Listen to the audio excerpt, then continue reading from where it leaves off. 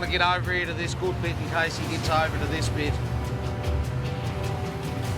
No, this is first in best dress. Whoever gets here first in it. She's a race now. I feel like he just hammered her down because a heap of fucking soot came out of the exhaust.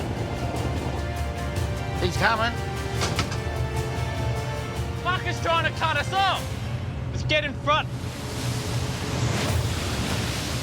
We're just about to set a pot, so I hope you don't run over it. Yep. They're fucking throwing him in fast. Not as fast as us. What was that, Squiz? Shoot in front of Glenn. Oh, all right. Fuck! What the fuck are you doing, mate? What the fuck are you doing? He's turning with us. I can put my pots wherever I want. There's no one stopping me from putting my pot next to someone else's. Fucking Jesus. I haven't had a fucking shot like this for a long fucking time.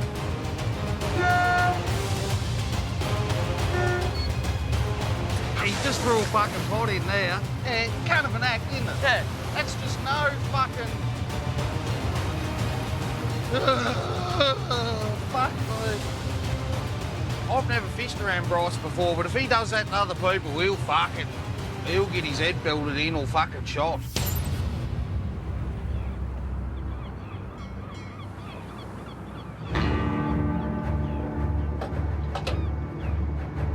Thanks, Doug.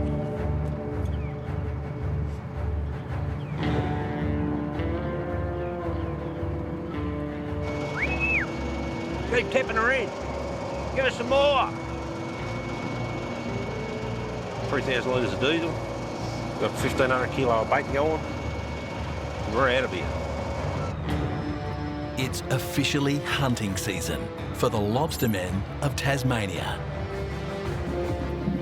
The prized rock lobsters are running hot. The best restaurants in the world want southern rock lobster. When you got one of ours sitting in the centre of the table, their mouths are dribbling, going, I can't wait to get into Squizzy's lobster. Mate, awesome feeling. What are you up to first, Bryce? Mackerel. The fleet's been grounded, waiting for the price per kilogram to rise. But some skippers are ready to take a gamble. Tell you what, just go a little bit more. Catching lobsters is just not chucking the pot in the water and hopefully one goes in it. It all starts at the wharf. Squizzy, along with his decky Tabor from the Bold Contender, are betting the price will climb any day now. Getting a jump on the rest of the fleet will pay dividends. Hear the sound of that? It's $1,000 notes going into the Bold Contender. And they're not the only ones with the same plan. Is Daddy going to sea today? Yeah, you're going to see Daddy in 10 days? That's great pop, isn't it? With a legacy to uphold and a family to feed, the pressure is on for the Chieftain crew. All right, you going to put lasagna sheets away, Bubba? Say beep beep, Mama. Greenhorn skipper Bryce and Decky Lockie can't afford any mistakes. Good job. More? Oh, I don't know if we have more, Bubba. So Lockie and I on this trip, we need three things. We need bait, fuel and food. I think the pump stopped. Oh, that's all there is. Those three things, if we run out of one, we're stuffed. The fuel truck's got no fuel left, so we weren't able to fill the boat up completely. Squizzy took all the fuel. It's a little bit annoying because you'd like to be able to fill the boat up completely, but Bryce won't be happy about that. Now, I thought all the fun and games were going to start when we're at sea. I didn't think they were going to start on the wharf. Less fuel will mean a shorter trip and fewer lobsters for the Greenhorn. Fucking Squizzy. While the Bold Contender crew cash in. What are we talking about, Bryce? Rice? Rice! I don't want to talk about that fuck. What about rice? We're talking about rice. But that's all right. I can work with that. I love games, so that'll work. Weather looks all right, Bryce? Yeah, I might follow you around the south, mate. Go around the west as well. Like normal. Like normal, I'll just shoot where you shoot. Yeah. You throw one, I'll throw one. Just give us a little bit of space this time, mate. That's right, that's right. All right, mate. Best. No worries. I'll see you. I'll chase you down. Yep. Good You luck. got any be bananas safe. on board this trip? Hey? You got any bananas? No. Yeah. Better not have. Better not have, mate, I'll tell you. I'll check everything. I'll check my bed you too. won't find them. You worry It's me, a fruit, Bryce. mate. There's no need to get angry about a fruit. You worry me. I hate bananas on a boat. It's bad luck. Even if I don't know they're on there, it's still going to bring me bad luck. And he, at the end of the day, he is a little sneaky little shit, so he probably would do something like that to me.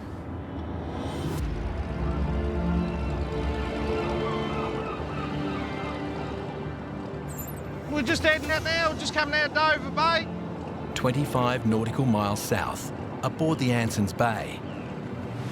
Veteran skipper Snoddy has the jump on the boys from Margate. New wet weathers, boys are getting looked after.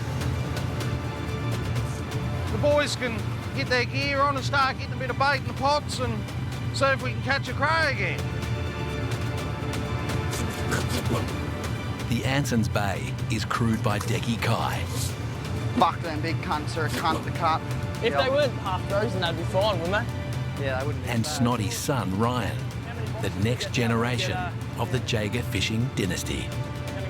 Well, I'm the 5th generation fisherman, and Ryan loves his fishing, so I'm hoping he decides to take the boat after that. Like when I retire, I really hope he does, because he'll make a bloody good fisherman. I know he will.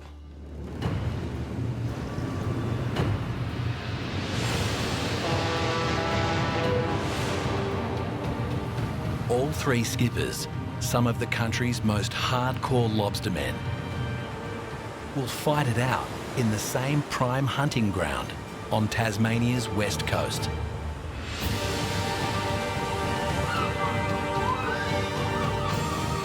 But on the way, they'll stop at South Cape, a halfway point. There's lobster to be caught there, if you get the right spot. If I'm the last one there and I'm left with the dirty old leftover spots that I don't think are any good, I mean, that's going to cost us. What's going on, mate? Glenny boy, how are you? Good, what's happening? Oh, finally steaming past your hometown. Bloody the fuel truck ran out of fuel because Squizzy took it all. The fuel truck ran out of fuel? The fuel truck ran out of fuel because Squizzy hogged all the fuel on me. Oh, he's up to playing games already. I don't sort of trust Squizzy. Like, I've give up nearly asking him what he catches because I think he lies to me.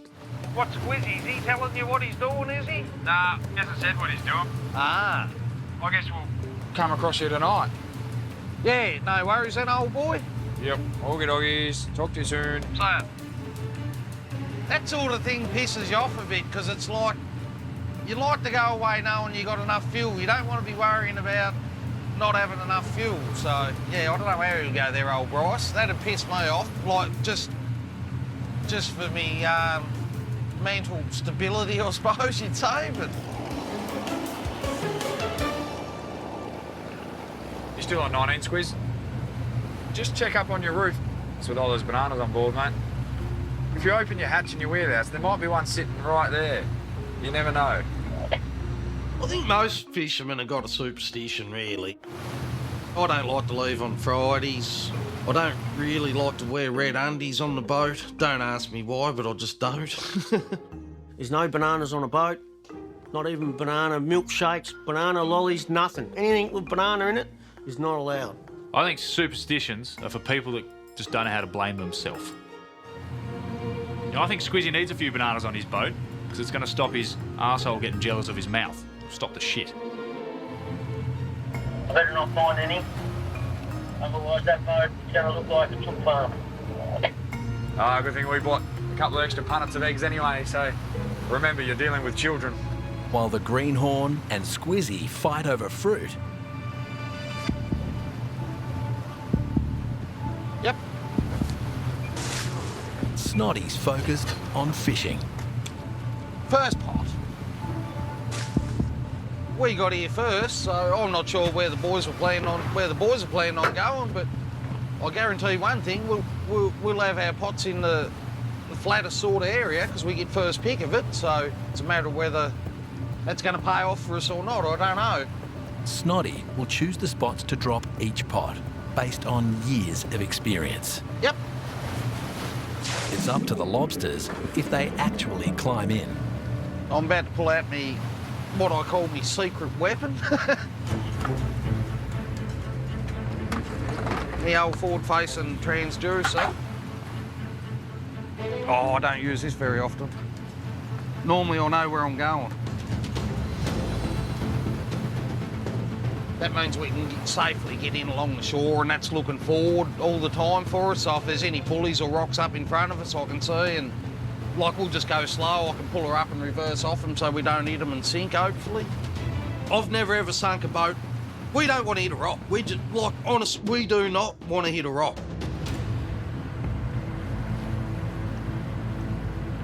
In close is where you find the biggest lobsters. For Snoddy, it's a risk worth taking. Yep. It's giving me a little bit of a false reading there at the minute because we've just got a little bit of white foamy water here just where there's been a bit of swelling. It's just foamy, so it's just picking that up and telling me there's a rock there, but I'm pretty sure there ain't. Yep.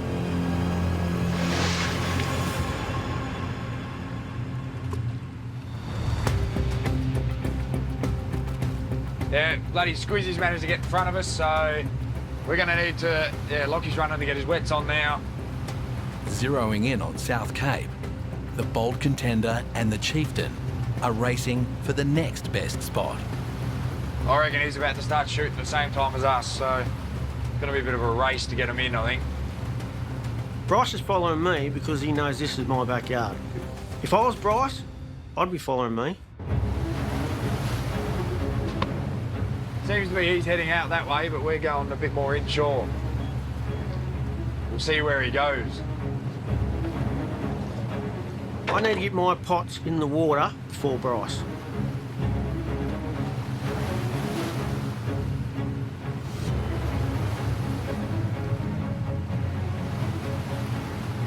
You ready? Yep. Set? Yep.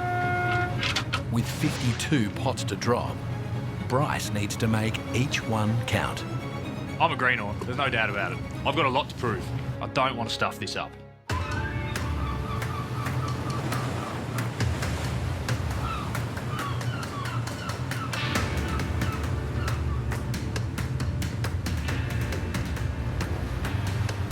Yep.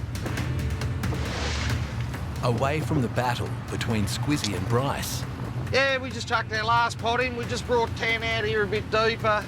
veteran skipper Snoddy has run his own race. His pots are in first.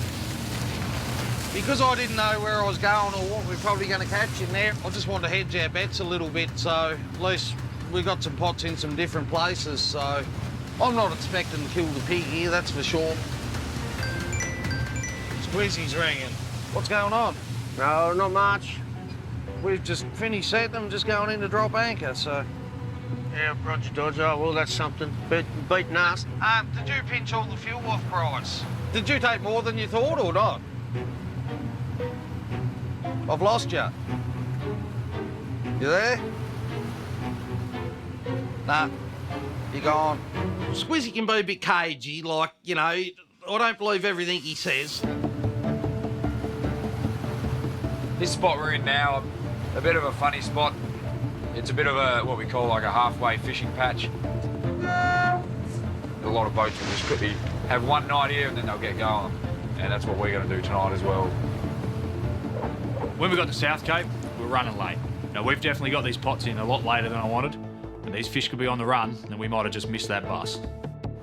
A few rocks in here that we can hit. Anything on here that's got white, we come across that, it'll rip a hole in the bottom of the boat when swimming ashore. Try and avoid those, however, you want to work along the edges, you want to get in close to them. You know, you're looking for bottom like this, press the button. You get a pot to land in there, it'll be good for us. We'll get the nicer, redder fish. That's just a gamble we have to take. You could get a lobster a pot, you could get 5 lobsters a pot, so we're not really sure what we're going to get. However, I'll be happy with 150. But if this spot's good, then on the way home, we might have a final shot here.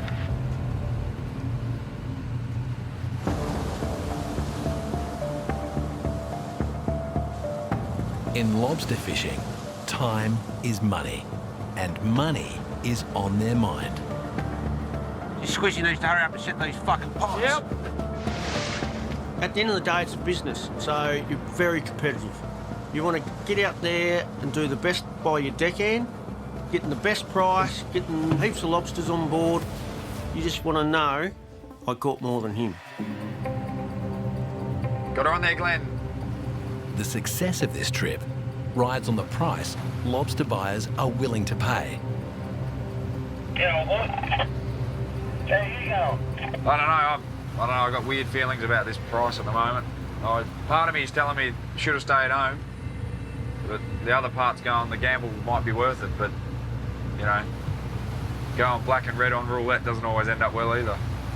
No, you got them in the water. That's the main thing. All you can do is try it. Fucking you and me both, mate. Yeah, we'll just find out in the morning, won't we? If the price stays at the current market rate of $45 per kilo, the gamble has failed. Roger, talk soon. You know, we've got quota, bait, fuel. If the price goes to 50, 55, we could be laughing. It could be like fantastic, perfect timing. It's all gone so well for us. But I don't want to outlay $45,000 if I don't have to. So tomorrow, what matters is what's in our pots. That's what matters.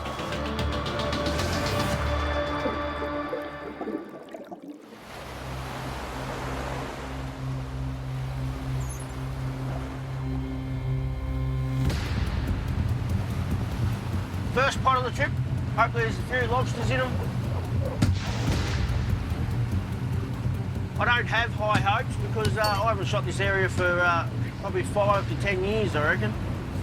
We'll see how we go this morning. Hopefully they're all right. Always like to start on a high. It's like going out, having a game of cricket, getting a 6 first ball. You're away and going. Looks all right from here, but you don't never know till Toby puts the measure on them.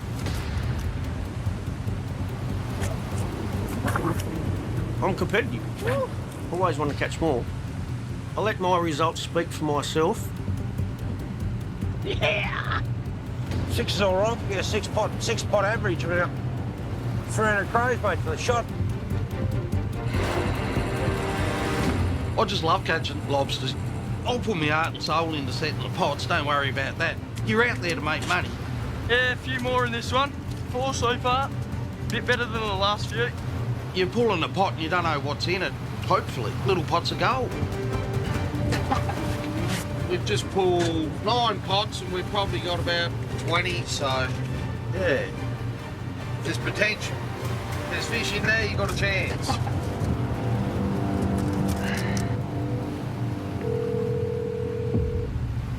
Squizzy, what are you doing, man? What's going on, mate? I'm looking for a crayfish. Looking for a crayfish? We're looking for crayfish too. What have we got? We might have 40 probably, roughly. How many you got? Are you going to tell me bullshit or the truth? Mate, we've only pulled 10 pots. You've only pulled 10? Hey, I know what you like. You probably only got fucking 300, did you? What's planned? We're going west? We've got the weather for up there. Let's go. Oh, yeah. No, it looks good, so... we'll just get our gear up. No worries, mate. Thank you. See ya, bye. Roger, cheers, see ya. See ya. He's going to the west coast. I'm going to the west coast. We need to get our gear up before him and beat him there. That's what we need to do. That's our first plan.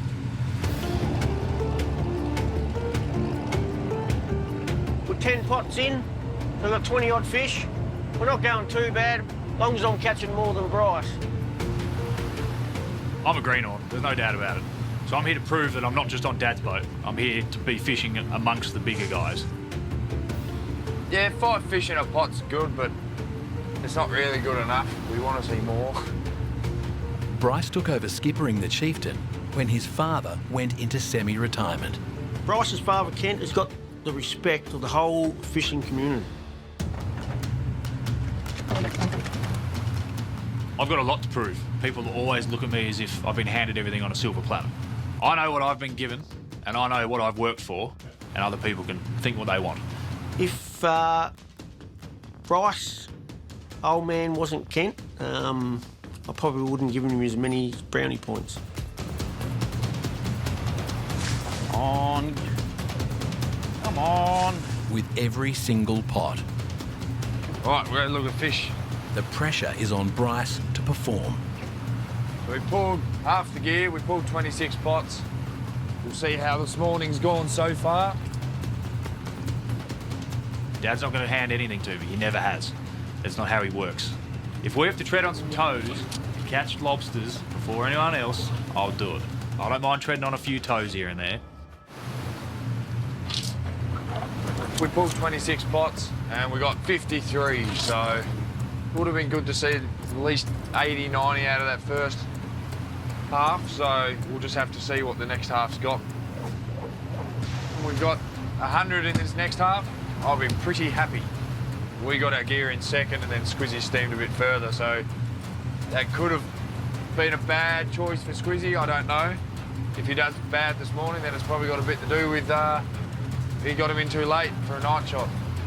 Hopefully that happened to him, that'll be good.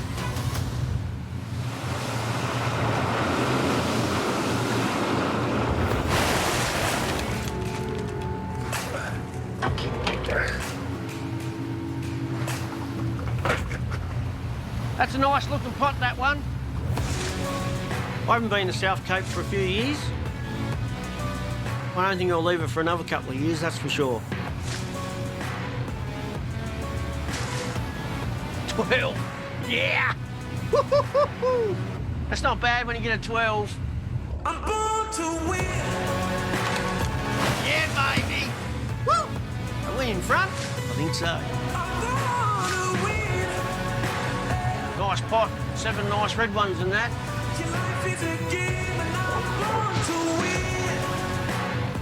One pot to go. The shot looks pretty good. We've got to be happy with what we got. I haven't counted them down yet, but it's going to be the high 170. It's pretty good this time of year. There's no bloody way I'm going to tell them what I'm catching. I'll downplay it every time. We'll just keep them guessing. Here goes well, that square pot, doesn't he? Loving it. And Glenn's just going past us now. And I want to get in front of him. Because I know where he's going up the west coast, and I know no one's been up there for a while. And that's what he'll be thinking too. And one thing he will be thinking, Squizzy won't go where I was going to go.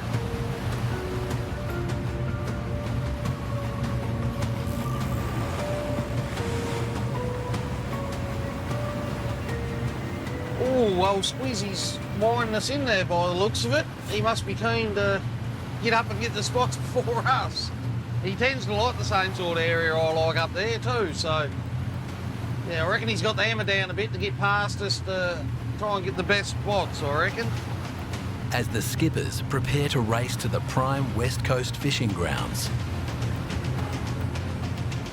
Ryan reckons this is the biggest one we got this morning. What are you guessing? I'm going to guess 2.4 kilo. They begin to tally their South Cape shot. About 2.7 kilo. Good grade. Yeah, he's a good dog, isn't he? Yeah. Nice, big, solid bugger. The leader will earn more than just bragging rights. The biggest and best load will get the attention of buyers and a lucrative payday. For a shop we didn't really know what was doing and just floating around, like, I'm happy.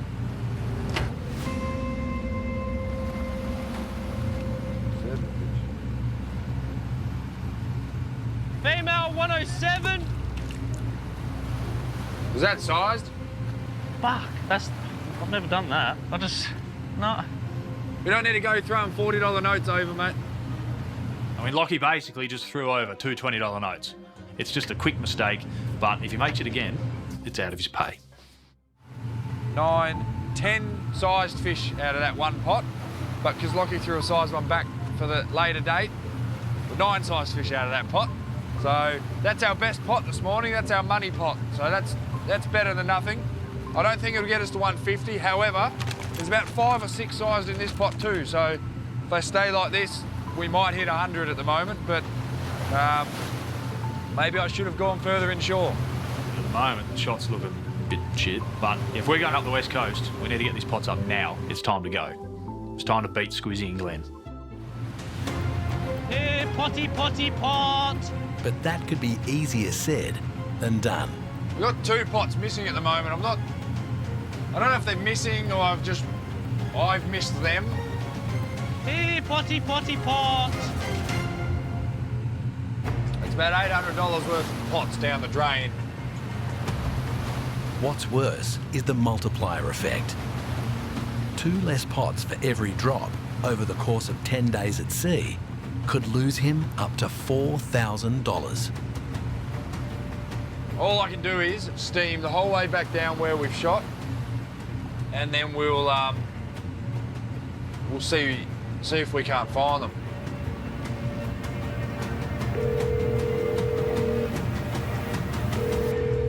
Morning, how are you? How you going with him, mate? Oh, getting there. But I think I'm missing 2 pots. From off the southeast Cape head, right on the head there. I don't know what the fuck. Oh, fucking Jesus. How are the fish treating you? Yeah, I think we may just hit 100, so... right. We got a bit over 100. It could have been worse, I know that, because we pulled the first pot and there was only 1 cray in it, so he was a measure, but I thought, oh, not looking good. Not sure how it went against Glenn. Roger then. I'll talk to you soon. So, mate. Cheers, mate. Bye. I'd love to beat Squizzy, only because I know it'll piss him off. It's going to be hard to beat Squizzy if I can't find these 2 pots. A pot ahoy! Oh, I wonder if that sized female you threw back swum back in this pot, Loggy. Oh, don't know, mate. Wonder if we'll hit 100. The missing pot. Bit of a long line, this one. It's an orgy of sharks. Yep, we've got an orgy of sharks. All they want is the bait. Bait saver destroying shark. Worthless. I have a feeling that's where it was meant to be. I found it! I found it, Ross! Ross! Found it! I'm up higher! Fingers crossed, there's nothing better than a pot full coming up. The final pot of the morning. This will determine whether we have over 100 or not. Come on! And the answer is...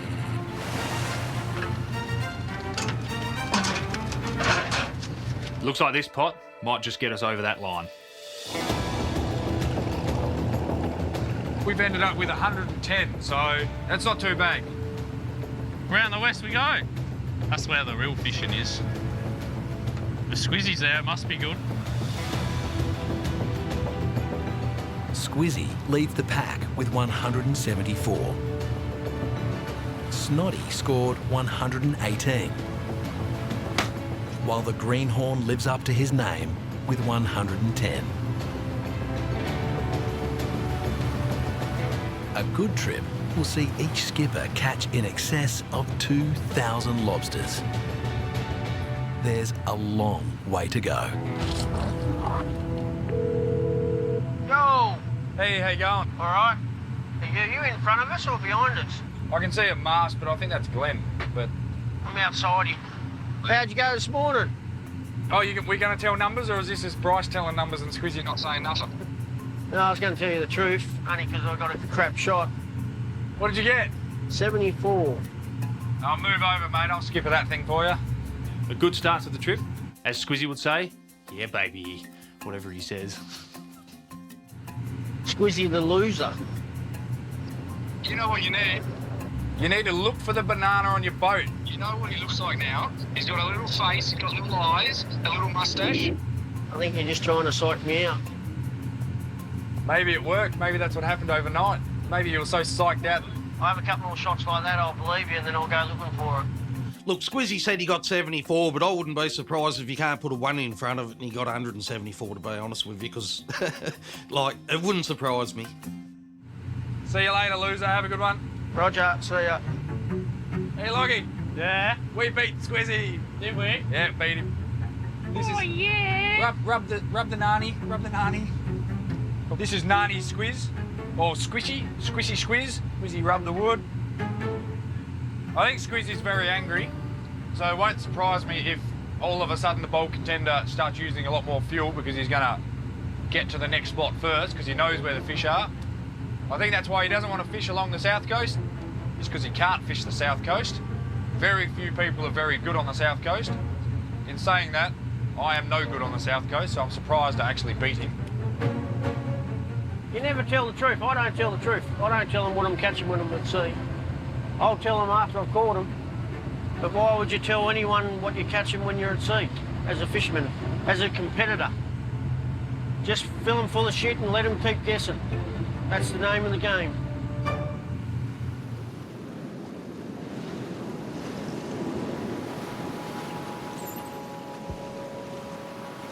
We've just got to the west coast where I wanted to set them.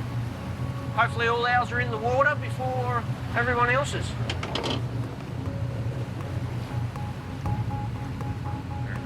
What? Pot's over there. Oh, great. One pot or multiple pots? Multiple. Looks like the bold contender was a bit too slow on this occasion. We've been beaten.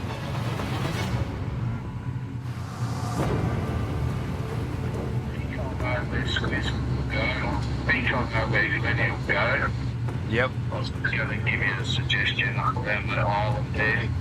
Yep. Let's go back even more. Yep. All right, I'll send you a photo of the spotter. All right, thank you. All right, thank you. Thank you very much. Bye. Bye. That was Dad. Dad would love to see me at least flog Squizzy. He doesn't believe I can flog Glenn. I don't think anyone can flog Glenn. The only person who can flog Glenn's himself. Or his brother or his dad. Glenn shits on them. You reckon? Oh, fuck yeah. I reckon Glenn was only a day old and he was fist fighting a lobster in a rock. That man can literally put a pot in a bathtub and lobsters will get in there. They just climb through those pipes just to get in his pot. That is how good he is.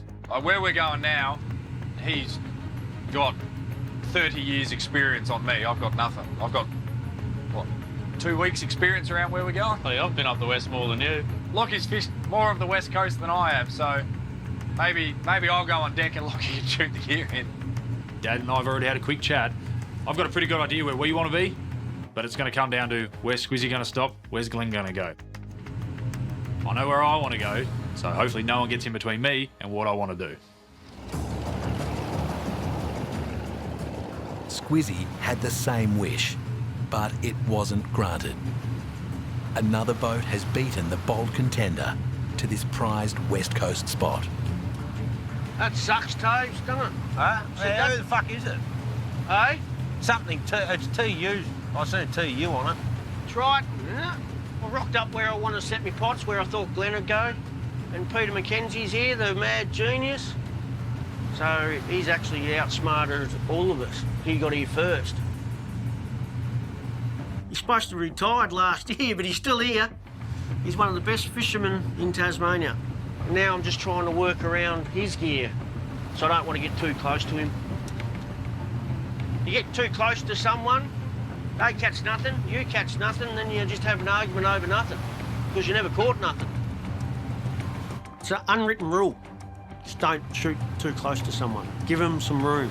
You know, you don't go over there and cut your next door neighbour's grass.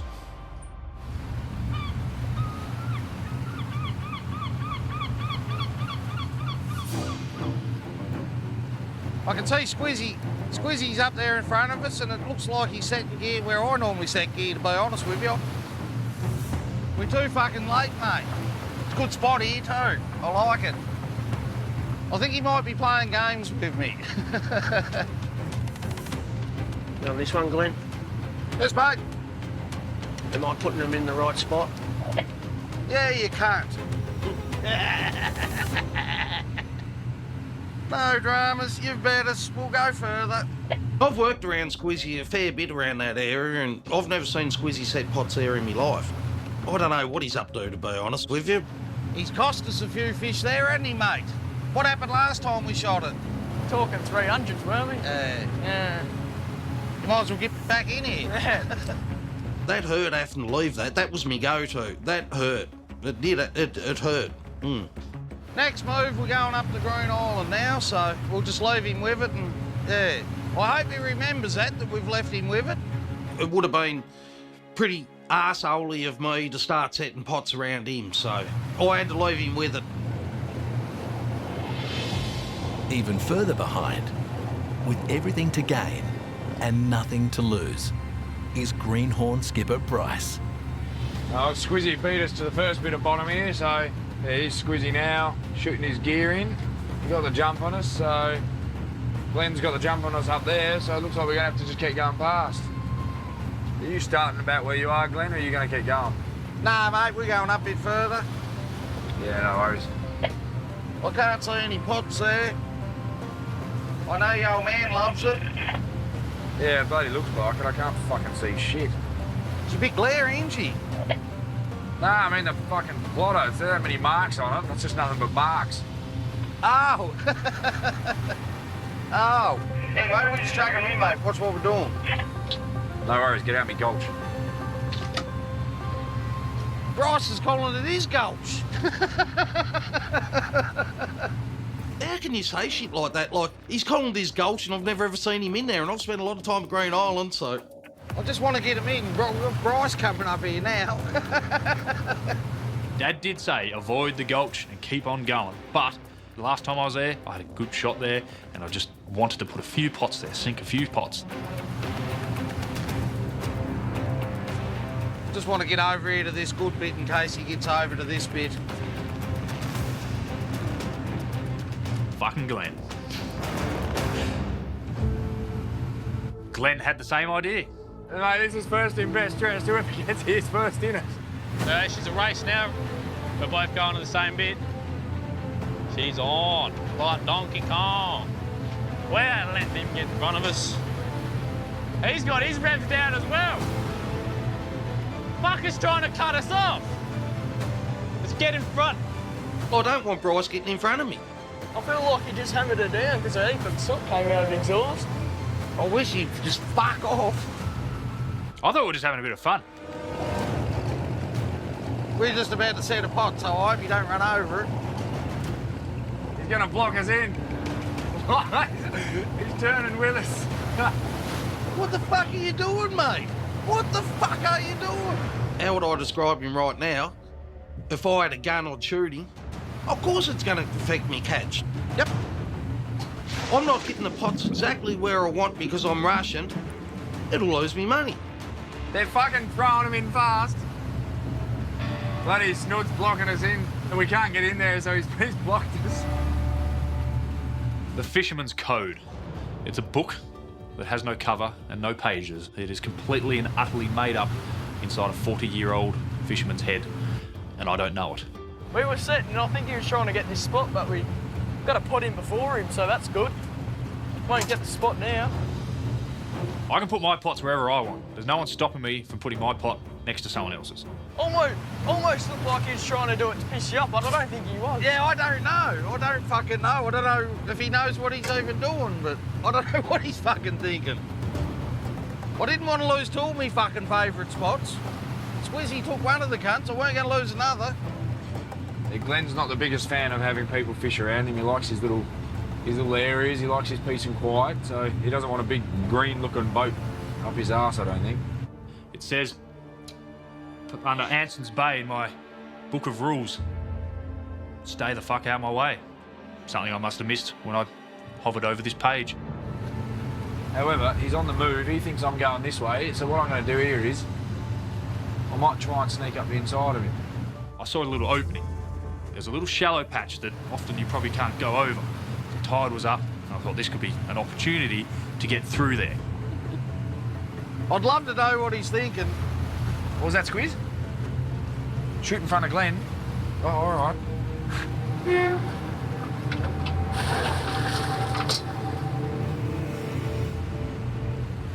He's just threw a fucking pot in there. Yeah, kind of an act, isn't it? Yeah. That's just no fucking... Fuck me. I honestly, when I get that wild, I could nearly ram that. Like, that's his father's boat, and I respect his father, but, like, I could have honestly just put my boat into gear and rammed him. Like, I'm wild. I am, like, honestly wild. I've never fished around Bryce before, but if he does that to other people, he'll get his head belted in or shot. Looks like he's turned around and gone the other way, so he's given up because it's not a place you really want to be stuffing around. I feel bad for pissing him off, but shit happens.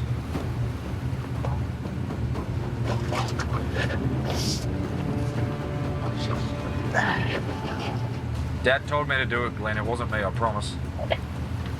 I'm not fucking talking to you yet, Bryce. You can get fucked. I don't know what Kent would say about it, but I mean, I'm pretty sure he'd see my side of it and why I'm upset. That's fucking the worst I've had done to me. I would have just fucking slaughtered it, I reckon.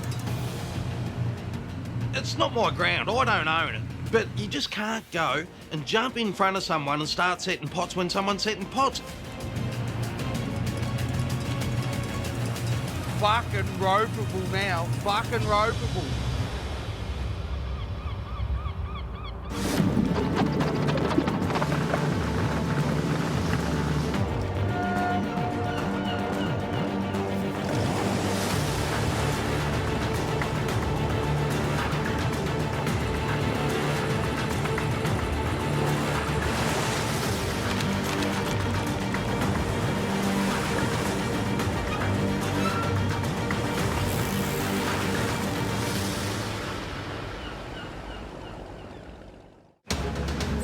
Previously. I might as well just say it over the radio now. I just yeeted a banana up onto his roof. Bryce is going to get himself into trouble here shortly. You fucking little cunt. You fucking little... I got rid of the banana, but the bad voodoo is still on this boat. I've never seen the Ockies this bad. They are my #1 enemy, just above Bryce. It's lobster season in the waters off Tasmania's rugged coast. You steamed up in front of us. I zigzagged when I shoot me gear and you started fucking setting in front of us. What the fuck are you doing, mate? What the fuck are you doing? 3 hardcore lobstermen are battling for the biggest catch and the best price. The catching is the easiest part of fishing. The hardest part is selling your lobsters. Hey, it's Bryce. How you going? I'll try and get the tanks nice and empty so we can get about 300 kilos off you. Oh, wow, that'd be awesome if you could. Now we've got the order, it's time to start catching. We got a bit of a head start on the boys, which is a bonus. I wish we could swap boats. I've cheated and now I'm going home to unload. That's a pretty lazy 78.5 grand check for you. Fucking thank you, mate. What's the beach price? No good news at the moment. We're currently betting that this price is going to rise. If it doesn't, I don't know what we're going to do.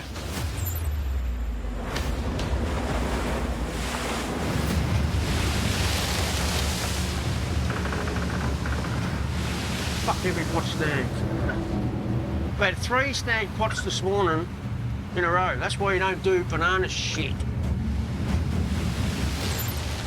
Catching lobsters on Tasmania's west coast is not for the faint-hearted. It's one of the wildest and most dangerous stretches of coastline in the world. Dozens of fishermen have lost their lives here, hunting for lobsters. This is typical West Coast Tasmanian weather. I think it rains about 200 days a year down here, so we've been lucky the last 4 days. For the crew of the Bold Contender, the gloom and doom extends well beyond the skies. Like another octopus. Welcome to the Octopus Contender. David's pretty quiet this morning, hasn't said many words at all, which brings my mood down too. He's not his happy little self. Fuck's sake. How quick things can go fucking pear-shaped on a fucking crowboat. normally do really well here, are just not going. Absolutely blank as blank. We just got bad voodoo shit on this boat. What I put it down to is a banana. Makes me so angry. You have mornings where your confidence just drops and you just feel like everything's starting to pile on top of you. The octopus are winning. We're getting snag pots. Just everything just claws you down a little bit. Fuck, I just feel fucking stressed. It'd be nice to be Glenn now, unloading over a ton of reds at $50. We're out here slaving ourselves away, hoping for 50 when we get back. Everything's just going to shit. Price is shit. The fish is shit. Everything's just shit. You don't sound very motivated today, buddy. No, I don't. Don't. I just feel down in the dumps. Yeah, Squizzy sounded sort of a bit depressed, to be honest, on the radio. So he was on one of the other radios, and another fisherman called him on the other radio, asking if he was all right. So there's a reason it's called fishing, not catching. It is a gamble. It just is. It takes a toll on you mentally, physically, everything. The Chieftain crew is chasing brindles. For fuck's sake. And their luck is no better. Oh, for fuck's sake. Today, we really need to be seeing around the 200 fish mark. I've got orders to fill, people to catch fish for. This boat holds a lot of fish, and it's time to start loading up with a lot of fish. We got one! Finally got one. Finally got one lobster. Fucking settle. Bryce's direct deal with a local restaurant will earn him $13,500 if he can catch the 400 brindle lobsters he needs to fill the order. How the fuck did that miss? When you come offshore, you're a bit more tide affected than you are inshore. Inshore sort of got it easy when it comes to the tide. The tide's running really hard back in, and in this area it runs down the coast. So our floats are basically, we've only got the head float. There's two floats on our sets. One's been sucked under and the other one's just bobbing on top. Now, the problems that brings is it's incredibly hard for Lockie to grapple. It takes multiple attempts most of the time. For fuck's sake!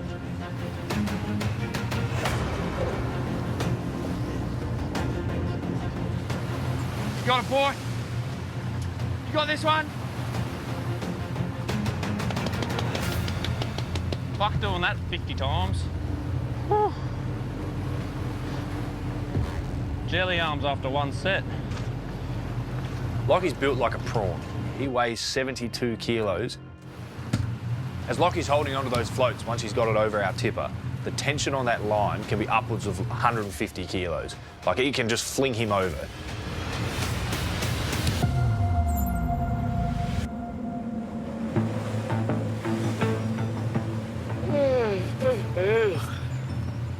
I'm feeling fucked. Like, honestly, rooted. Want to put your coat on? Yeah, I fucking might, I think. 5 hours to the south. The weather is closing in too. Snotty would happily trade the wheelhouse for the bunkhouse. But there's a night shot to pull.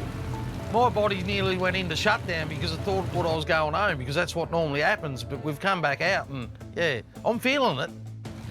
The presence of his 16-year-old son, Ryan, has given Snotty an idea.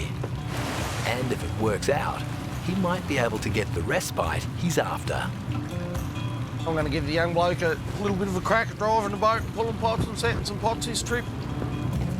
I think he's keen on me having to get my skipper's ticket and taking the boat for a few trips here and there, so definitely got to have a bit of practice at it. If I've got him trained up and he can do the job, like, I could jump off the boat here and go home and he can take it out. That's what I want. That'd be good. It's nice and warm in here. I've been going out fishing with Dad since I could walk pretty much, so, or even before I could walk, so it's just in me blood. I'm the 5th generation fisherman, and Ryan's just like pretty much the mini-me, what I used to be like when I was his age. This is the sort of weather where I'm glad I'm not a deckhand anymore. It's all right. Just put me hood on and keep getting the craze out and just do my job.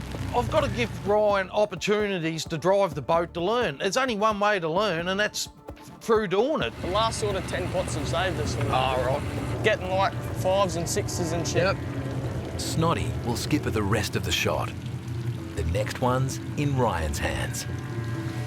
At stake isn't just a $350,000 fishing vessel.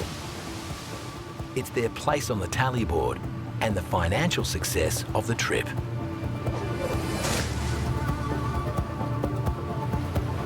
Well, we'll see how he goes finding the big ones then.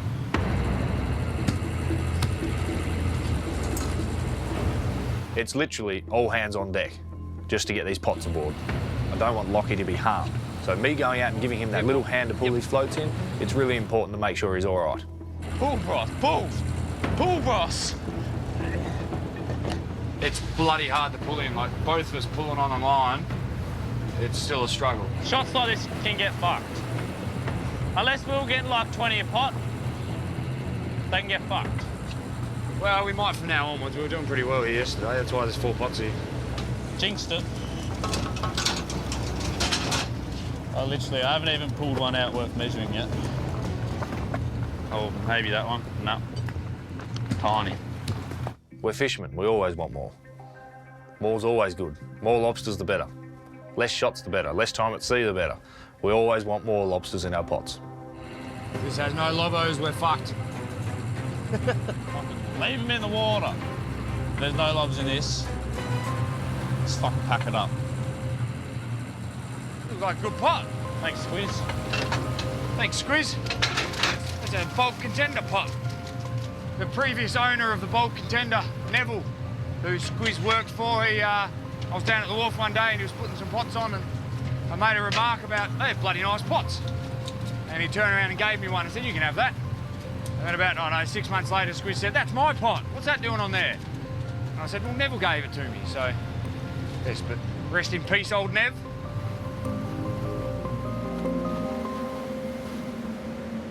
You know, it's the first time back to the Mulcahy since we set the pot. Yep. I think one of the reasons I've been feeling a bit weird the last day or so is since we come to the Mulcahy is it's the place where me and Taver said goodbye to our mate and the previous owner of the bulk contender. We got a pot, put a bowl of scotch in it, 6-pack of VB, a couple of other personal things, and didn't have a rope on it. I only had just a buoy to it, a couple of private little messages, and we set it in one of his favourite spots in the Mulcahy, and it's still there today. He's the bloke what taught me everything about fishing. And I think that's what's first time back. It's been 8 months. And yeah. Just the emotions of all that. Probably just coming to take its toll on me, I think.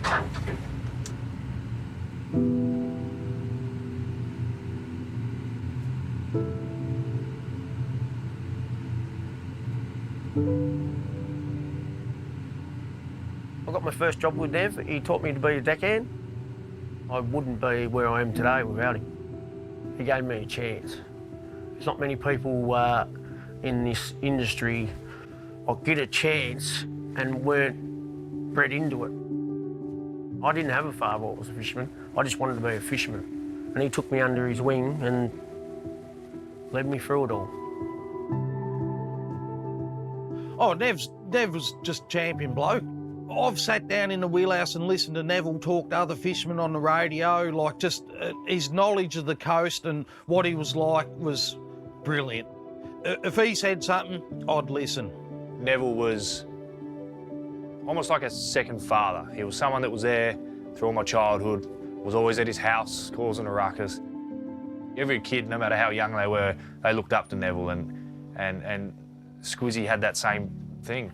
Never battled with mental health for a number of years, a long time, and eventually he just took his own life.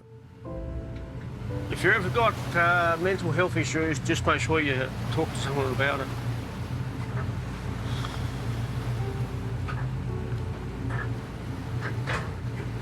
Oh, fuck. Because what you leave behind is devastating. Fishermen are known as probably one of the toughest jobs in the world, but we're human. I was just talking about it and I started fucking crying flat out.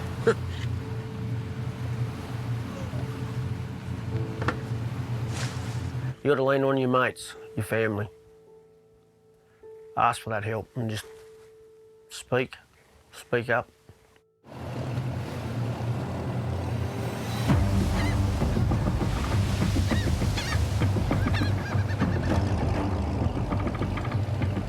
Tide's definitely not our friend today. I can't wait for this shot to be over. That pot's an easy 60 plus kilo, 70 kilo. It's a fucking heavy pot. That pot weighs as much as you. That's like 70 kilo. Fuck yeah. Good job, quick boy. Thanks, fuckwit. I'm a third generation lobster fisherman. My grandfather was. My father followed his footsteps, and Dad knew that's what he wanted to be when he was in high school. The moment I left school, I didn't want anything to do with it. So it's been a few too many years probably for me to come around.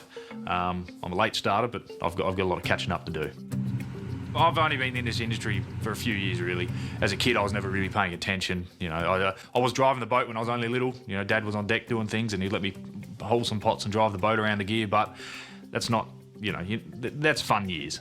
The two children running a 60-ton, 17.5 metre, 300-odd horsepower motored boat, commercially fishing on the west coast. Ball contenders like a bunch of monkeys on that boat. Bloody Taves is the silverback. He rules the roost on that boat. And Squizzy's one of them little baboons with a red bum that just runs around everywhere squawking. Tied on the right fucking way. Fucking, that's the way I go, man. That's back to front for me. Look at this. Cock-handed. Who unties them? Point taken. Look, Taver's a straight shooter. He's probably one of a kind. Just take me fucking 30 seconds longer to tie him on. Take me 2 minutes longer to fucking untie the cunts. He always pulls me back into reality, that's for sure, and he says it in his own words. He's old school.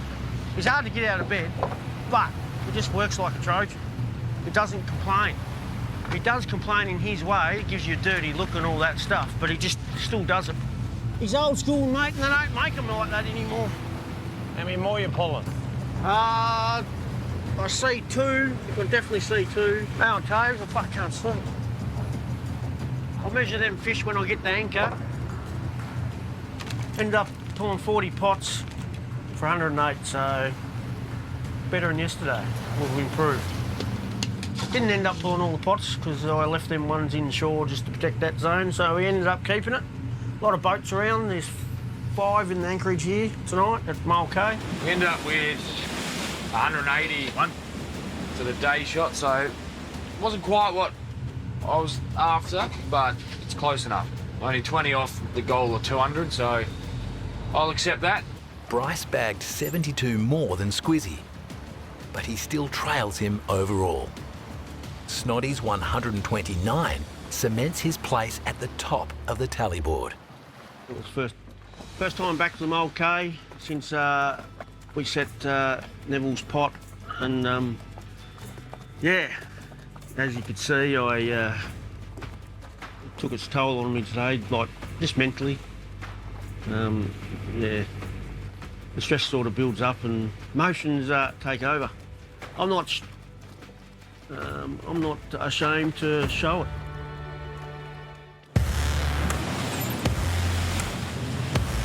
Yeah, come on, day 6. Woohoo! My mood for the day is dictated by how many lobsters we catch. If we have a bad shot, I'm in a shitty mood all day. And I've had that a few times this trip. Because at the end of the day, we've got massive running costs. And if we're not catching, we're not earning. First time back to the Mulcahy. Neville's favourite fishing spot. I'm going to forget all the bullshit. I'm just going to concentrate fully on fishing today, and I'm going to enjoy it. Just a lot of thoughts and memories going through my head. Like he's there somewhere. Yeah, baby. My mood's still good today so far. Once we finish our quota, we are done for the year. In order to catch lobsters in Tasmania, fishermen have to buy or lease quota. That quota gives them the right to catch up to 20 tonnes of lobsters each season. The quicker we catch our quota for the year, the more time we spend at home with our family. And the less costs we incur for that season. And that can lead to more profit. We did it last season in 55 days, so, I mean, that's great fishing. I'm rubbing me wood. Yeah, baby. Come on. Oh, yeah.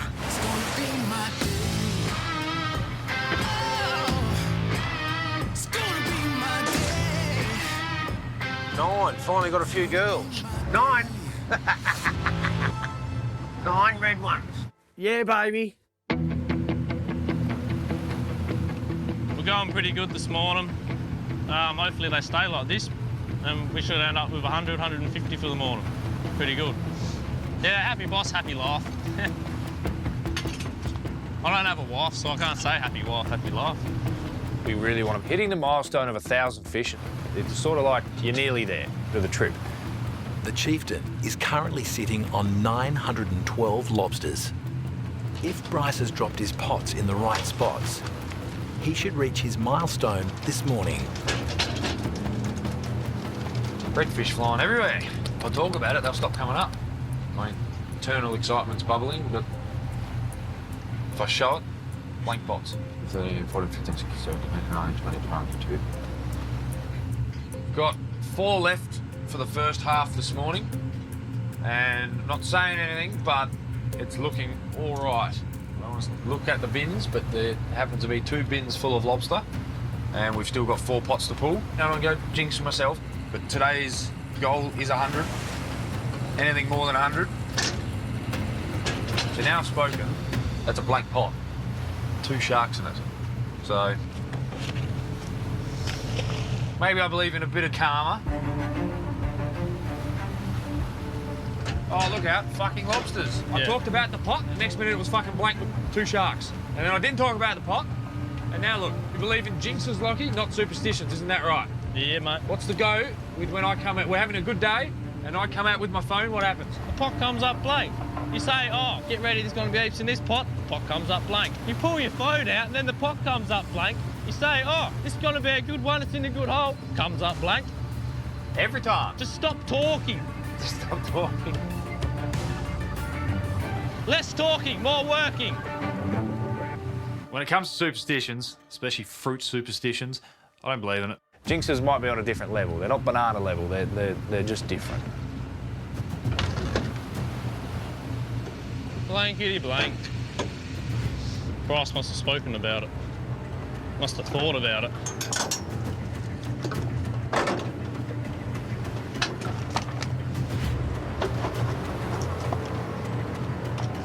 We've scratched up a few.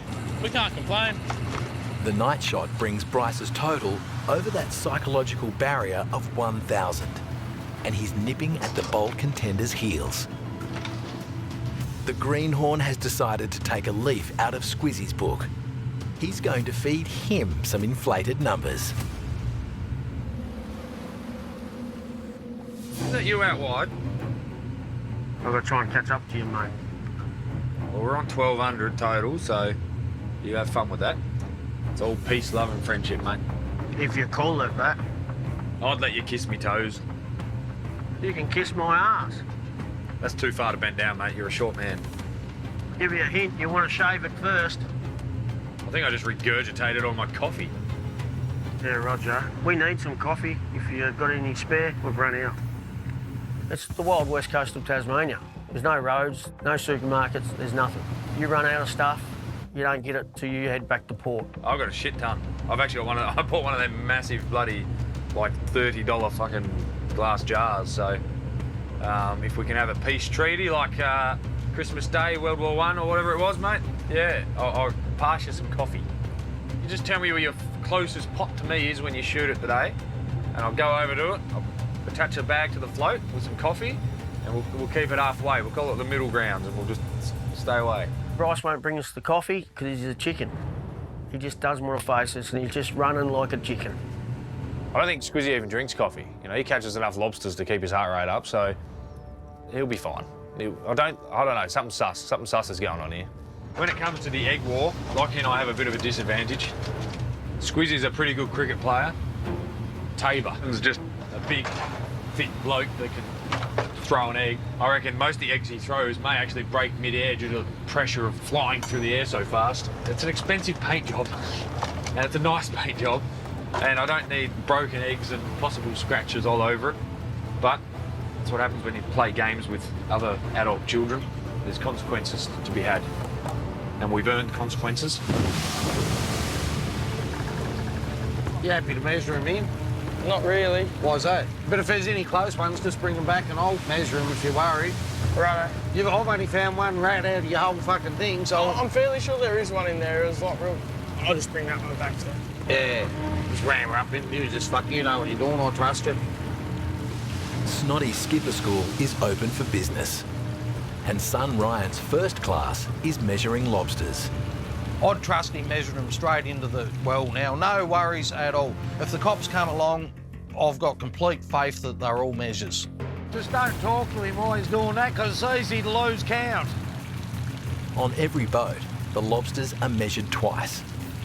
Firstly, out of the pot, and secondly, into the well. The fines for being caught with undersized fish could easily wipe out the trip's profit. If we come in unloaded and the cops went through all our fish and found 5 or 6 undersized crayfish, it's nearly like you've murdered someone in the fines. Like, it's ridiculous. It's probably like a 10 grand fine, then you lose points off your entitlement, and it's ridiculous. Like, you can't afford to muck up. Everything's got to be bloody ridgy-dig and spot on.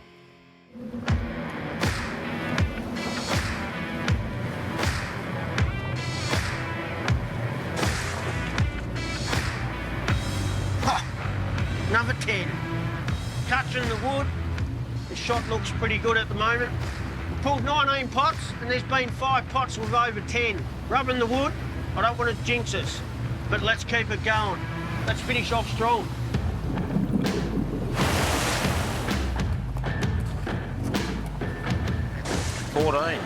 Yeah! Woohoo!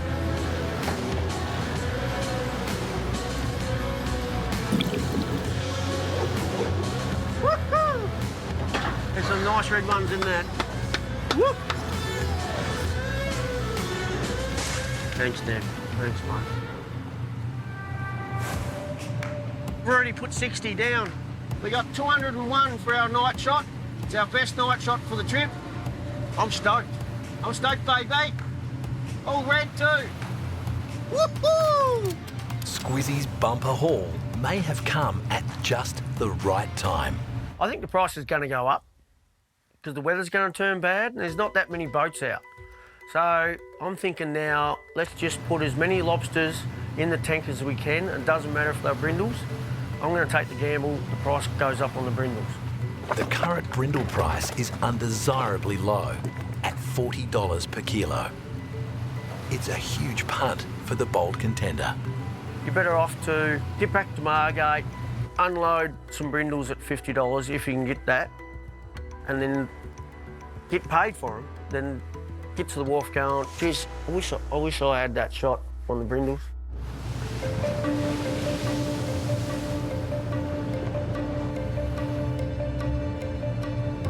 So the fishing's not bad.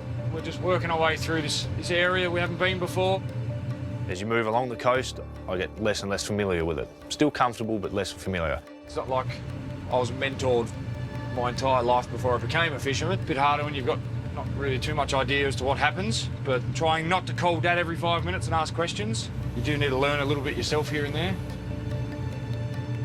I can learn a lot from my father, but at the same time, the guys I'm fishing next to are the ones that are here now. and they're the ones who can give me the information here now as well. I don't know what's going to happen with the new generation of fishermen coming on, really. I've learnt that much stuff over just listening to the radio. Listen to them old blokes talk, like their stories and experiences. You can't buy that stuff. We've got the phone service around there now. Like, people just don't talk on the radio. Yo! How you going, mate? It's Bryce from the coffee company. I need some of that. It's going to come at a small cost. Yeah, what's that? I need some information. Yeah, what? Can your day shoot successfully long point up, or is it better to go down towards Green Island for reds? No, it'd be worth going for long point up. You do all right, normally? Yeah, okay.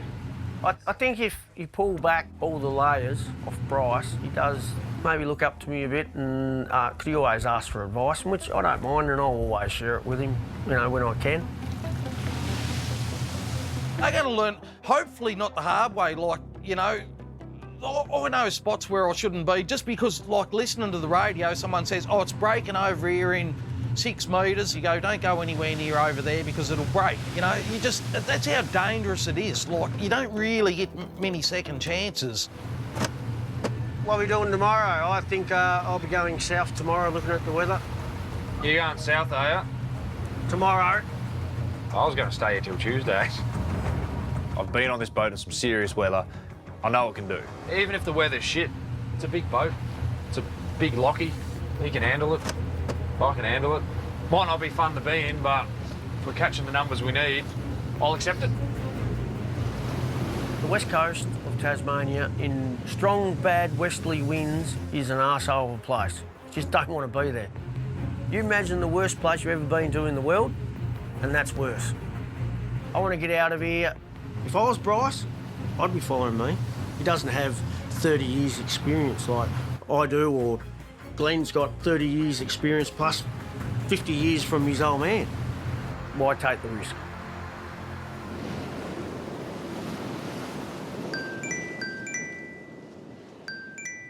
Hello. Hey mate, how you going? Can you lend us 20 grand? I heard you unloaded yesterday or the day before for 50 bucks. Just 20k, mate. I'm good for it. I want interest free. It don't take long for news to get out, does it? No, and I'm good for the 20. I'll fix you up when our everything gets better. I need it myself, sorry, mate. Squizzy wants a loan. Jesus Christ, Squizzy got more money than all of us put together, I think, so... He's got that much money. When he's walking around Dover, they're all going... His nickname's Ting Ting, because the coins are chinging in his pockets. We had a couple of shots up at South Cape. Nothing to write home about, mate, but for South Cape it wasn't too bad. I think we had 115, so... Yeah. Weren't whinging about that, they're the numbers. We got 201 red ones this morning. 201 red ones? Them chook cages come good, did they? All right, mate. I'll catch up if you come down this way, old boy. Come down, get out of the wind. All right, mate. See ya. Bye. Roger. So I'm not sure how old Squiz has been going before then, but he sounds pretty happy now. He might have his natural good luck back again. Yeah, how'd you go this morning? Red ones? Yeah. No bullshit? No bullshit. You can never rely on Squizzy for telling you any numbers of what he's getting, ever, no matter what. Like, if your boat was sinking and all you had to do to fix that hole was find out what he got, you may as well put a bigger hole in your boat. You will never get an answer out of him. So your number, then I'll go with mine. 1, 2, 3. 21. 201. Did you really? No shit. I'll tell you the truth. I don't know why I told Bryce the truth. I think I just had a weak moment. At the end of the day, experience pays the bills out here. And me having next to none, it's just how it works. How many fish are you guys on at the moment total? Can't tell you. Secret. Secret? Over 1,000 or under 1,000? Over 1,000. 1,200? 1,300? I'll let you keep guessing, mate. 1,252. See you, mate. Cheers. The amount of coffee you're receiving is dwindling. See ya. Just keep guessing. That's what he's worried about. He wants to beat me. The psychological warfare is real. The race is on between Squizzy and Bryce to fill their tanks, get back to the wharf and cash in. Squizzy said he got 201 this morning, so he did well. Yeah, we only got 108, so yeah, I guess if 35 years wasn't doubling 4 years experience, then you'd be a bit concerned. So what we need to do now is hopefully, magically get another 500 in a very short period of time. Otherwise, 1,000 is just sort of a sad number to go home with. Was there 200? Our 200? Yeah. Or you could put more bait in it, pots and catch 200. Man, can't fit any more bait in. I should be able to throw a pot on sand That's... and we catch lots of lobsters. And if No, you don't, that's not how it works. Yeah, no. It's got nothing to do with me. I'm doing my job perfectly fine, thank you very much. It's all your fault. I reckon Squiz would be a better boss than you. Jump ship. You offered me a job the other day. You should accept it. I will. I reckon he would too with those numbers, mate. You might actually earn money. You might as well start getting your gear on. Yeah, I like fishing Denman's here. There's a lot of bottom here that I like. It's actually called Dead Man's Bay, but I actually thought I was going to be a dead man in here one night. We was laying in here and it was breaking in front of us and just behind us and was just in the one spot where it never. And she was a long night, that one. Longest night I've had on a boat. I don't like calling it Dead Man's Bay because it just don't seem right to me. Come and set some pots, mate. There's plenty of your beautiful, lovely stuff here you love. Hey? You keen or not? Yeah, man. Yeah, man? Ryan's second lesson is about to begin. And this one has even higher stakes than the last. I've just give Ryan complete control of the boat. Like, I'm sitting there behind him. He can go where he wants to go. I'll just keep an eye on him and, yeah, we'll see how he goes. Despite starting young, it'll be a long journey to a skipper's ticket for 16-year-old Ryan. You've got to do a lot of sea time to be able to do your skipper's ticket. So, really, you wouldn't be able to get your ticket till you're probably about 23 or 24. That's probably when you've had enough sea time. Yep. I'm rating where he put the first one. I like it. Taught you well, haven't I, mate? Hey? Yeah. I just sit here and I'll just watch. I'm happy. Yep. Being on the boat with the stresses and worry and trying to keep everything safe and going, and it takes its toll on you, like, it wears you out. Being able to share a small part of the mental load is not only great for Ryan's training, it's brilliant for Snoddy as well. The isolation and the rigours of life at sea feel more manageable with his son on board. I love having him on the boat, like, he's a bloody good boy. Yep. Well, I'm just trying to find some nice thick crayweed to put them in for the morning. Hopefully get some crays or two. You know, love a bit of crayweed, don't we, Dad? Crayweed, mate. Crayweed. You want to give them a good amount of distance. You don't want to sit them on top of each other and confuse the crays, so just give them a nice bit of room. There's plenty of bottom up through here, so there's no point of smashing them in too close. Mate, that's exactly what I would have said. Yep. I'll keep an eye on him, make sure he don't get us tangled up here. Well, good that, like guys out there, I can just sit here and watch. He spent plenty of time in this seat when he was knee-high to a grasshopper watching me, so I think he knows what he's looking for. Yep. Don't mind that little spot there, do you? Yeah, no, I don't mind it. I don't mind it either. Wonder what Guy thinks about having to throw pots when you say yes. when there's a 16-year-old telling him what to do. Hey? 16-year-old telling him what to do. I reckon he'd be like, well, I suppose I have to do it. He'll do what he's told. Yep. Doesn't worry me as long as they're in the water. Yep. Ryan's focused on pots, but there are dangers lurking beneath. Just here, that's a rock there, so we don't want to go... Yeah, I'll just run up through it. Yeah, you don't want to go up through there. Yep. Watching someone drive me boat, it's hard. And, like, I'm trying to let him do whatever he wants to do. But I'm like, no, mate, don't go over there any further. My mind is going 100 mile an hour, and I'm thinking, don't go any closer that way. No, you have to turn. Go, turn out. Get in, mate, and there's a reef here. It holds itself over. You've only just missed that, so... Don't stress. Where's the rock? Yep.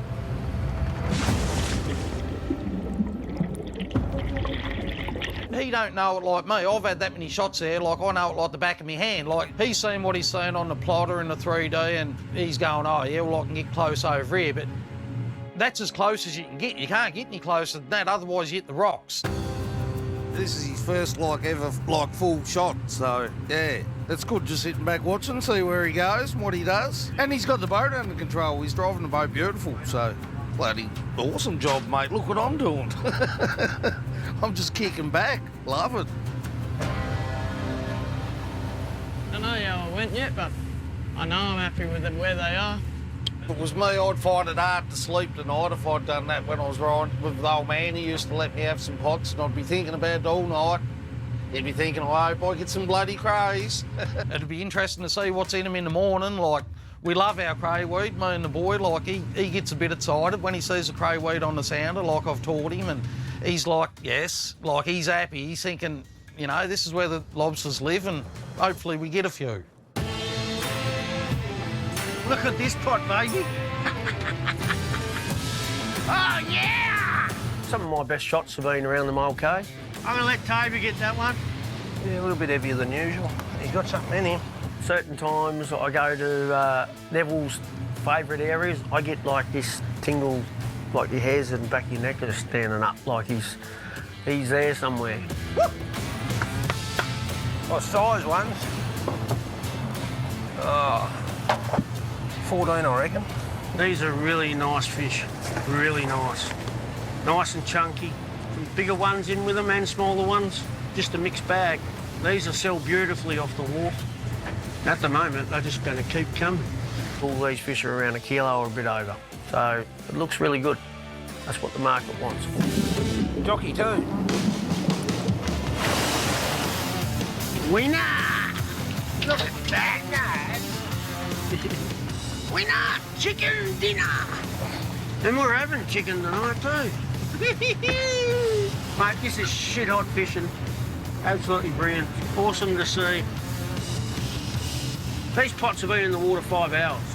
5 hours and they'll like that. 12 out of that pot. I hope Bryce isn't jealous of us, what we're catching today. Another blank. It's going to be our worst shot altogether, I think, today. So,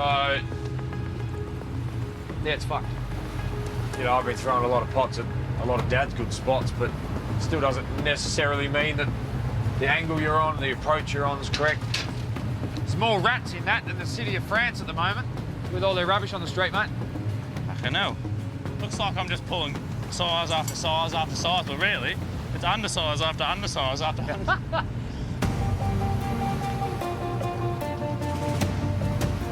For a lobster fisherman, this is probably the best problem you'll have. You got to put the fish you've caught legally down in the tank before you pull any more pots. That's a bloody good problem. We're going to end up well over 400 fish for the day. If the price is right, that's a $20,000 a day. Squizzy's added 350 kilograms of lobsters to his tank today. It's the best day of his trip by far. Woo! Shove that where it belongs, Brycey Wicey. We ended up with 92, so that was nearly good. Well, this close to being good today, Lockie. Well, I say 93. 92. Ah. With a shot count less than half of Squizzy's, Bryce is falling even further behind. His father's plotter tells him the lobsters live around here. He needs a huge shot, so he's going to take a big punt. We've got some serious weather coming. We've got 5-6 metres, 40, 50 knots coming. All the fleets leaving the west coast today in this area. They've all driven past us. Yeah, so we might have to gamble a bit with some weather. I just feel like the real competition's between two people, Squizzy and myself. We're there to make money. There's only one way to do that. That's work even harder. I've been on this boat in some serious weather. I know what it can do. I feel like I'm an idiot staying. It's lobster time.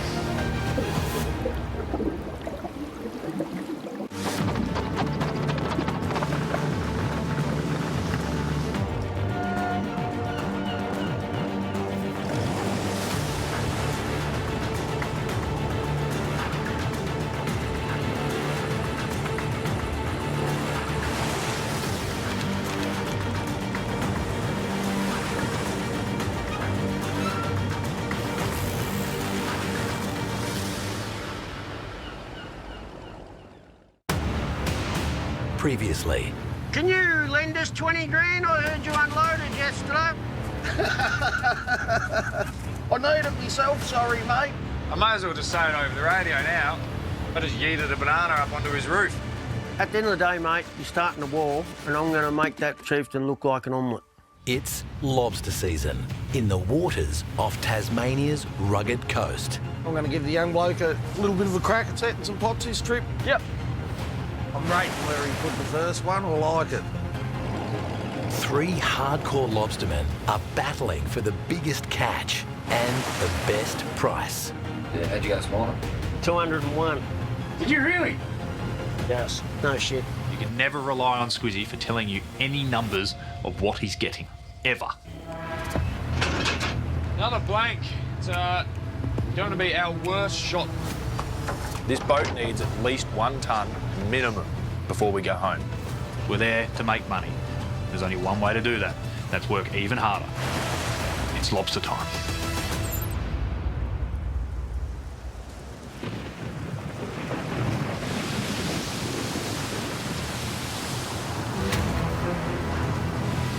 Going about 30 knots at the moment. Raining, foggy. It's the start of the shitty weather.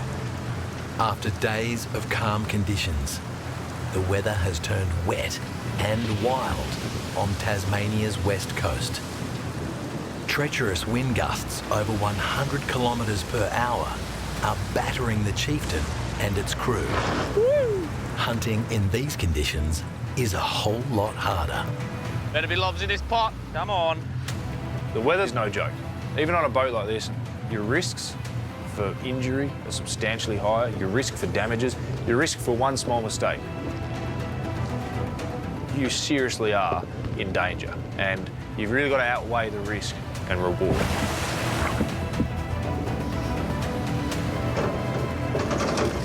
Hey!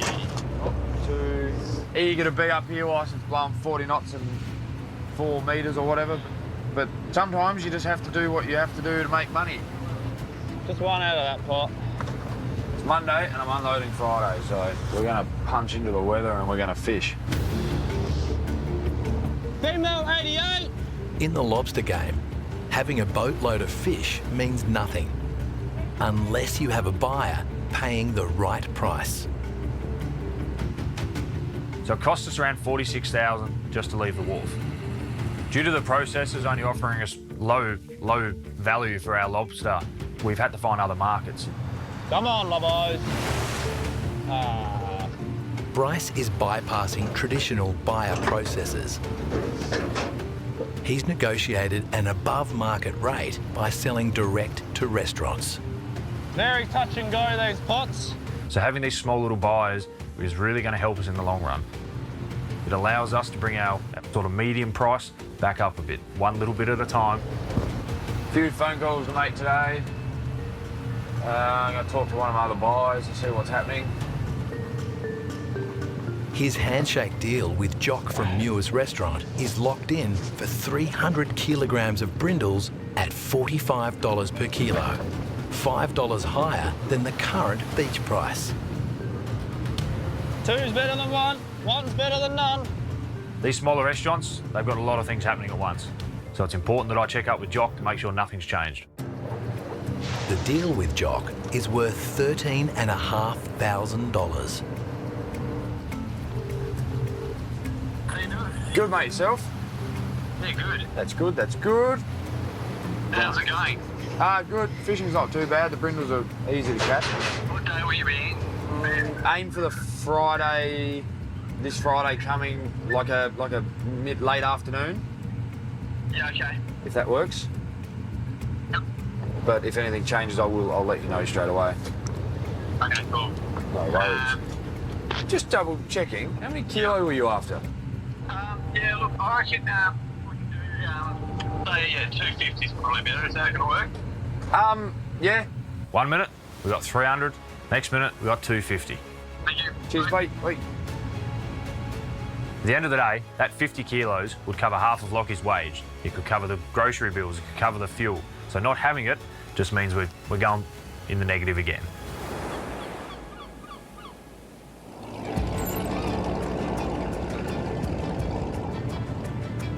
Are you excited, mate? Yes. Yes? Yes? The Jaegers have been fishing the waters off Tasmania for 5 generations. So Ryan's 16 now. He's been coming out with me pretty much the same as me with my old man since he's been knee-high to a grasshopper, so... What one do you want me to pull first? Mate, there's just one there if you want to go straight to her. Yesterday, training commenced for the 6th generation. Ryan took the reins of the Anson's Bay for the very first time and set all 50 of its pots. Lobster fishing is all about experience, and I want to try and give him all them experiences. Day 2's lesson is all about pulling them, a crucial step in Ryan's development as a future skipper. If they're full, he won't only be filling the Anson's Bay tanks, he'll be topping up his own, his dad's, and Kai's bank accounts. You get a few fish here, so hopefully they come up with a few. I remember when the old man used to let me set pots. It's nearly like the night before Christmas. You're just waiting to see what you're going to get out of your pots. Can't sleep and you're crossing your fingers and you're hoping you're going to get something to try and avoid the disappointment of getting bugger all. Just hoping there's fish in this first pot. Well, there's fish, so... Oh, there's fish. That's a That's start. the start. He's not a bad fish, that one, I guess. Look at him. Oh, I'll take him for me first cray. He's a bloody beauty for up in here. I think he's been saving himself, you know. Fucking oath. That's probably about the biggest fucking cray I've seen from here, actually. Good couple crays coming out of this pot so far, so I'm happy with the start. 3 out of the first pot, that's all right. We'll get better than that. Confident. I'm confident now.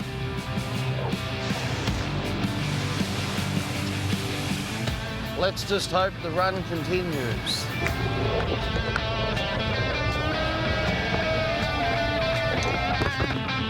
What the fuck?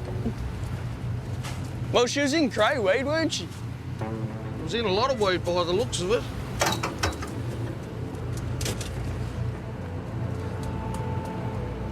She'll be right.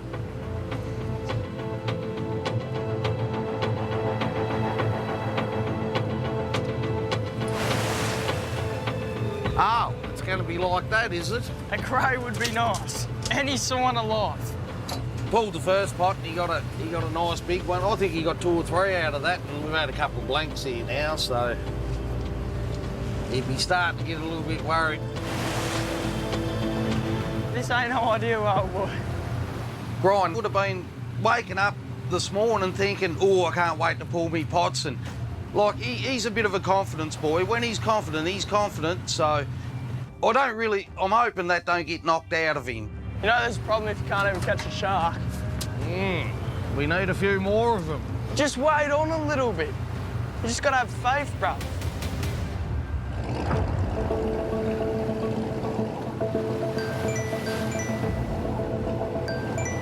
Yo. Yo, what's going on? Just pulling the anchor. Pulling the anchor? Yeah. You must be getting Well, old. those grey hairs are suiting your age now. How'd you go yesterday for those shot? 100. What'd you get? Double that. Double that. Nice. You might be in front now, mate. Bet. The battle between skippers plays out in the mind as much as it does on the tally board. Squizzy is slowly gaining on Snotty's head start, and as he does, he's leaving Bryce in his wake. Where are you going to be today? I can't discuss that over the phones, mate. He's mucked with us a fair bit this trip, so we have to get him back for something. I'll be out in the ocean, that's for sure. My main thing is catch lobsters. That's what I'm here for, and that's what I'm doing. And if we come across Bryce, that's a bonus. Fishing this morning is fucking miserable. 439 yesterday. To beat that again today, I'll be absolutely wrapped. You old fucker. Normally when I have a really good day, I expect the next day to be better. These are terrible. I'm here to improve every day. I'm here to catch lobsters, and I want to catch as many as I can right now. But the lobsters have other plans. These are fucking terrible. What? These are terrible. Yeah. My fishing has changed over the last 3 years, where we're sort of probably catching 70–80% brindles. Now we've gone a lot more reds, just because the price difference is, you just got to target them. Reds are fetching $45 per kilogram, $5 more than brindles. But chasing that $5 extra in the worsening weather is a gamble. Chasing reds when the swell's building makes it very hard. They just stay in their holes and don't want to come out to play. Don't matter what we do. You put all the bait in the world in there and use caviar, it won't matter. They will not come out when they don't want to.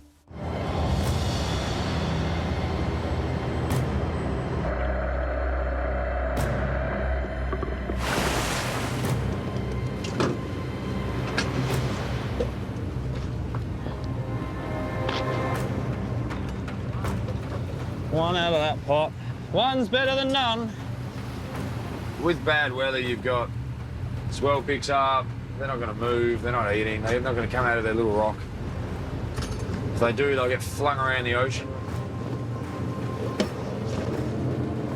If every pot was blank, I wouldn't be happy, but I'm making some money, so I don't mind. The weather system is intensifying, and it's wreaking havoc for the crew of the Chieftain. The lobsters are running slow, and the numbers are low. Just 59 from their first 30 pots. Every shot, we tend to set the minimum at about 100 lobsters. But at the moment, it's just not looking good. I don't think we're going to hit that 100 mark. And the poor numbers are just the beginning. So far, I've got a guaranteed order to one restaurant. At the moment, that's just not enough. I need more markets. Gonna give Marcus at the Lobster Shack a buzz. He buys a few lobsters off me throughout the year and see what we can drum up. A few 100 kilos would be handy, and any more than that's just really good. With the current brindle price at $40 per kilo, selling direct to restaurants at $45 or better is Bryce's only hope of turning a small profit for the trip. Hey, Bryce. Hey, Marcus, how you going? Just wondering, you after any lobos at the moment? No, next time, when are you due back in? Due back sort of Friday. Okay, yeah. And what do you got on board? Predominantly brindles, 600s, not many of them, the females, but a lot of 800s, 900s and a few kilos for the brindles, so...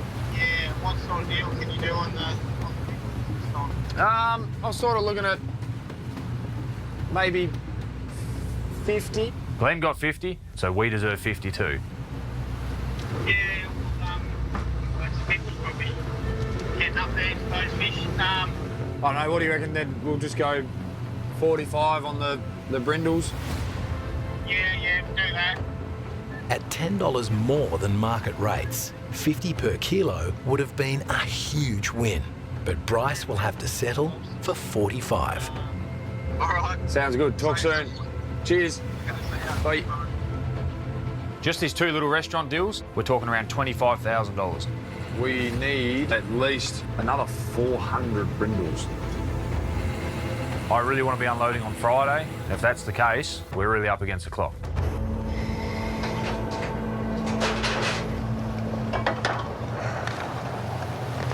When the swell's up like this, my gut tells me to go deeper.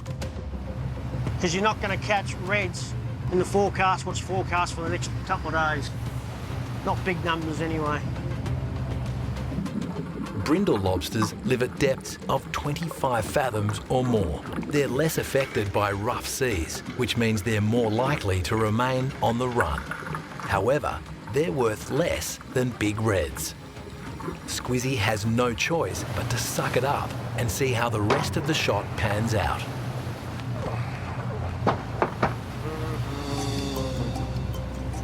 At the end of the day, it's business, so you're very competitive. Intel helps you catch more lobsters and get the best price. Not bad, mate. Hope you got good news. I don't want any bad, or if there's any bad news, just hang up now. The latest market update is not due until later this afternoon, well after Squizzy's next shot has been set. So he's calling a top secret contact, hoping for some inside information to help him decide which type of lobster to target next. I just don't know whether they have a day shot on brindles or not. That's all. He's saying there could be a shortage of brindles, but he's not certain if the price will go up. Roger. See ya. Bye.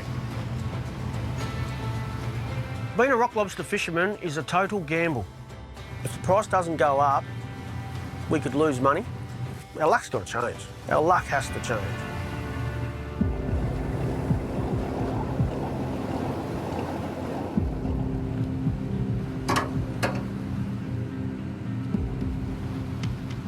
I don't know about this spot. They're not very lively. Things are not looking real super duper here at the moment. A cray would be nice. Sometimes first pot, it gives you false hope. You start off good and then you start going shit. It's like then your mood starts to go to shit. Jesus Christ. Not much in that one either, just one little rat. Not going to do the young bloke's confidence much bloody good. Come on, just the next pot, just be loaded, just be loaded. That seal just came up with the pops. You're joking. He must like crayfish. Fuck, you're a cheeky cunt, mate. Fur seals are common on Tassie's south coast, and although they're skillful hunters, some opportunists have been known to take advantage of hard-working fishermen. He's a little beast for us. He's sticking his head up to see what's going on. We call him Boris, this seal. The last few trips, every time we've been out, he follows us around. He's just a character. Boris eats mainly fish and squid, but his favourite feast by far is octopus. This Boris, he stuck his head in the pot trying to get the octopus out. No shit, hanging over the side. I'll dangle a fucking salmon over the side. Hey! I hope you don't come up and launch out of the water like a great white. He'll grab your hands, mate.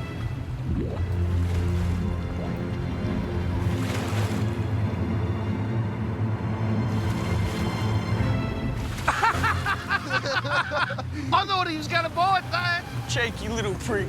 I like him, like he's a bit of entertainment. He's bad luck. The seal's bad luck. Oh, yeah? There on the end of the beak. Good job, mate. Yeah, he's took a bit of heat off Ryan, I think, because we're getting a bit of a laugh out of him, so, yeah. I think he's helping Ryan, otherwise we'd probably be bagging him, I reckon.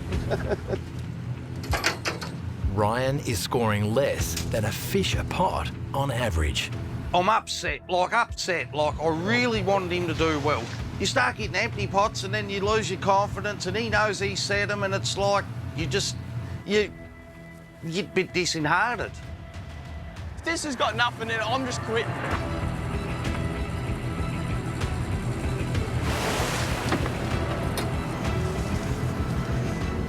My crayfishing days are over.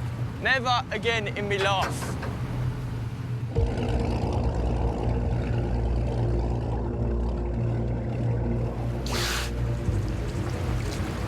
So if this has got nothing in it, I'm just quitting.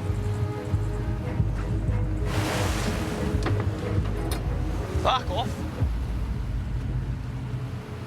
Ryan's shot isn't panning out the way he'd hoped.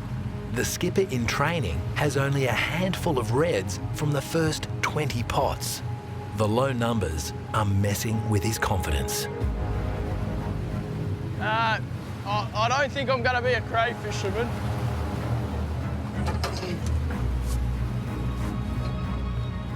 Not going to do this again. I reckon he can stay in there. I'll stay out here. This is where I belong. His morale was down, like he's not up and about like he normally is. There's not enough crays in there to fuck the boat, mate. I'm not doing this again. Mate, I really wanted to lift his spirits a bit and get him up and about, like. You want to have a go at pulling them? Yeah, I'll do the last 3. What am I doing? Fuck off. Ryan's got 3 to go of his pots he set, so giving him a go at driving and see how he goes. I'll keep an eye on him. He hasn't pulled any pots for. There's a few different things, like you got to make sure you're not running over the rope, you got to control the hauler properly. So we won't stand too close to the hauler for the first couple. Yeah, I was thinking the same. Just in case he has a little mark up. But I've got faith in him. Pulling pots, it'd be the most dangerous part of fishing. Just go further out and come back in. Roger. You got to bring things together, like you got to steer the boat, you got to throttle off, neutral, watch what you're doing, making sure you're not turning at the wrong time so your rope's not going to go up into the prop. You don't want to be too close. Pull your throttle off into neutral and she'll glide up. There's more to it than it looks. Hard left, hard left. Rope's going that way, so turn your wheel.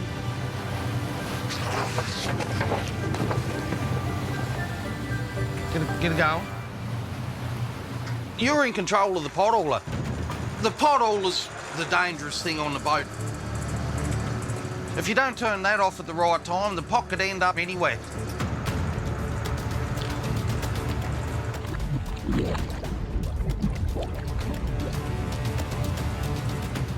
Yeah, just stand there, old boy.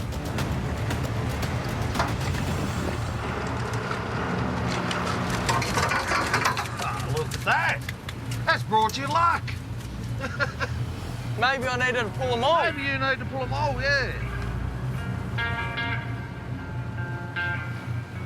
Ryan's morning shot might not be delivering the reds he'd hoped for. He must be getting faith in you, standing close to the rail now. But it's been invaluable for Snoddy, able to pass on generations of Jaeger fishing know-how to his son. When you're young and you're learning, you'll have some good shots, but you'll have a lot of shit shots too. I tell you what though, if they're empty like that, they're a bit heavier to pull over the rail, mate, so can you just bring them up a little bit closer for me? Good job. Well done. Wouldn't matter whether it was me setting them, Ryan setting them, or who's setting them. When the fish are not going, they're not going. But that's fishing, that's just the way it goes. I'm trying to figure out if that was my fault or if it's... Nah, that wasn't your fault. That wasn't your fault. That was just the way they was today, mate. Having Ryan on board's bloody definitely made it this trip. Yeah, he's just got ways about him that sort of lifts my spirits and gets me up and about. Ryan passed Snoddy's skipper school with honours. The future looks bright for the Jaegers and their fishing dynasty. I'm pretty sure he'll be bloody champion skipper one day.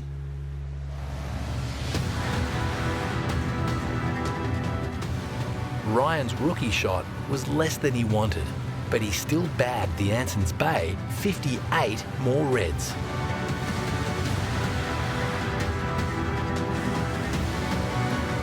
Bryce's 114 inches him closer to filling his 550-kilo restaurant orders. At the end of the day, I'm not happy with the night shot. I was hoping for a miracle. We didn't get it. We ended up with 105 red ones this morning. It's Squizzy's worst shot for the trip. Armed with insider intel, Squizzy has a hard decision to make. Stick to hunting for the more lucrative reds, or take a punt and go wide to catch brindles. This boat's too dear to run, only catching 100 fish a day red, or less. Some of the good guys can probably catch a lot more, but I ain't as good as them. I'm going to target the brindles. I'm going after brindles. I could be chasing fish that are worth nothing. That's the scary bit. Time to make a bit of a move. Might just travel down the track a little bit closer to home. I know Bryce is out wide chasing the brindles. We'll see if we can run into him as we go past.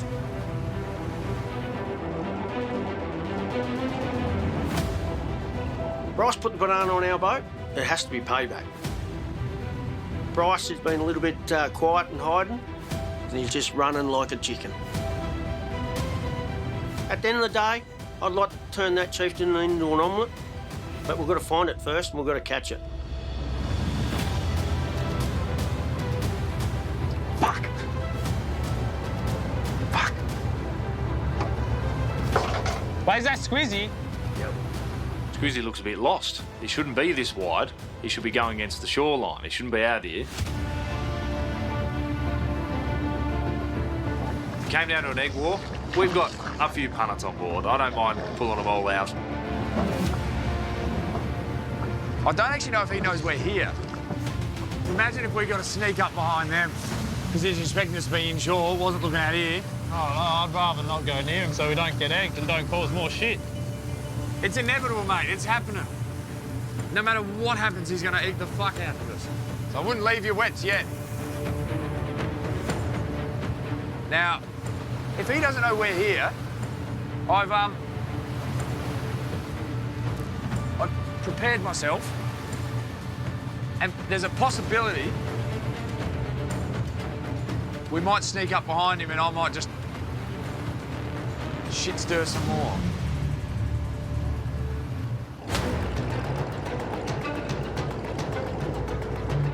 I've been on the run, but I'm looking at a limping deer here and I'm hungry, so it'd be rude not to take the kill, I reckon.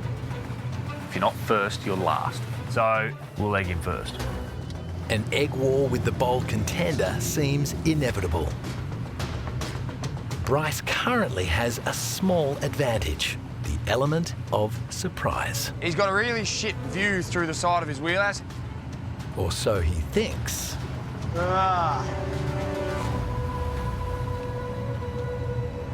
There's the chieftain.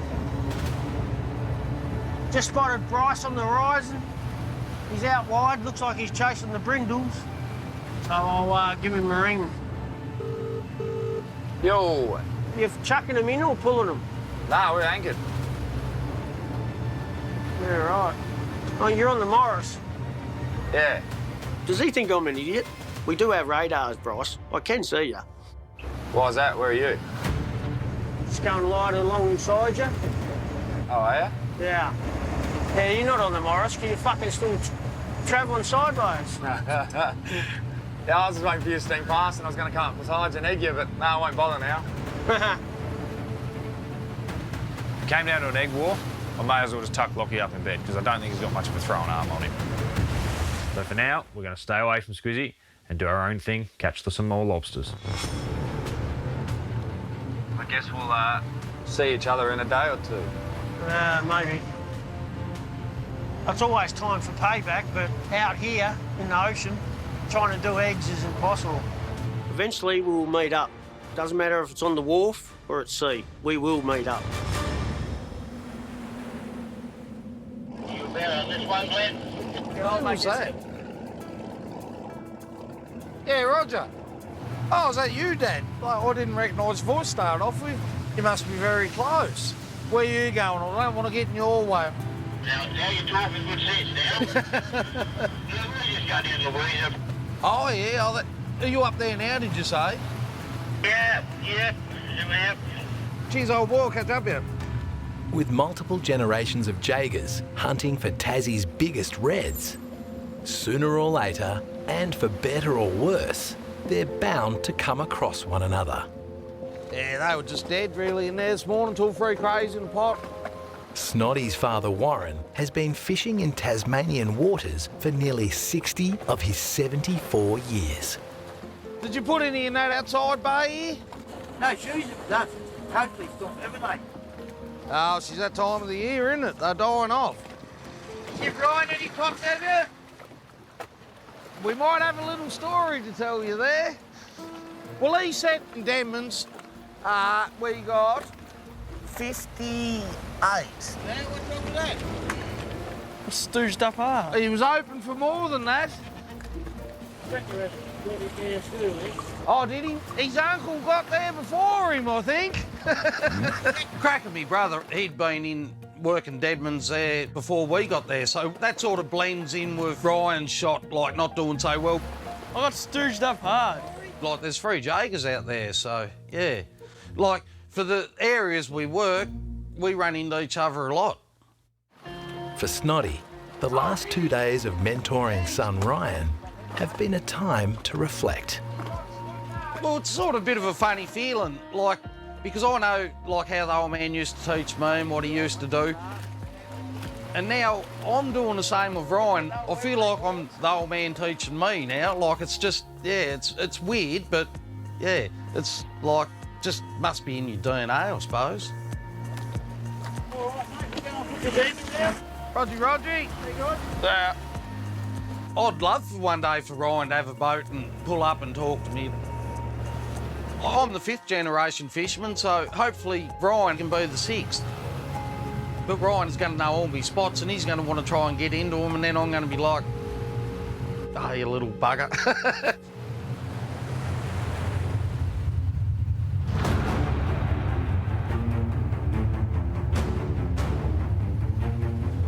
$200 today will give us what we need within the time frame we have to have one more shot on brindles to get the order for Lobster Shack. If we don't get a couple hundred this afternoon, that just means more work for Lockie and I. 300 lobos, 300, 400, 500, 700. Rub the wood. That's how Squizzy does it, isn't it? 2 hands. 2 hands is better than 1. We've got the weather moving in. We've still got more lobster to put on the boat. I've told these guys we'll deliver their lobster. Time's a ticking. You die, you cunt. Fucking land on the float. You got that first time? Yeah, good. Fucking landed on the float. Don't want to hear it. Oh, fuck. Pot's a bit stuck. Ooh. Pot's very stuck. Pot 1. I must have rubbed the wood too hard. I'm stuck in a rock.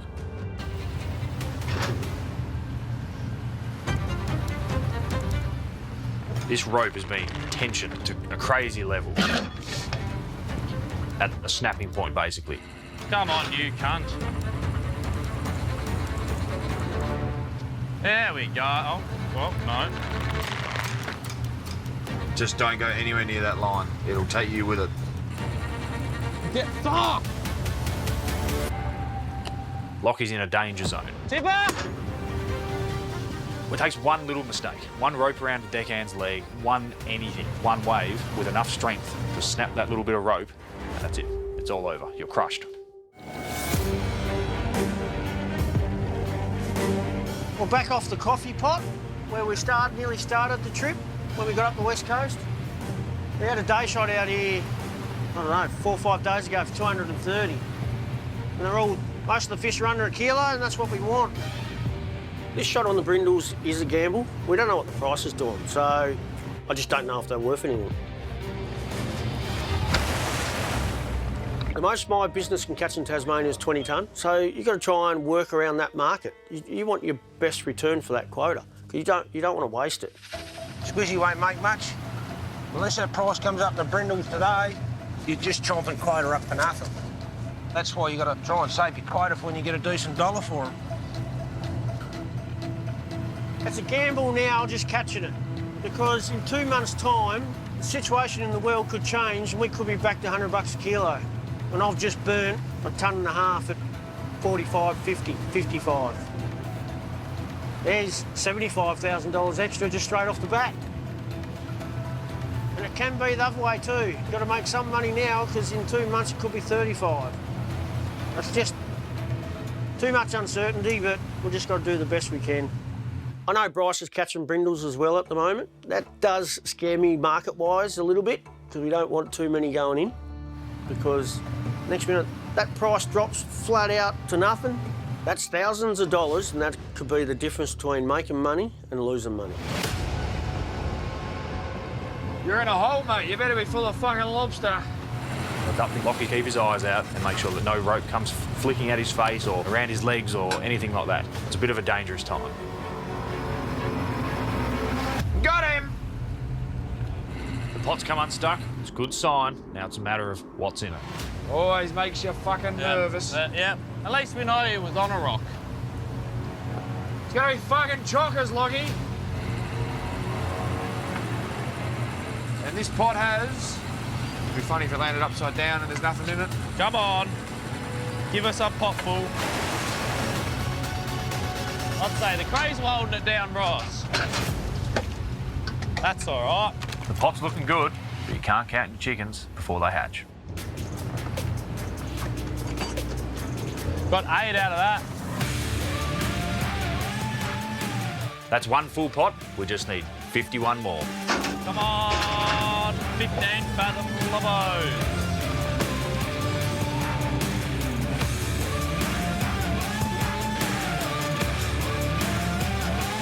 Just pulling number 17 now. Nearly just about to start the 3rd bin of fish.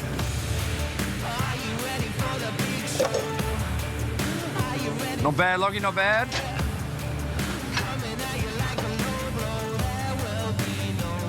Got 8 out of that.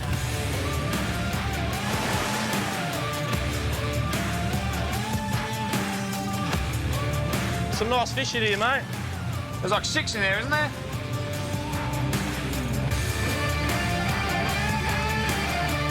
Maybe about 30 a bin because they're a bit bigger fish, I reckon. I reckon there'll be about 90 here. 5, 6, 7, 44, 35, 36. 101. 101. We're halfway through the gear. We've pulled 26. There's 26 more to go, and we're at 101. That's good so far. If we can pull 100 out of the last half, I'm going to be happy. Squizzy is taking a massive gamble. His secret contact tells him the brindle price is on the rise, so he's gone all in, shooting his pots in deep water. Mate, can you just give us a price check for today, please? The current brindle price is $40 per kilo, but a highly volatile lobster market means the price can move on a whim. I go to bed thinking about the price. I wake up thinking about what the beach price is going to be. I'm sick of thinking about the beach price. I just want it to go up. So what's brindles 800 to 2 kilos? What's that price? No worries. Roger Dodge. No worries. I'm over this shit. I really am. I'm over this shit. He don't really want me to say the price on film. This is what I hate about fishing, is this.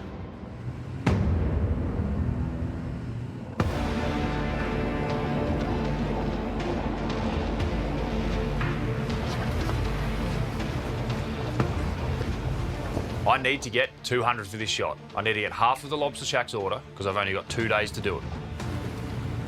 Where's all the lobos, Lockie? Ba, ba, ba. Getting a bit nervous now. We've just moved across to this new spot. And we got 1 out of that pot and 1 out of the last pot. After bagging 101 from their first half, the fish have gone cold. At stake is more than just filling his potentially lucrative restaurant orders. It's going to be tight. That bin needs filling with 5 pots. Reaching 200 plus lobsters for the shot would be the first time Bryce and Lockie have hit that milestone this trip. And that could provide a much-needed morale boost after many days at sea.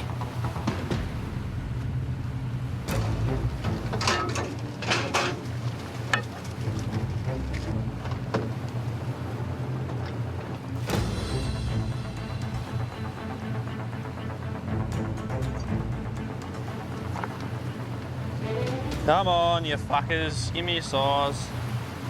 There's another one. 2. Bugger. Just 2 out of that one. Might as well be a blank. I'm confident we've got the 200, Bryce.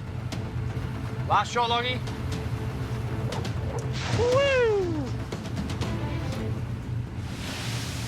Fishing's a lot like the saying, you can't count your chickens until all the eggs hatch. We've got 52 pots on board, and we can't say that we've caught 50 or 100 or 200 until we've got every pot on board. What have we got in the last pot for the afternoon? Fuck all! No more fish. 1, 2, 3,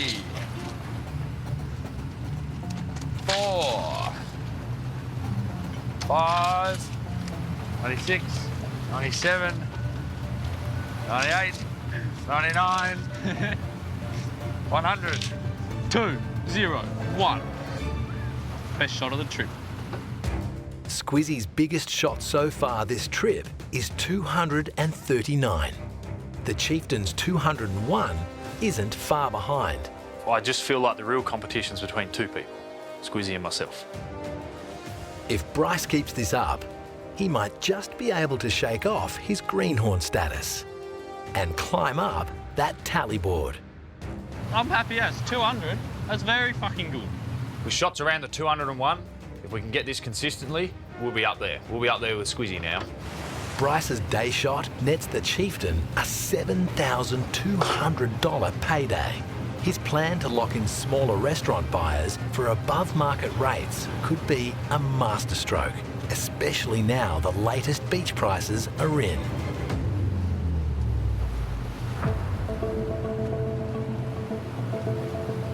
I'm stressing out to the max. At the end of the day, this is all tactics. Sometimes you get it right, sometimes you don't. Just got quoted $37 for brindles. That's just not acceptable. That offer, as of today, I couldn't take that. The price was very low when we left, and we took the gamble, hopefully to go up while I was away. And it's just shit. We're losing money catching these fish. Pot with 11. I just need someone in the community to buy 11, and I'll celebrate. A $3 drop in the brindle price represents a loss of tens of thousands of dollars. I feel like I'm in survival mode at the moment, financially. When your business is right on the profit margin, it makes a big difference. How long can we take this crap for? It's got to turn. It has to turn. It'll turn soon. Fuel's gone up in the last 12 months. Food, everything. Bait, our bait's gone up nearly 150%. Everything's gone up. We all know that. Cost of living has gone through the roof. Cost of catching a lobster has gone through the roof. But the price of a lobster hasn't gone up. Not for us, anyway. I need a backup plan, but I ain't doing a Glen. I ain't hanging out here for 19 days. No way. We don't have enough grog for that.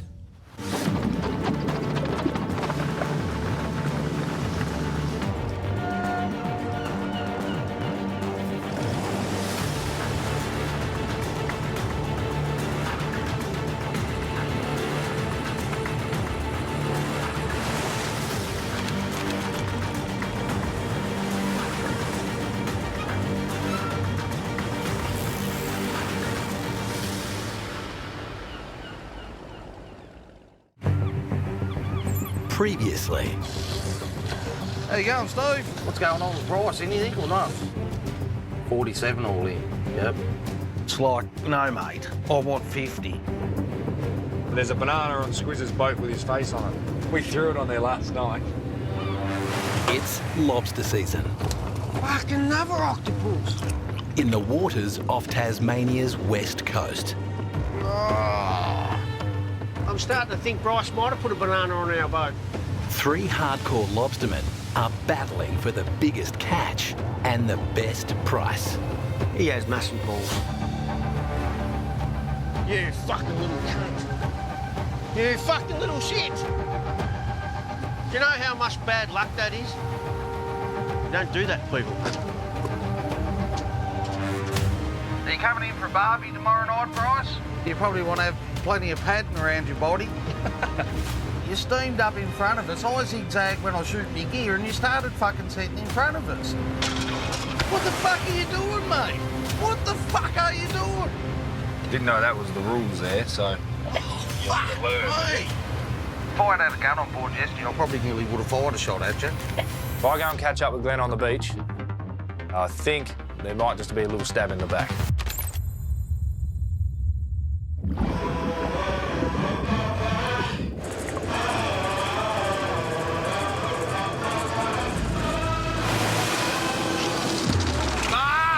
Look at that!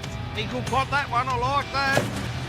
As the sun rises, so too do pots full of lobsters for the Anson's Bay crew.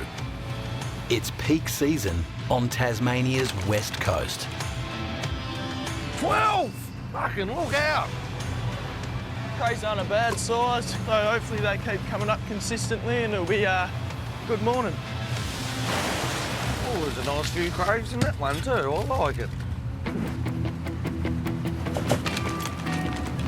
Skipper Snoddy and the boys secretly beat the fleet to sea. They have a boat full of fish. We're on a fucking roll, mate. But no one who'll pay the right price per kilogram. So our last offer was 47 bucks. 47, don't cut it. We want 50 because at $3, that makes all the difference. It's going to cover the costs and we'll make something out of it. So I'm not sitting out here for 19 days to lose money pretty much, so I want 50 bucks. Yeah, bloody, it's another beautiful day on the west coast here today and we're going to go ashore for a barbie tonight with the boys, so looking forward to that. Light a little fire and might have to have a quiet beverage.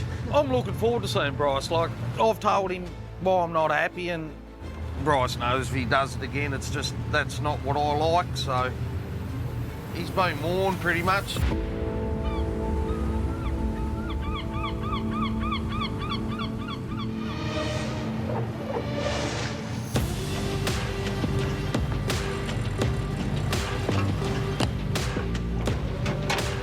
What do we got? A yes and a maybe.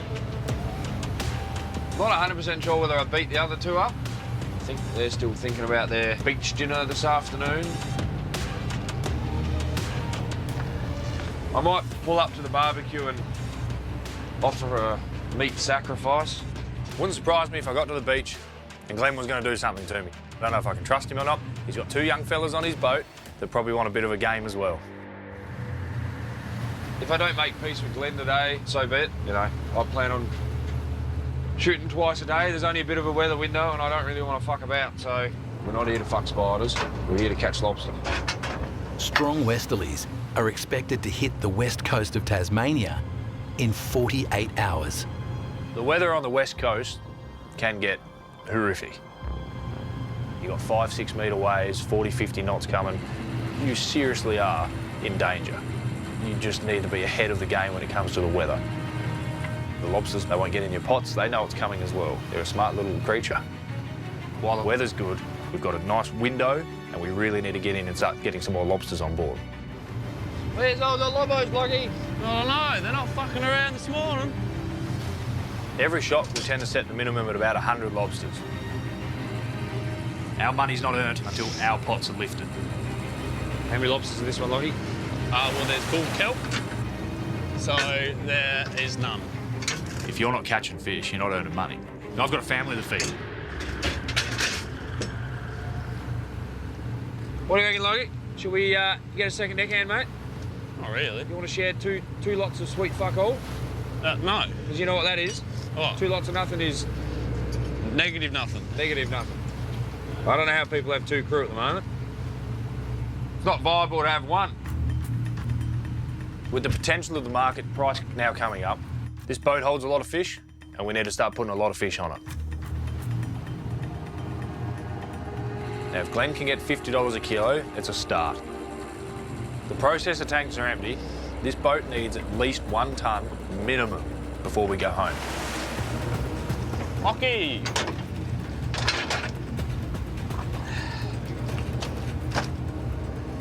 How many lobos have we got this morning? 7, but price rise won't mean much to us if we don't start catching more lobsters.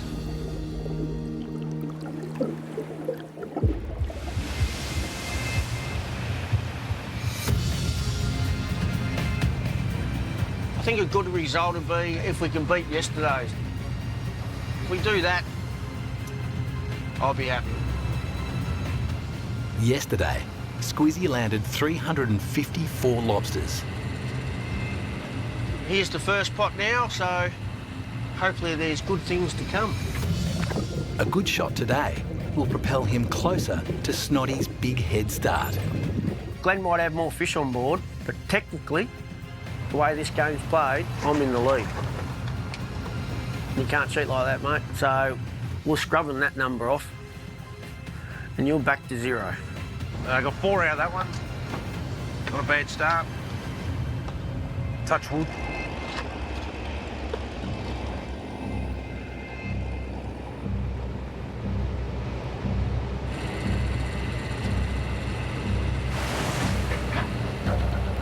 Octopus tapes. We are the octopus kings. Should have been octopus fishermen. I found the banana, I got rid of the banana, but the bad voodoo is still on this boat. This trip so far, I've never seen the Ockies this bad. They are just smashing us. They are my #1 enemy, just above Bryce.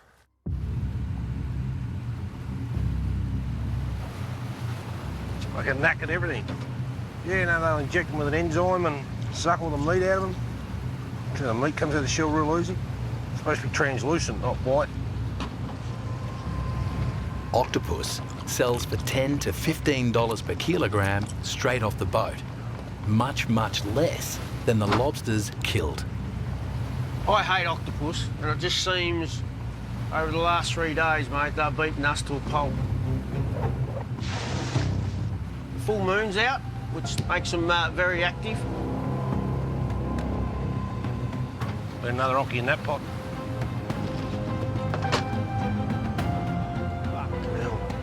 Fucking wiped out heaps of the currents. Killed 4 out of that pot. Would you be happy with the fucking paycheck getting ripped out of your hands?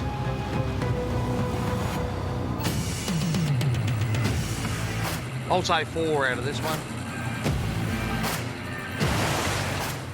Oh, I told you they live here, mate. They're the things that lift your spirits. Just nice, chunky fish. Fuck yeah. We got 79 out of 20 pots. Each full pot leads to an even fuller tank. With more than 1,700 lobsters on board, it's crunch time for Snoddy. We're starting to get a few fish in now, like, and we've really got to keep the boat moving, like play about in a bit of swell and that, keep the fish alive. If the fish die on us, we get nothing. We've done all this work for nothing, so we're just getting to that stage where I'm starting to stress now, like we've got that many fish in. Like, it's playing on me mind now. It's like, I want to really get rid of them if we can, so it's a hard one, I mean. With the price so volatile, futures and fortunes can change in a heartbeat. I'll call you back. Hang on, mate. Steve. Hang on, boy. Oh, we just bloody filling in the days, mate. Just filling in the days, going through the motions. Yeah. What are you up to? You getting rid of any fish or what? We've been flat out 2 days, 2 loads a day. Oh, well, that must sound like positive news, mate. It sort of is, yeah. I found a buyer last night and I need a bit of commitment out of you. Oh, I think I like where this is going, mate. What's going on? I'm going to let him know whether you're agreeing to $50 all in. Mate, you know that's what I've been waiting out for. If you said you'd give me 50 all in, I'll bloody come home now, mate. Yes, no, 50 all in. But I need him in today to pull the deal off. I'm keen. Like, I've been waiting for this call. $50, that's what I wanted, so I'm keen. I'm going to make this happen. Right. Would you be happy to come to Southport and get them? Yep. You would? Oh, well, that'll work out bloody well for us, mate, because that'll save us an extra bloody couple hours steaming. So if you're happy to do that, I'd be bloody stoked to just go in there and get rid of them. So from up the west coast, it's going to take us about 9 hours to steam to Southport to unload, so... Oh, well, that sounds bloody good then, mate. We're all go now, we're all go, because it means we're going to get rid of our fish, so... Already sold 1.2 tonnes, right? You got more of that on? Yeah, mate. Yep, no, we have. Sounds awesome. We're both happy by the sounds of that, then. Yeah. Lock it in, though, that's the main thing, and I can let him know that his niche fish coming. Yeah. Oh, bloody beauty, mate. I'm glad we sat out now, so... I'm glad you found that buyer. Can you thank him too? No, we'll keep the pressure on him. Oh, you're a bloody good man, Steve. Bloody beauty, mate. That's a bloody best phone call I've had for a few days, so... We need everything to go to plan to pull this off. If it don't, we're in trouble. Are you there, old boy? Yeah, Roger. Yeah, no, we're going back to unload, mate. Yeah, we won't be able to do the old Barbie. Ah, yeah, Roger. Change of plans then. What's the price going up, is it? Apparently, yes. Very good. You get the number you wanted? Roger said he was happy to give us 50, so we're happy to be heading south, mate. Go and get rid of them. You got any more to pull over you? 40. Did you have a sleep in, mate? Yeah, well, that's what we can do. Have a sleep in, not worry about a day shot, and just come up to you. That's what our plan was? Not doing a day shot today's probably cost us a couple of $1,000. You know, at the end of the day, I should have just concentrated on fishing. That's probably a lesson learned. If you come to sea, go fishing and stick to fishing. Forget the parties. I'm happy to be fucking going this way, to be honest with you. They've been in there a while. All right, we'll get into it, mate. Hope it all works out well for you, and we'll see when you come back. Thanks, mate. Good luck there this morning. We'll catch up. He's got the jump on us, and he's heading home to unload at $50 a kilo. I wish we could swap boats. I've cheated, and now I'm going home to unload. So now all we've got to concentrate on is putting fish on this boat, and hopefully the price stays at 50 or even better. Anything less than 100 lobsters this shot, we're going to start going backwards. I reckon the other guys will be at 5 to 10 every pot. Probably. At the moment, it's just not looking good. So I hope these pots are full of lobsters. And if the lobsters aren't there, I don't know what we're going to do.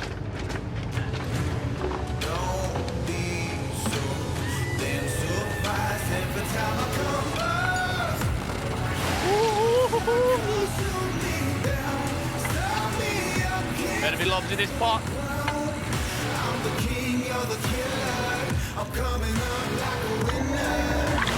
Not bad, Lockie, not bad. I wonder how Squizzy's going this morning.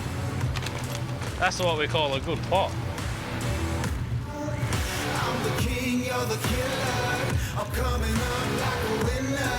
Couple of Libby lobs. They're fatties. Yeah, they're nice.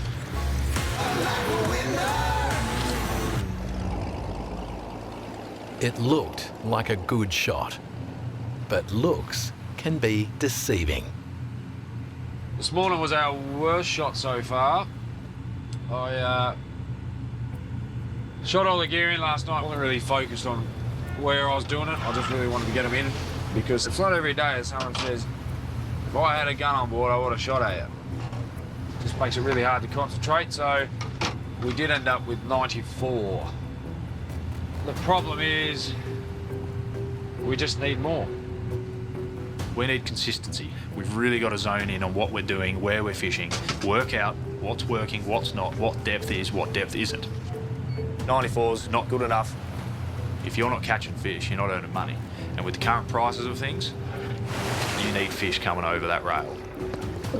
So it's just about finding where these lobsters are. Squizzy told me the other day he had a 74, so technically, if our worst shot's 94, we may have still beaten Squizzy. But whether he's telling the truth, it's up in the air. Where are you off to? Yeah, no, we're going back to unload, mate.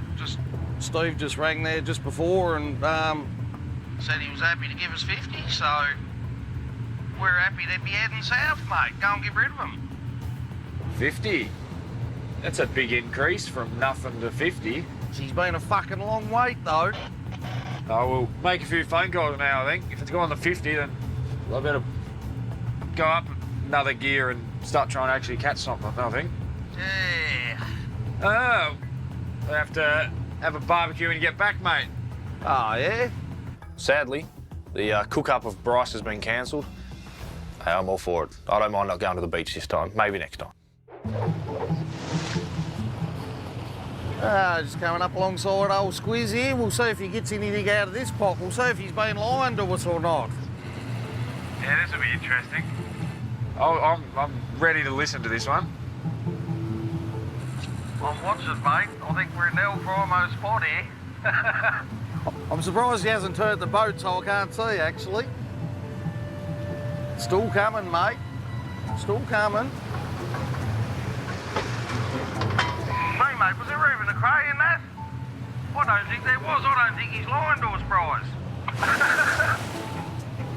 Gongareel.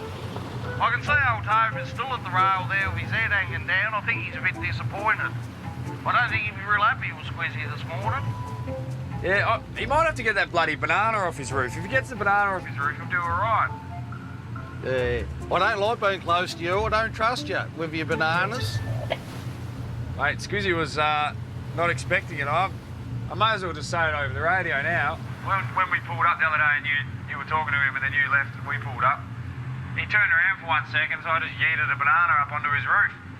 Didn't even realise. And it's been up there ever since. It's even got a picture of his face on it. Bryce is going to get himself into trouble here shortly, like throwing a banana on Squizzy's roof and what he's done to us, like, he's playing a dangerous game, the boy, he really is, like. Just remember, Bryce, paybacks, mate, paybacks. Ah, so you did find yourself. Just, I'd like to apologise to your old man right now. Oh, why is that? I'll call him up. He's cocky. You got to give him that. But at the end of the day, mate, you're starting a war, and I'm going to make that chieftain look like an omelette. Squiz is threatening violence now, Lockie. Nothing like threatening someone over a banana. Not a banana. What did he say? He said, I'm going to have to apologise to your father. Egg-nato, I reckon. I'm not fucking cleaning it. We shall be anchoring nowhere near them. We're floating out here today, and our gear is going nowhere near them for the rest of the trip. I'm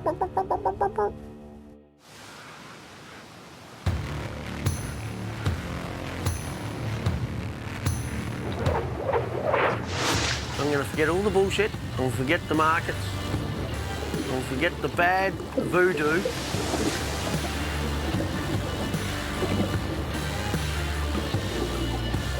Forget about these octopus. Forget about Bryce. I'm just going to concentrate 105% on how to catch them lobsters. Because I think the price might creep right up. It's come on, baby, come on. We need more fish in the tank.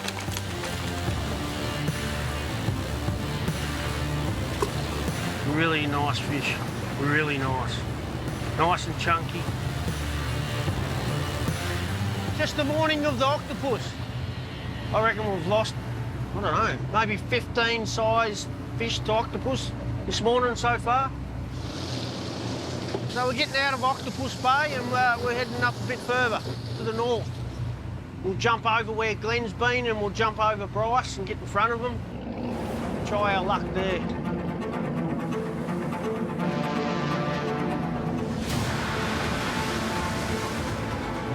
The night shot tallies are in.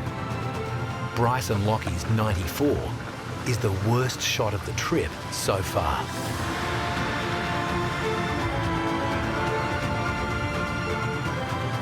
The Octopus Consortium has made sure Squizzy and Tabor won't catch Snoddy today. But they are in front of Bryce, landing 111.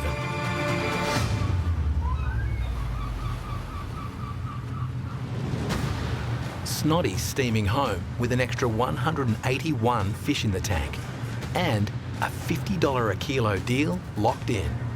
They all looking good, mate? His strategy worked. He beat the pack, caught big red lobsters, and now he's the first to sell, commanding the best price. Yeah, no, they're pretty lively. Of the 1,800 plus lobsters on board, 2/3 will be sold locally. The rest are destined for international markets, including Hong Kong, Vietnam, and the US.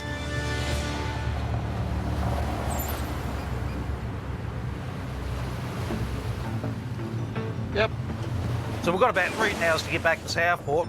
We're going to drop the pots. That's going to take us another hour or so to chuck them in, so, yep. The pending sale doesn't mark the end of Snoddy's fishing trip. With the price up and the fish on the run, he's decided to come back out. We'll just keep trying to make hay while the sun shines, so. Yeah, it should be good. Should get about 7 or 8 grand out of it, hopefully. What are you going to do with your money, Kai? Piss it up the wall. I was going to say, probably put in the fucking pokies. and then have to come and borrow money off me fucking next trip to get smokes. Big old cash money club over here. While the boys at the Ansons Bay work out how to spend their pay, Hey, Squizzy. Bryce and Squizzy are looking for a payday of their own. You talked to anyone, buyers or anything like that this morning? No, I haven't. Probably should. Yeah, okay. What's your thoughts if they're talking 50? What are you thinking? Keep working. That's what I think. Yeah, I just worry about the brindle price, that's all. So all our lobster, both reds and brindles, are the same. The colour might be different, but they are the same species of lobster. Some people say the brindles taste a bit sweeter, the reds taste better. Doesn't matter, it's the same species. Red lobsters are caught inshore from depths from about 20 fathom, 22 fathom, and they're red due to what they eat and the sunlight, algae and all that sort of thing. But offshore lobsters are basically 24 fathom and deeper, and they're whiter in colour due to less sunlight. I guess the food they eat's just not the same, the red algae and things, I believe, and that's what changes their colour. Working out which ones to target can be tricky. The brindles are more abundant, but the big reds fetch a higher price. It all comes down to what the market wants and what they're willing to pay. Yeah, righto. Yep. That's my brindle price can come up $5. I'll start chasing them, I think. Yeah, I don't want to. Yeah, I don't know, it's a hard one, mate. Yeah. I might give Salco a buzz. And some other people. We're currently betting that this price is going to rise. If it doesn't, I don't know what we're going to do. How you going, Squizzy? Not bad, Dave. Just ringing up for super duper good news. How much is, what's the beach price? No good news at the moment. It's 40 for the brindles and 45 for the reds. The market, you can't read it. You honestly can't. The beach price is crap. Still crap. Glenn's getting 50, that's what I want, at least. Glenn got his 50 all in. Glenn Jago? Yeah. Is he unloaded? He's on his way now. That's a good price. Yeah. But you'll get your best price, mate, next week, I reckon. Look, at the end of the day, we want the best price we can get. So I've got to go where the best price is. In this business, this industry at the moment, it's the same shit every day. It's the same price as what it was when we left. It all sounds not bright, to say that.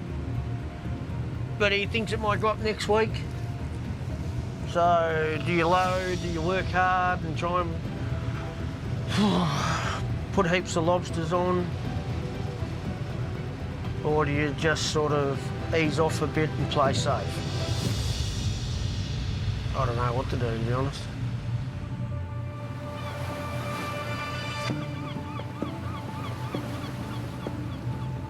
I'm going to give one of my buyers a ring. They're a small restaurant in the centre of Hobart that they can go through a lot of lobster. So I've been doing some pretty good deals with him lately and getting like $5 more than what I'm getting offered from processors. Instead of going 10, 15 more that I could get from him, I offer him less, so he takes larger quantities. The catching is the easiest part of fishing. The hardest part is selling your lobsters. When it comes to the buyers of my lobsters, these are relationships my father's built. Now, at the same time, I can't just rely on what my father's built. I need to start going out on my own. Hey Bryce, how you doing? Good, Jock, yourself? Yeah, good.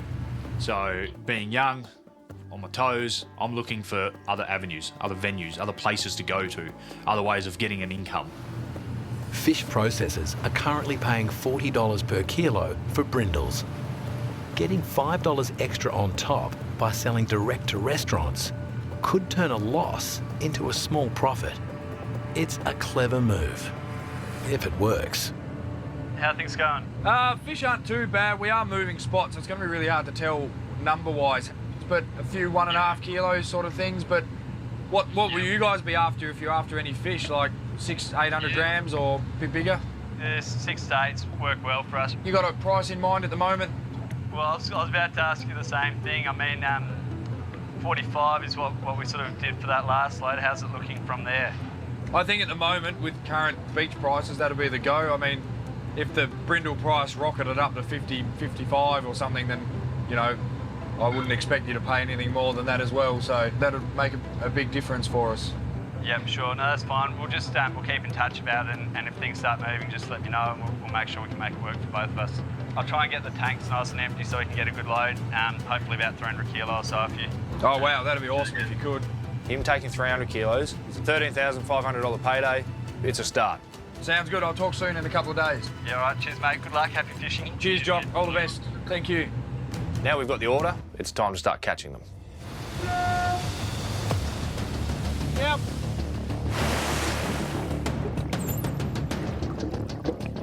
We're off the Bay of Islands. There's no rock-solid plans in this game. Things just change, just like with Glenn today. He was going to catch up for a barbecue. Now he's steaming home to unload. And we've come north. When you're at sea, time is money. You're better off to put fish in the tank than no fish in the tank. So I didn't have a full day shot, so we're going to have a half a day shot, just to make them losses smaller. Each lobster boat is equipped with 52 pots. Squizzy will drop 30. And he needs each one to be full if he has any hope of turning today around. Let's try and get some money back. The least Snotty could do is throw some of his luck Squizzy's way.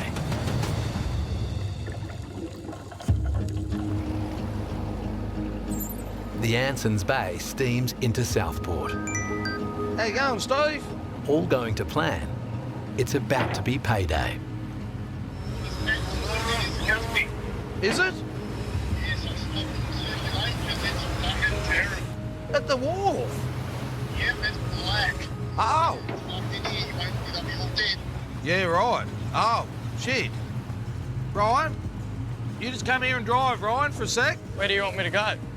Just go up here another 100 or 200 metres and then just pull her out of gear. Reggie.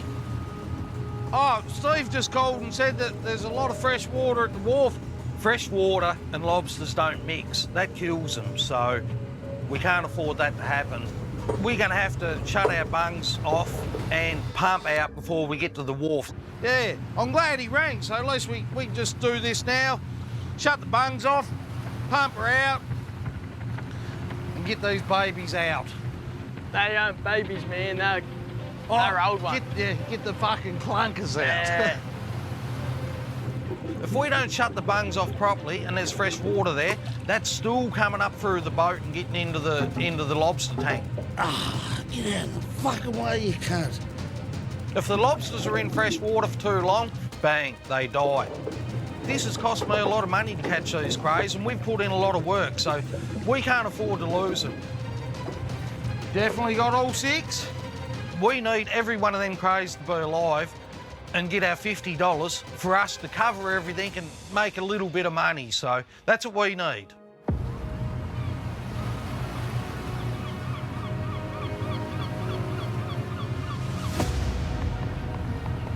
Do you want me to pull up and when you come up the side, just me jump straight up with this springer straight onto that back pot? Oh, someone will grab the springer, mate. Yeah.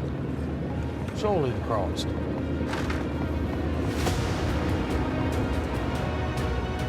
Hello, stranger. Hey, mate. Long time no see. Bloody long time no see, all right? After 19 grueling days at sea, Snotty arrives with just moments to spare before his end-of-day deadline. Where I want to throw the bins in, I'll throw them off about there. Yep. I'm nearly starting to feel relief, because I know that these lobsters are about to come off the boat, and we've put a lot of hard work into keeping these alive, so if we start unloading, they look healthy, I'm going to be happy. We're ready to go, mate, if you are. Look, if these lobster are looking sick, they haven't got much life in them, Steve's not going to be happy.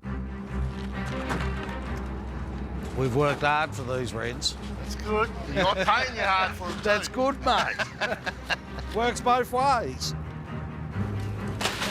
Snotty's wholesale lobster buyer, Steve, has been in the game over 30 years. He only deals with fishermen he likes, and so far, Snotty's never let him down. Oh, there's a risk. There could be a lot of dead fish. There is no doubt about it. We've held on to them for a long time, so I'm just hoping that we've done everything right and they come out good. They all looking good, mate? Aye. If they're sick, he will not be able to give us $50 for sick fish, so... All looking all right? Yeah, no, they. Oh, that's good. They're pretty lively. That's a bit of a relief.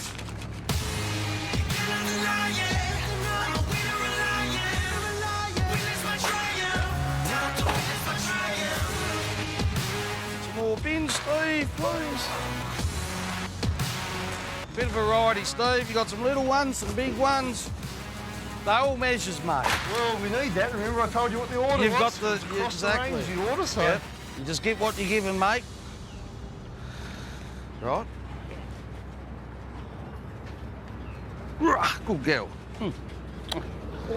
There's the cuddle you wanted.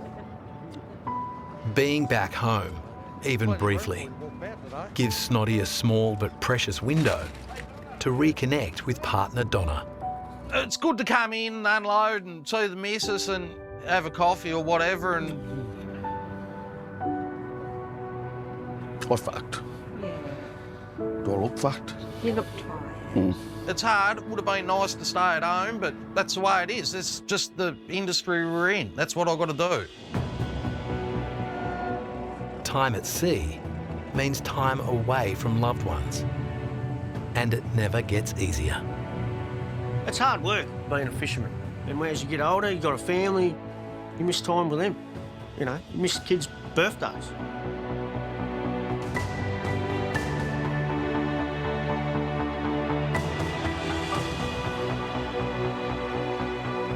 And that's what people don't realise.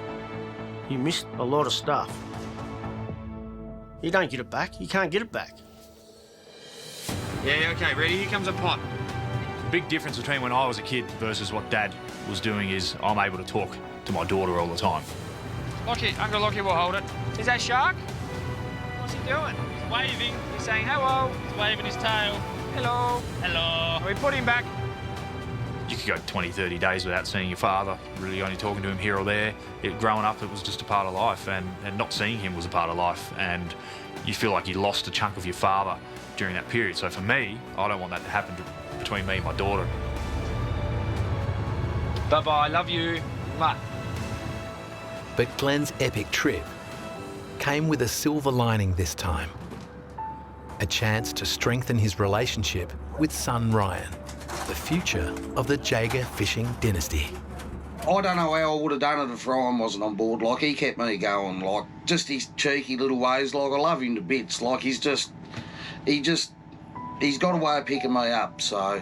And I really needed that, because I've been out a long time, and she's hard work out here on a rolly boat. I don't know how I would have got through it without him, actually. It was bloody... I loved it.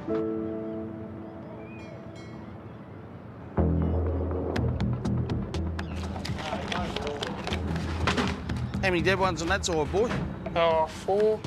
It's pretty good for all that time. I'm bloody happy with that. So we've probably had about 15 dead ones all up, so... I think we got away with that pretty well. Like, well, I'm happy with it, so... They come out of there bloody beautiful, so... There's nothing more we can do. She's all on Steve's end now. Oh, still crunching. Still got 30 crunches to go. I'm halfway. Crunch them numbers, mate. In my favour. You can only crunch what's there, I Always suppose. in your favour. Look at the price I've done for you. Top price in the state again already. Snoddy gets paid based on the total weight of his catch. He doesn't weigh every fish at sea. So his guesstimate of 1,600 kilos is based on years of experience. If he's way out, it could jeopardise the entire deal. You better come up and have a look. What was you taking, Valium and doubling your numbers, or what was you doing? I think old Steve might be just having a bit of a joke with me, really, like, because I'm not wrong very often. We might have to pull them out and reweigh them, mate. We can. Come on, up you come. I hope I'm not wrong. I'm not liking the sound of this. How close is that? 1570. Fucking 1570. You're 2 baskets short. I think that's pretty close, don't you? You had me worried then, mate. So that's a pretty lazy 78.5 grand check for you. Fucking thank you, Direct mate. deposit, actually. I think I fucking deserve it the way I feel. He takes the lobsters, I get the check. Now I start divvying the check out to everyone else. Cheers, old boy. Hopefully they're good, mate. Thank you very much for that. 19 days at sea. Hey, babe. And only an hour on the wharf. With the price looking up, there's money to be made for all skippers. Hey, it's Bryce. How you going? Off the Chieftain, Kent's son. Just wondering how you guys were going at the moment. Hope you got good news. I don't want any bad. If they can find the right buyer. $50 all in. Don't ring otherwise. Male 116. Today we've gone for the brindle lobster. All these brindles we're catching now, we use these to fill the restaurant orders. After a horror shot of 94 fish this morning, the worst of the trip so far, Bryce is facing a massive loss if things don't turn around.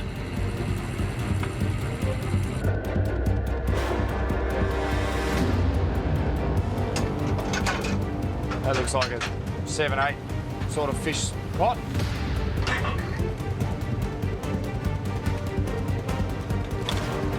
This might be the place to be tomorrow, Lockie. This is looking promising here. These last few have filled those bins, so let's get out of the last one. 11 out of the last one, and the one before that was 9. 10. Fish this size, we can get about 35, 40 a bin. And there's fish everywhere. Got some counting to do here, Bryce. As Squizzy would say, yeah, baby. If it can stay consistent, I'll be happy, and the price coming up, I'll be even happier. Glenn getting 50's good, but we've got to do our own thing, and I think at the end of the day, we might be better off anyway. So we may be better off because we've got these smaller markets.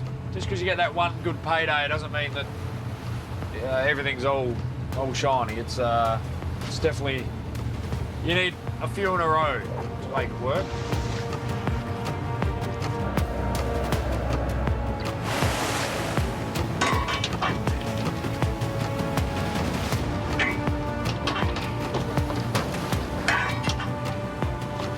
Pulled 12 pots of this 30-pot shot. We've got about 24, about 2 a pot we're about getting, but they are reddish, so instead of chasing brindles, we're chasing red ones, which just feels a bit weird for me. It's just the way the market is.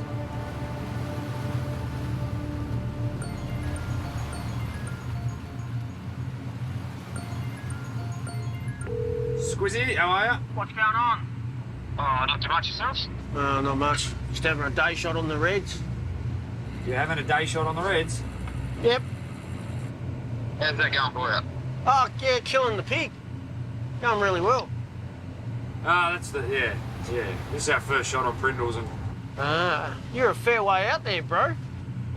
I'm fucking staying away from you, mate.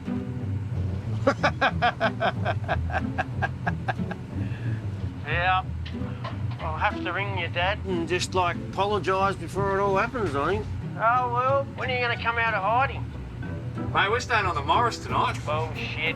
I'm not joking. I don't trust you one bit. Ain't no one getting me while I'm sleeping, mate. How many did you get this morning? On the count of 3, say it at the same time. All right, then. 3, 2, 1, 94. 191. 91 and 94. That's what I heard. 90. I said 191. Oh, we beat him again, Lockie. I said 191. Oh, 191? Yep, 191 this morning. Lockie, we got flogged. We got changed that. We got fucking flogged. I was about to say. That'd put you on about, what's that? You'd be on about nearly 600 lobos now, wouldn't you? No way. No way, mate. No way. That's what we're on. Better pull my finger out then. All right, I'll get going, get these up.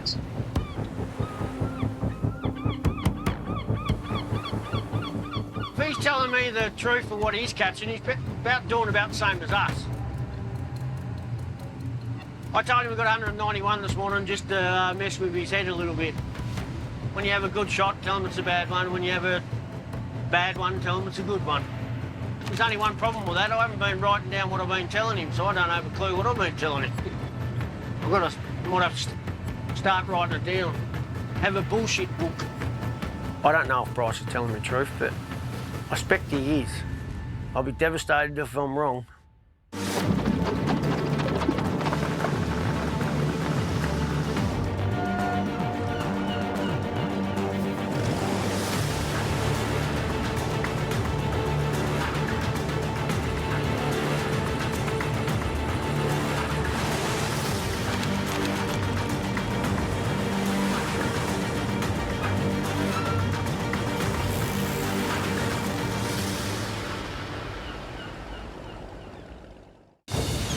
Previously. What the fuck are you doing, mate? If I'd had a gun on board yesterday, I probably nearly would have fired a shot at you. Throwing a banana on Squizzy's roof and what he's done to us. He's playing a dangerous game, the boy, he really is. Wait, is that Squizzy? I've been on the run, but I'm looking at a limping deer here and I'm hungry, so it'd be rude not to take the kill, I reckon. Does he think I'm an idiot? We do have radars, Bryce. I can see you. It's lobster season in the waters off Tasmania's rugged coast. We got a bit of a head start on the boys, which is a bonus. I wish we could swap boats. I've cheated and now I'm going home to unload. That's a pretty lazy 78.5 grand check for you. Fucking thank you, mate. We're fishermen. We always want more. More's always good. More lobsters, the better. 2, 0, 1.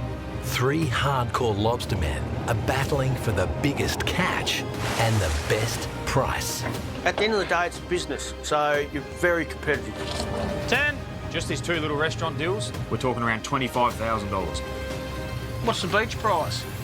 Oh, no good news at the moment. Just got quoted $37 for brindles. That's just not acceptable. I'm over this shit. I really am. I'm over this shit.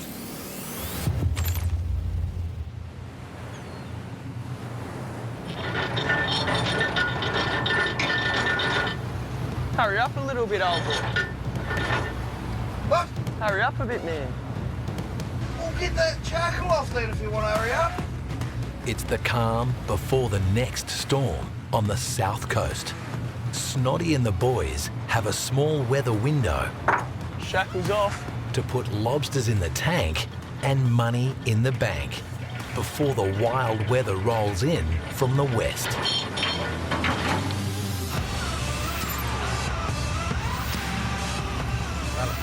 Pot's in front of us, is there? You got better eyes than me, mate. Nah, you're all right.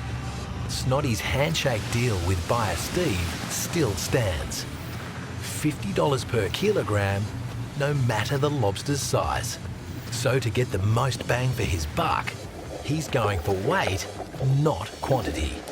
You get in around the rocks and the lobster size increases. It's the dangerous game. It is dangerous. Like, it's high risk, but high reward.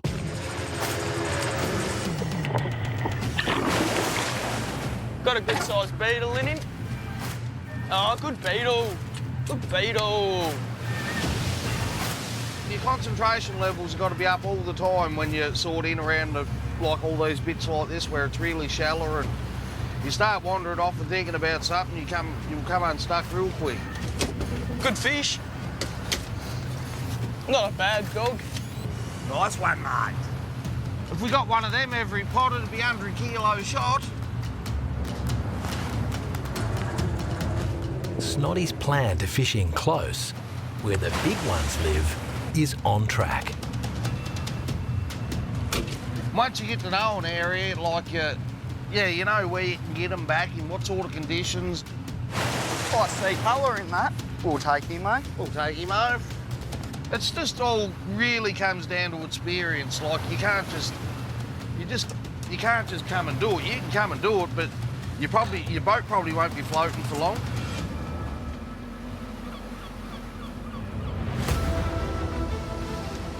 Well, here comes another one, hang on. Fucking oath. 5 hours to the northwest, a massive low-pressure system is engulfing the west coast. The wider fleet has fled south, leaving the bold contender. The swell's making all the time. It's not a very nice place to be. And the chieftain to brave it out in increasingly treacherous conditions. This shot we're hoping to get probably around the 150 would be a lot more ideal, and in that way that's basically the lobster shack order done. We've got Muir's order in the tank, the lobster shack order's nearly done, But there's a lot of reasons that fishermen won't line up smaller buyers.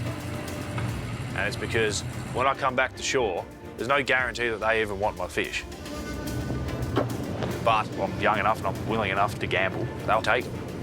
Yesterday, the brindle price plummeted to $37 per kilogram. Bryce has moved to lock in direct deals with restaurants for $45 per kilogram is looking like a masterstroke. We got 200 yesterday, and then 150 this morning would be handy. But with a pot like that, we won't get there. Pulled a few crows out the first few pots. Nothing spectacular though. The storm front terrorising the west coast is set to intensify throughout the day. Productive fishing in these conditions is next to impossible. The west coast is unforgiving. There's nothing stopping the water at all in the Southern Ocean. It's just straight to Tasmania. So whatever happens with the weather system, you can be caught out. You got 5-6 metre waves, 40-50 knots coming. You seriously are in danger. You just need to be ahead of the game when it comes to the weather.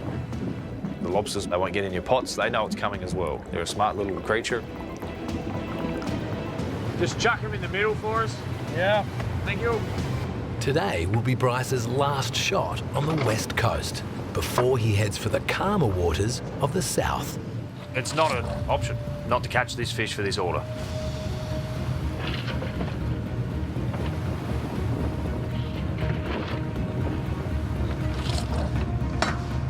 $65.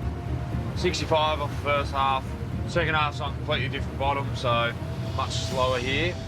I sort of had high hopes for this piece than I did the other piece, so every extra day we're out here, every extra anything, it's just cost us more money.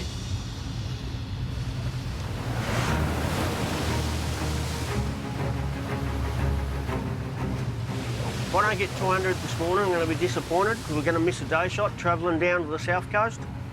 So I want this night shot to be big. 200, come on, babe. I would have liked a few more days up here fishing, especially on the reds, if the weather allowed us, but it's not going to allow us now for the next week. So there's no point being here. We don't know what the price is going to do on the brindles, so we'll start heading towards home. While Snoddy aims for weight over numbers, and Bryce is fishing to order for the restaurants, Squizzy has decided to go all in on volume. He's praying to the lobster gods for a price rise. West Coast has been good to us this trip, and you know, the price never goes out of the back of my mind. You know, I'm thinking of it all the time. We need it to go up.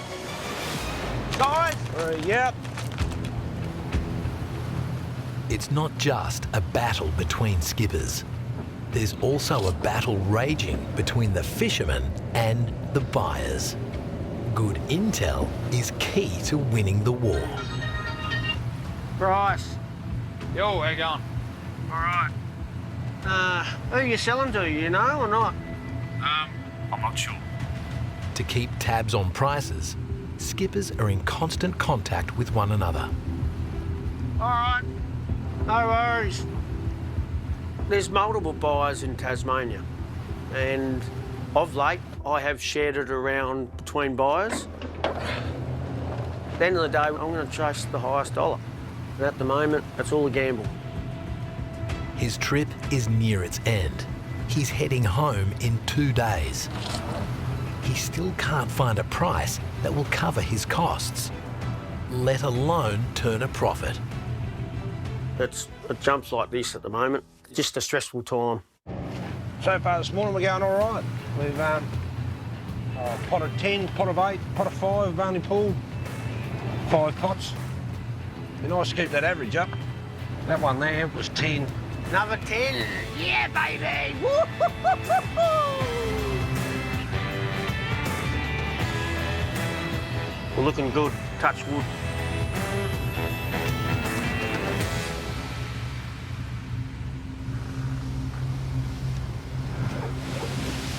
These pots we're pulling now are our shallow ones, what are on the reds.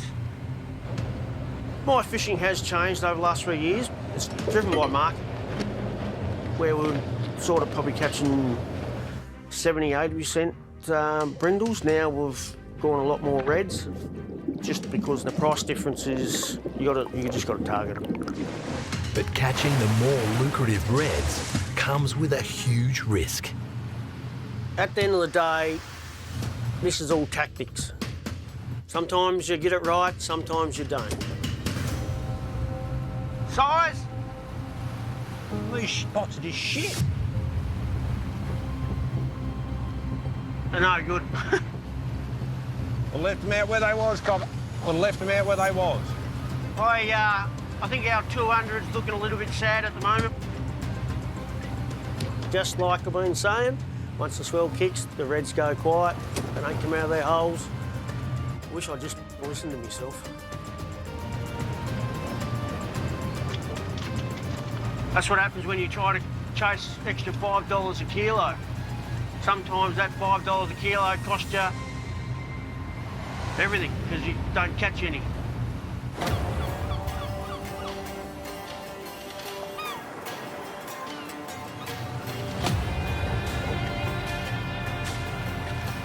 Good fish, old boy. We're not getting a lot, mate, but they'll weigh. I think old Ryan, he looks pretty happy out there this morning because he's never been in here and he's just like, he's pumped. You can tell he's pumped. Well, I can tell. He's happy. That was in a good hole. Yeah. That's better than others that looked. The little pot, mate. They like the little pots. This weight at the moment's probably the same weight as just 100 little ones, really, so I'd rather catch bigger fish and not as much quality over quantity. There's nothing better than seeing a nice big lobster in a pot. Like, you're just like, mate, he's been down there for 30 years and you've caught him. Fucking nice fishing that this morning. Snoddy, Kai and Ryan are halfway through their in-close shot. And they're pulling some of the biggest lobsters they've seen all trip. 2.5. 2.5. Put him in. Tractors. I got respect for the big lobsters. Like, I think he deserves to be worth more money, to be honest with you, because he's spent a lot of time on the bottom dodging these lobster pots. So, good on him. He's smart. He's 2.5. So chuck him in. You know, obviously, he weren't so smart last night. The first half of Snoddy's night shot bags 63 lobsters. I don't even know what they weigh. There was 12 of them over 2 kilos. So there's 30 kilos just with them 12. Spirits on the Anson's Bay are at an all-time high after one cash-in and 23 days at sea. But on the Bold Contender, Hockey's been in that. Squizzy and Tabor's mood matches the gloomy weather. Fucking cunt, you finally get one, they fuck it.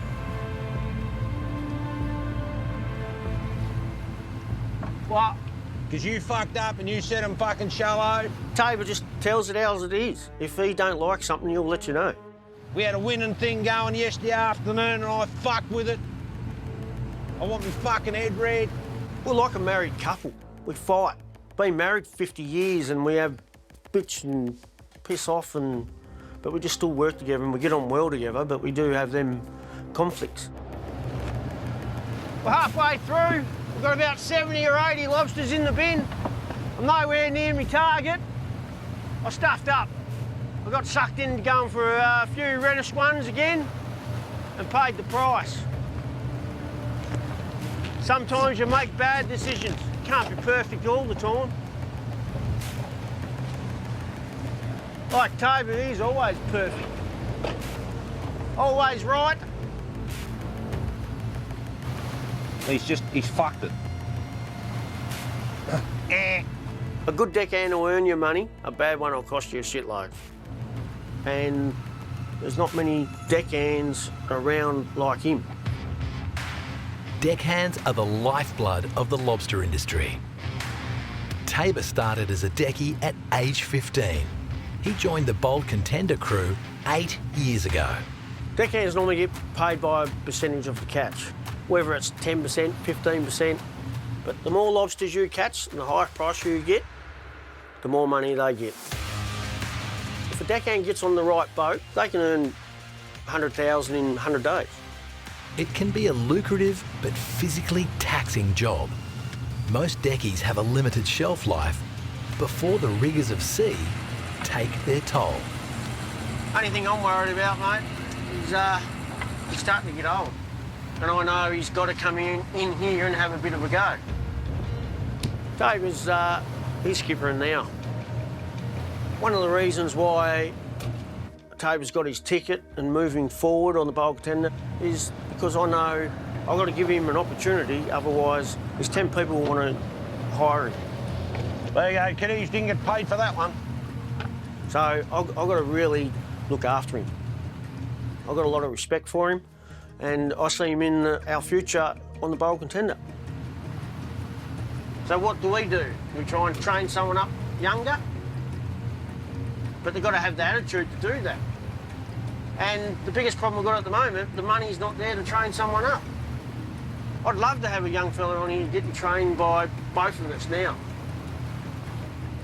Because that's what the future needs. We need some young guys coming into the industry, but at the moment, the way The uncertainty in the world and uncertainty in market just does not allow that.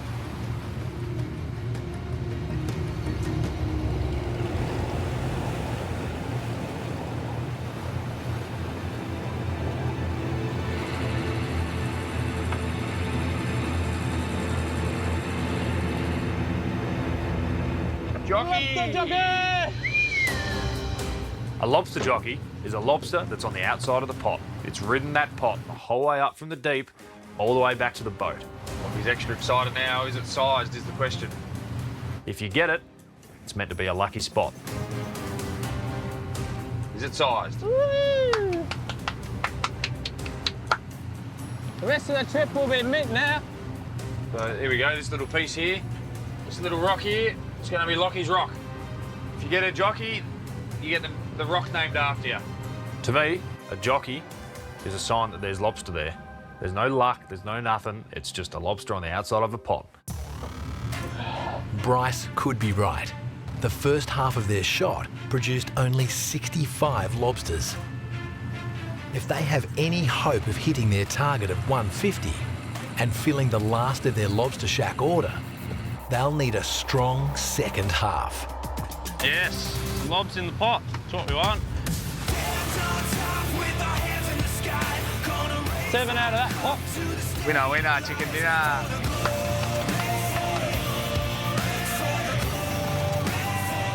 One, 3, 0. You want 30?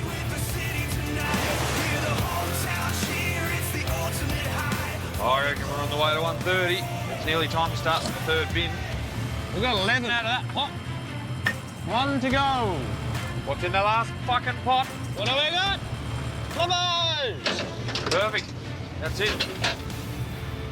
We're on the steam. Have a guess how many? 136. 136? 136. The second half of the Chieftain's shot is a vast improvement on the first. They'll end up only 9 short of their target.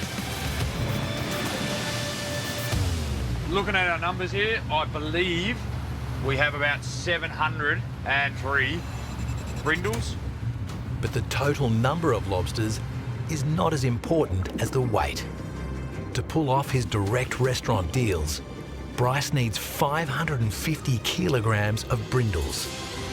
If he miscalculates the weight of his catch, he could come up short, and that could jeopardise everything. The problem is, a lobster will lose weight when you leave it sitting in a tank, and then we don't have enough.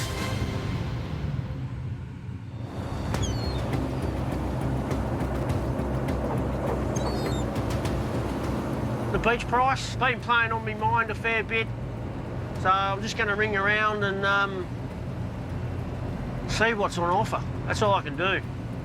The lobster market is perpetually volatile. Squizzy's last offer was $45 for reds and $37 for brindles. Hopefully things have changed. We need things to go up. We need them to go up, and we need them to go up fast. Hi, Squizzy. How you going? Good, Mel. Yourself? Overnight, Squizzy received a lead on a new mystery lobster buyer. Mel, I was just ringing up to see if you were chasing any lobsters and what's the beach price. I was hoping you were hanging out for some fish. This is a stressful job. It takes a toll on you. I reckon we'd have probably about 1,500 kilos, I reckon. Okay. All right. So that seems like a pretty decent breakdown. This is a premium product, so I've got to go where the best price is. Yeah. All right. So we are at 45 for brindle all in, 50 for reds all in. But that's the best price I've been offered, so you're keen for them then? Oh, definitely keen for your fish. Yep, no worries, all right. Yep. Lock me in, Mel. I'm coming to you, baby.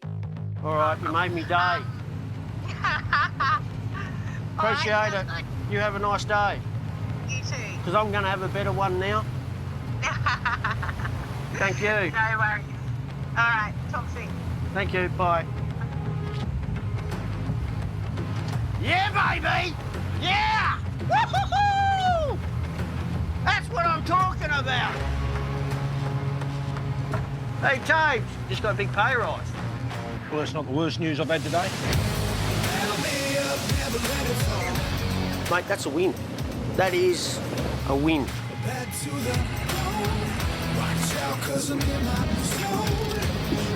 Don't care what you think you got. It's not fair what you think you thought. That's how it goes. Watch out, 'cause I'm in my zone. 9 red ones.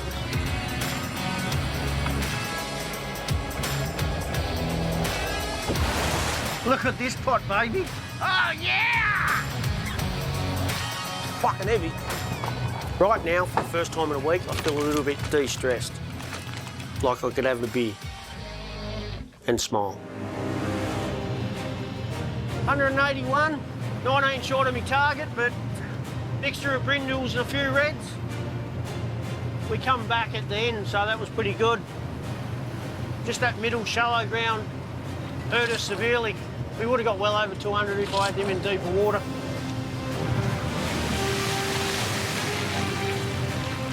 As you can see, the weather has deteriorated a fair bit, so we'll head down to the south coast, a bit closer to home. We've got a couple of days to go. Can't wait.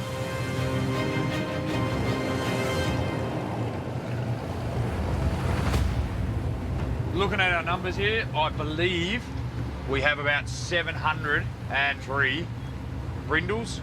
Now, Muers want 250 kilo, and Lobster Shack want 300.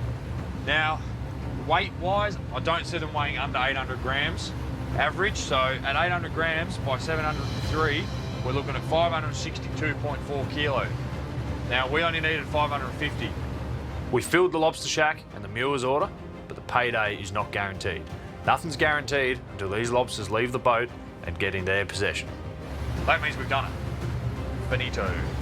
But we still got all these reds on the boat that I've got nothing to do with yet. We need to find a buyer. It's now a matter of, we've got 765 reds. Now, if I was to sell to Salco, we've now got the problem of those reds are worth less than my brindles. It's quite funny that I've got my brindles sold for a good price and I'm going to make money on them, and now my reds are meant to be the ones worth money, and I may have to sit on them. The last offer Bryce received was $42 per kilogram for the larger reds. $3 a kilo less than his restaurant brindle deal. Yeah, I really want to supply Salco my red lobster, but at the same time, if they're not going to come to the table with a price, I won't sell to them. I don't have to, I'm not obliged to, but it's just disappointing that the price is so low. We can't accept anything under $50 a kilo for them. It is not worth our time. At the moment, if I don't get 50 a kilo for the reds, I'm sleeping with the fishies. So, I've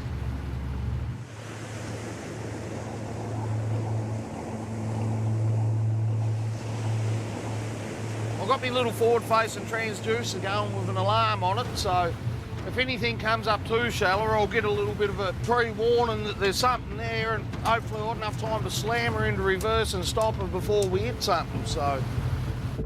Snoddy's instinct to fish in close for the big, weighty reds is paying off. Happy?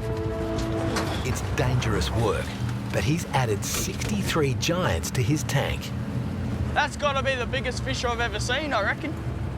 He has 26 pots left to pull, and they're set in even closer. If we happen to hit a rock and get stuck on the rocks or sink, I mean, look what's here. What do you just, where do you go? Like, you're on the rocks, you got nothing. We are miles and miles and miles from anywhere. If we had to walk somewhere, it'd just be, geez, it'd take you 10 days to walk to civilization, I reckon. And I'm trying to keep everyone here safe. Like, that's my job. I've got to keep everyone safe. So we're still doing dangerous shit, like really dangerous shit. But I'm prepared to take the gamble with what I do and what I know and keep us safe all at the same time. So there's a lot of shit going through your head. If you like the rope's coming back this way, mate. I can't see nothing at the minute. That sun's in the kind of a spot, mate. I can't see nothing. I can't see much either. She's over here, old boy. I think I might need to fucking run over this, have I? Yeah, I think, yeah. Can you fucking throw me in the grapple? I've run the rope over and it's heading under the boat. It's going from the bow to the stern to where the prop is. Keep it out of gear, we're still dragging it, I think. I don't know what your rope's going to be like. We do not want that going around the prop and us being stuck there and end up on the rocks. Fuck me.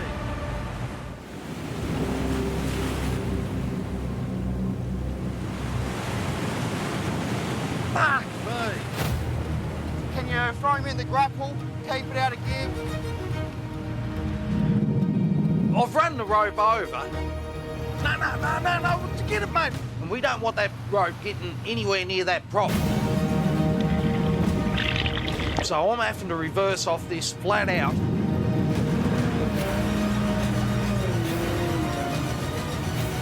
Yep, that's got him. Oh, you fucking beauty. Obviously, if I hadn't spotted it quick enough and ended up around the prop, well, who knows where we'd be now. Oh, boy. Oh, what the fuck? No, sharks. We've only got one more pot left here to go, and I'll measure these last few in and work out how many roughly kilo we got. Fuck, that's a good fish. Mate! I bet she's a weighty fish as well. Yeah, he's pretty meaty. 2-4. I'm hoping for 100 for the morning. That's just a nice number. Triple figures is nice, especially the size of it.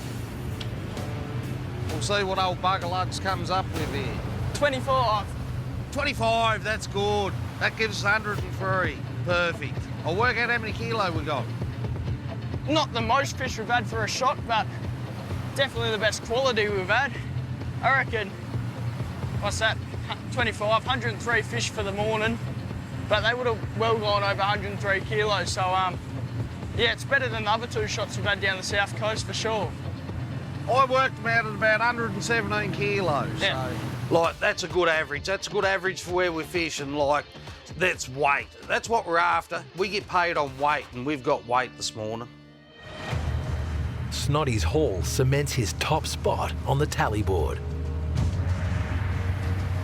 With Squizzy and Bryce steaming to the south, there's no time for a day shot.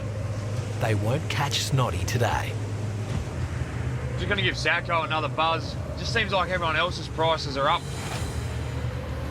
Every day is different. Like every 8 hours, the price can change in the market. You can gain 5, lose 10. You just don't know.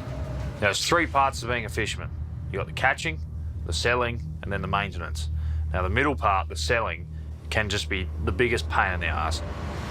Bryce has taken a punt and pre-sold his entire brindle catch for almost $25,000 directly to restaurants. But he's yet to lock in a buyer for his bigger red lobsters, which make up the bulk of his load. $50 a kilo to me is a very reasonable price for a premium product like the Southern Rock Lobster. Glenn got 50, Squizzy's probably organised a few fish at 50, so we deserve 50 too. Got to check with Blakey to see what they're doing. Hey Bryce, how are you, mate? Good, Blakey, yourself? Not too bad, not too bad. First day back yachts for a while, so it's been a bit hectic. Yeah, I reckon. There'd be paperwork everywhere. Price up this morning, mate. 53 for under small, under 800 grams, and 45 over. So all our lobster, both reds and brindles, are the same. However, the markets can warrant the want for certain weight groups.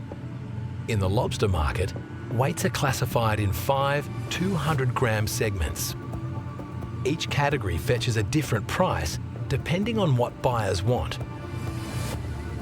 So it's quite complex. You've basically got 5 different sizes, 2 different colours. You've got 10 different prices for the same species of lobster.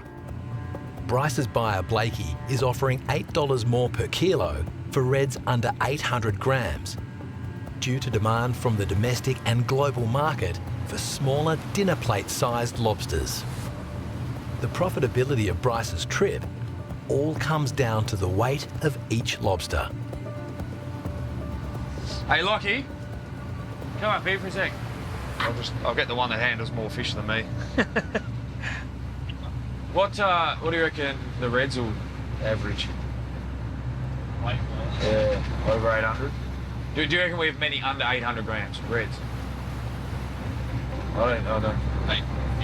Yeah. Well, yeah, we're thinking eight, sort of between 830 and 850. Unfortunately, we've got the next size up. For every lobster that's 10 grams over 800 grams, I'm losing $8 a kilo. Don't sell them, I want them. Yep. And I just keep trying to get that price up for you. It was only 7 days ago we were told there was no market and we shouldn't go to sea. Now here we are with a bunch of lobster on, but we're not going to get the price that we're after. I don't want to sit around, but there's also a lot of boats on the south coast.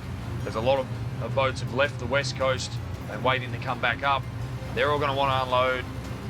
I don't know who Squizzy's selling to. He's got fish on. We can hold out for the price we want to sell them for. But with everyone heading home at the same time, you run the big risk of the processors dropping the price for the last person. And then it's a real race to get home.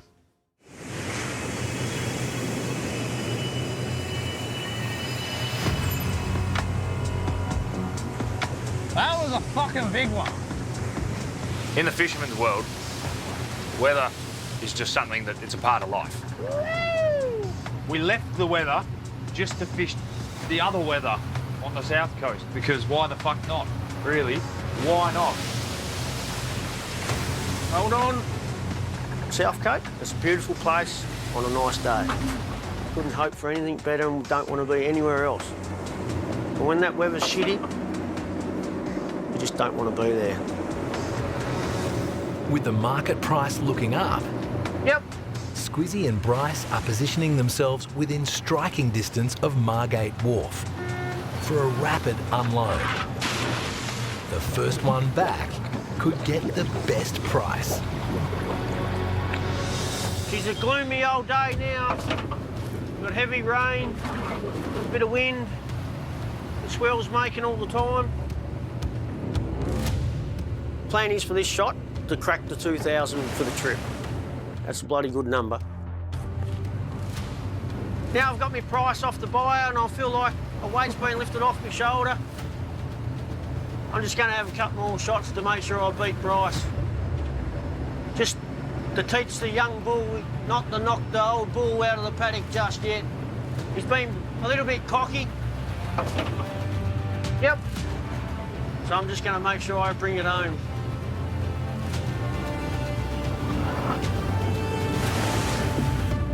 I just feel like the real competition's between two people, Squizzy and myself.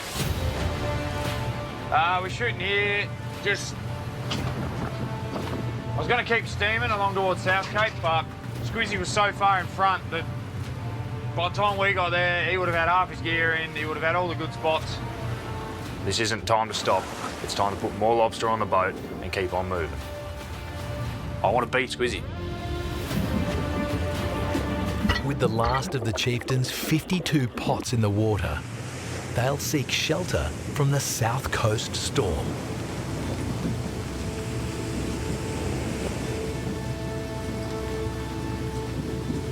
I smell food cooking.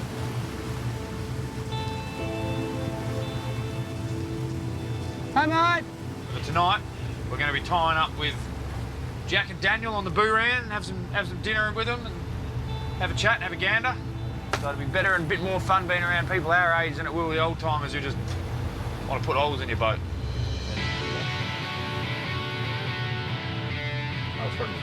Yeah, that's been cooking since like 12 o'clock, mate. Just pulled pork without the pork. There's definitely a generation gap between the fleet. Look at that. One for the skip. I believe right now, compared to the whole size of the fleet of about 150, there's only about 5 of us under 30. You can have some tomorrow, bud. You can have it when it's cold. No, you're trying to look after your belly, mate. You're starting to fucking fill out a bit, you know. So Jack's my age, he's 28, and he's been in the industry for 8 years. I've only been in the industry for 4. So being two young fishermen in the fleet, we're the up-and-comers. You know, it's nice for us young fellas to stick together, you know, at least have a conversation, talk to each other, see how you're going, and things like that. It's just definitely important.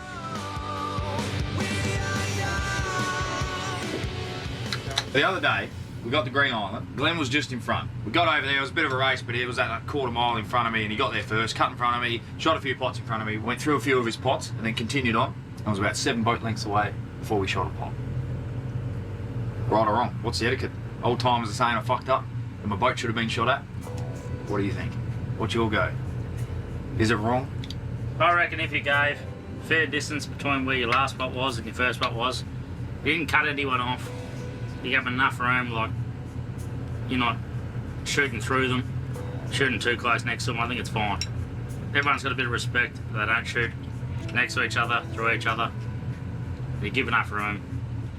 So Bryce may have fucked up then? Depends how much room was left between pot to pot. Really? Yeah.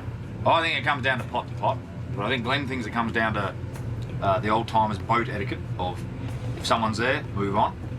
But it was I was intrigued to know what fish were there. I was like, it was a good reef. When you're a young fella in the industry, like when I first started, everyone's going to push you, and they'll see how far they can get until you push back. And then they realise that they can't get that with you, so then they lean off. But they'll always push and see what they can do. Okay. Which is what I got when I first started, like 8-9 years ago. I got pushed by a few people, and then I pushed back, and they left me alone. Yeah. Should I, when I see him next, give him a big apology? Or is that, like you said, is that not then bending over for them? I think it's fucking precious ground, really. Yeah. Like, no one walks all over your old man. No. So, there should be no reason they do the same to you. I think I did the right thing, I think, by apologising to him on the radio, but it's just one of those things, you know, like Jack said, it's... If I continuously apologise for it and say, oh, it won't happen again, does that mean he's got it over me? You know, if he sees me again fishing somewhere near an area, is he just going to barge his way in and know that I'm going to go, oh, Glenn's here now, I'll walk away. I don't know, just that age gap.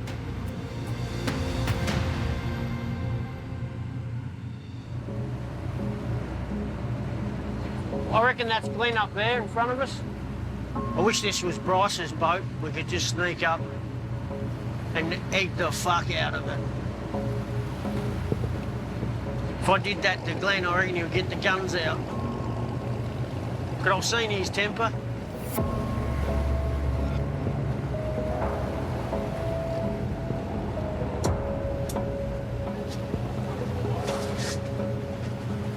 What's going on? Not much, mate.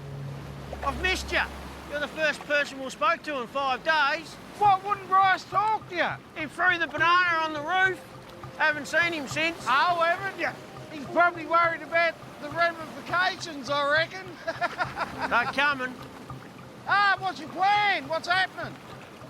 I don't know, have a night shot tonight, one tomorrow and go in. Yeah, that's our plan too, old boy. Just pull them in the morning, then we'll sneak up track a little bit close to home and chuck them in, have a tidy up, and that's us, I think. Yep, sounds a good plan.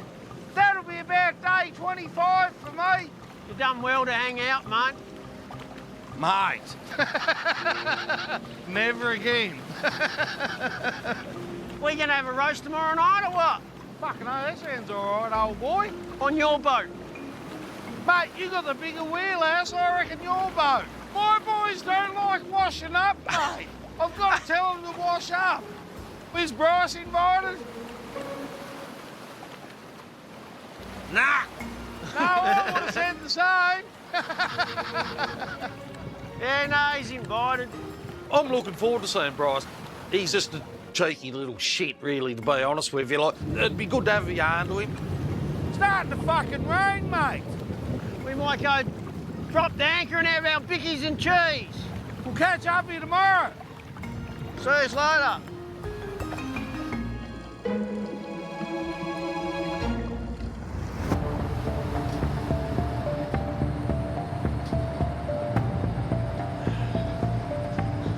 Let's go! we end up with a whole bunch of fish here, I think no matter the weather, we'll end up staying. There's no point running from fish to find fish. We've already done that, and if we're lucky enough to come across more fish here, then we should probably stay. Come on. The markets sound like they're starting to lift. This isn't time to stop. It's time to put more lobster on the boat. This boat has to come back with 1.5 tons at $50. Catching buckle. Was expecting this piece to be probably twice as good as it is currently, but it could have been hit recently with all the weather that's come. Plenty of people work down here.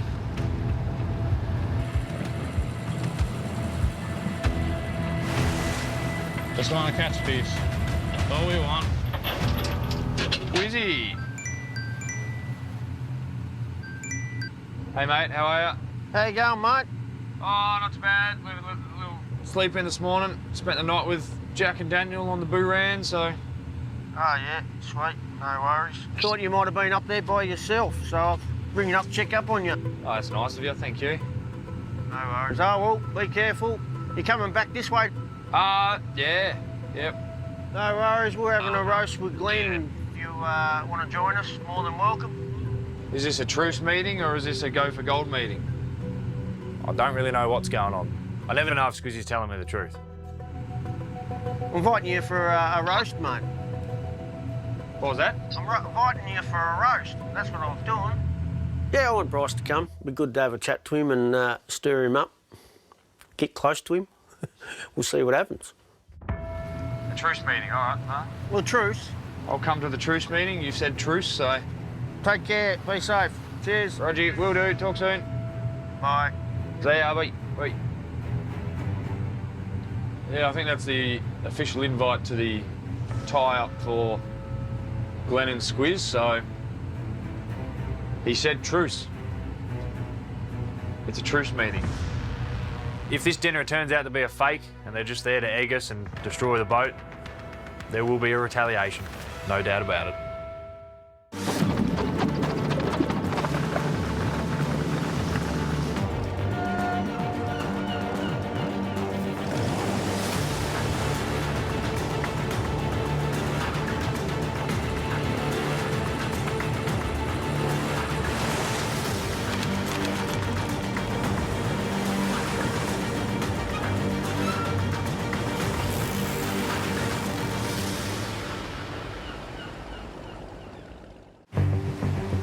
Previously. Righto, Loggy. Let's get him in.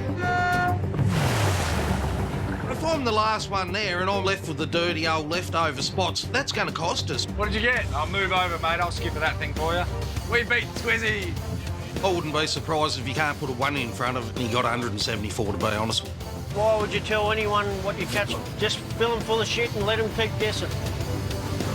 It's lobster season in the waters off Tasmania's west coast. I got weird feelings about this price at the moment. Part of me is telling me should have stayed home. I don't want to outlay $45,000 if I don't have to. 3 hardcore lobstermen are fighting it out for the best spots and the biggest catch. I think most fishermen have got a superstition. You need to look for the banana on your boat. I think you're just trying to psych me out. Anything with banana in it is not allowed. It's bad luck. If we have to tread on some toes, catch lobsters before anyone else, I'll do it. What the fuck are you doing, mate? He's turning with us. Fucking ropeable now. Fucking ropeable.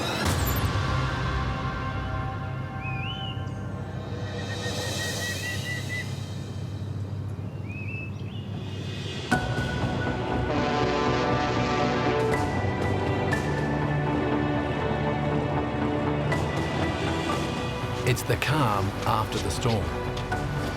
The skippers are setting the last of their night shot pods. Securing the top spots leads to more lobsters and more money. But the battle has left Snotty rattled and Bryce a little confused. I don't really know the bottom, so I probably don't really know the road rules either, but all I know is Glenn is unhappy. So maybe happy Squiz might be able to cheer him up, but for now, we've got angry Glenn in the corner. The two banana boys are talking to each other, so we'll see what happens. What's happening? Not much. I'm having one. I've got to run. I had to have a fucking de-stressor. Why's that? Oh, fucking Bryce, fuck me. Who? Bryce. What's he doing? Lover's tiff. Oh, we just started setting pots and he just went in front of us, started setting pots. It's like, oh, for fuck. We was going to set pots where you was, and I said, no, we'll leave Squizzy alone, we won't annoy him, we'll go up here to a fucking fresh patch. Then we've got up here and we've got fucking flustered. Fucking hell. I couldn't tell who was in the right, who was in the wrong, but I had an idea. If I was a betting man, I'd go Bryce is in the wrong. I think he's forgot about the unwritten rule. I think Glenn's very mad with me because I've just pulled up with Squizzy and Glenn and Glenn's left. So there might be a banana coming his way in the morning.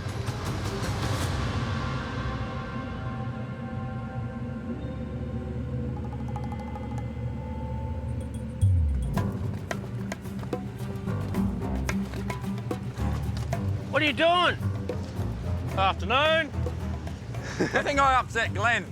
He won't talk to me. I've had to add another character, another banana. So I've got Squizzy and I got Glenn. Glenn's not very happy at the moment, so tough titties really. You know he goes off, don't you? If Glenn wants to play games, I'll play games. I love games. Squizzy knows that. Glenn can now learn that. Did you find that banana? No, mate. There's one. I'm surprised you haven't found it yet. I don't think you're looking hard enough. I've had a bit of a look, but I'm not gonna. I reckon there's none on here. It's up the back. I bet there's none on here. You scared of heights still? Yeah. No, it's not scared of heights, it's scared of falling. Is Tabor scared of heights? No, he's not scared of anything. I ain't going up there to check it out. He's just a head fuck, this bloke. I'll see you in the morning. All right, I hope I beat you in the morning. With your banana luck, mate, you'll be fine. There was no banana on his boat before, just the thought of a banana was on his boat. A bit of bad luck might rub off on him. The curse of the banana might start. I'm sure he'll come up with something.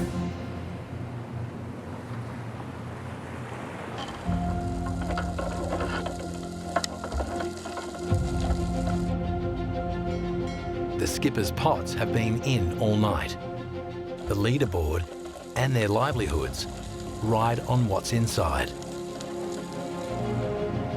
It's 5 a.m. and their day has started. Beautiful morning for the west coast of Tasmania.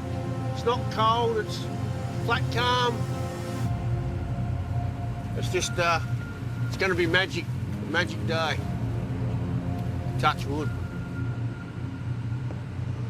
You get nice weather like this, the red crows might have a run. There's only two things in life that are certain, death and taxes. The skippers try and fill their pots before daylight. Once that sun is up, the lobsters are on the crawl and they could walk right out of the pot. But daylight isn't the only nemesis of the fishermen. There are many. A couple of sand sharks, more of a nuisance than anything. You're a fucking rat. Two for us. I believe in superstition. I was brought up by the older guys, so it stuck with me from day one. First job I ever got, no bananas on the boat. It brings a shitload of bad luck.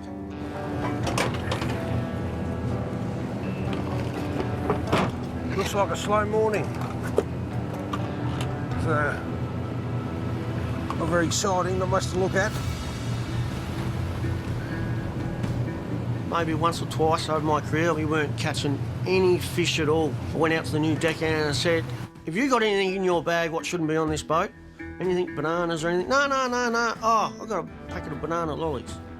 Ripped them open and tipped them all over the side. The next shot, we caught 500. Hopefully they pick up.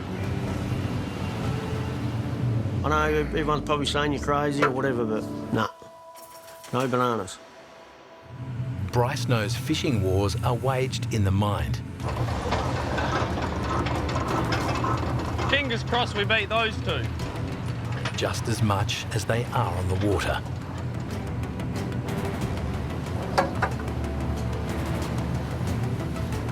Pulled the first pot, and that was shit, and it's about exactly the same as what my fucking mood is, actually. Fucking shit this morning.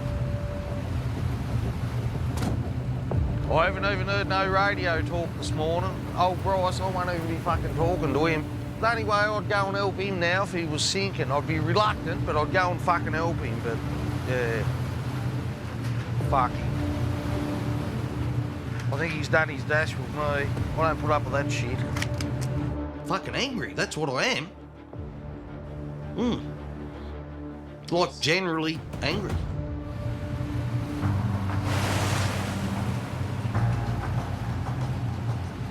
I'm not excited at all. Fucking shit. When I was coming up versus Bryce, I didn't want to tread on anyone's toes. I know I did a few times. I treaded on his old man's once, and I learnt that lesson pretty quick. Come on, this one's got to be over.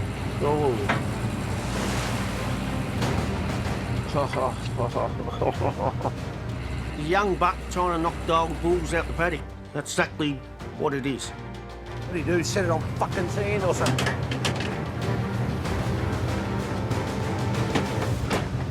He has massive balls. He does.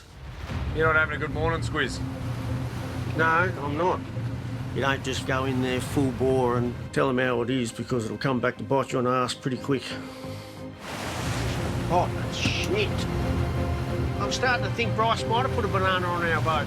If we keep going the way we're going, I might have to go searching. Hope there bloody isn't.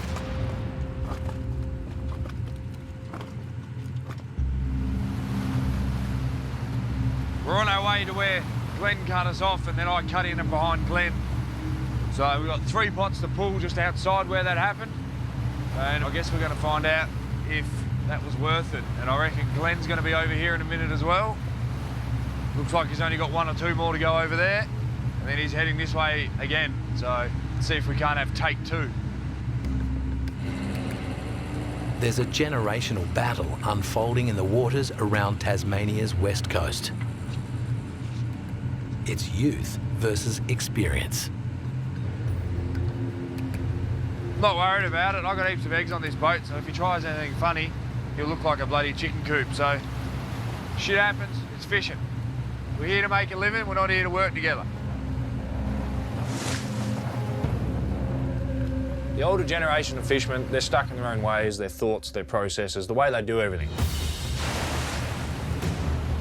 Yes, lob's in the pot. Just get on the radio and tell Glenn the fish are fucking good here. He'll probably steam over here real fast. I think our average age of the fishermen is in the 50s, low 50s. Now, I'm only 28, and my deckhand's 21, and there's very few boats that are nearly under 30. 6 out of that one. 6 out of 1 that Glenn would have got. That's not bad. Thanks, Glenn. Thank you. So this imaginary rule book with the Anson's bayonet and the bowl contender and all these other fishermen in it with their own specific pages and rules and how you work around them and stuff, that's just in their head. Cheers for the lobsters, Glenn. Thank you. I should ask the old man if he doesn't have one of these rule books sitting in some chest in his, locked in his house or something like that. So I wouldn't mind having a quick read. Lobsters. Not bad, Lockie, not bad. I wonder how couple more. Squizzy's going this morning. Now he's got a banana on the boat. Is he going to do really well? Or is he actually going to have bad luck? I reckon he'll be fine, mate. Or he'll be fine that he's got fruit on his boat. If he eats it, he might look healthier. Bit of potassium never hurt anyone. Potassium never hurt nobody? No, no.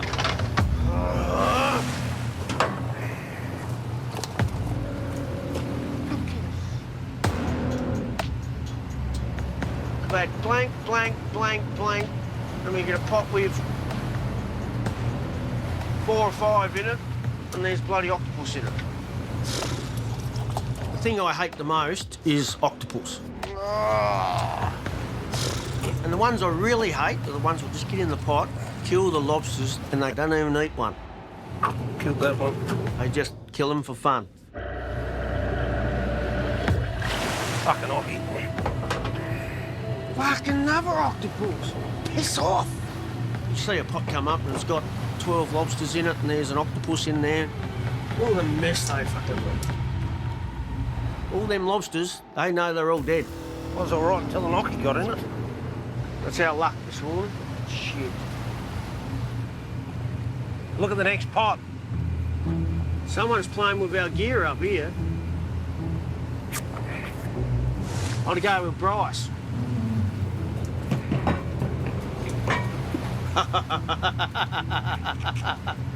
We've got plenty of gloves for the trip anyway.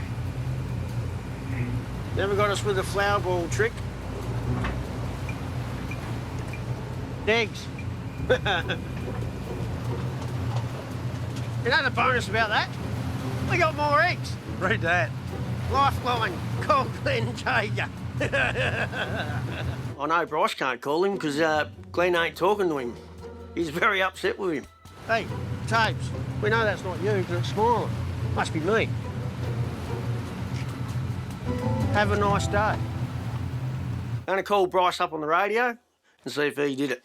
I reckon he did. Get it? Bryce, you there? Hey, how you going? You didn't stick a drum on our pot, did you? I said have a nice day and called Lifeline, Glenn Jager, with his number.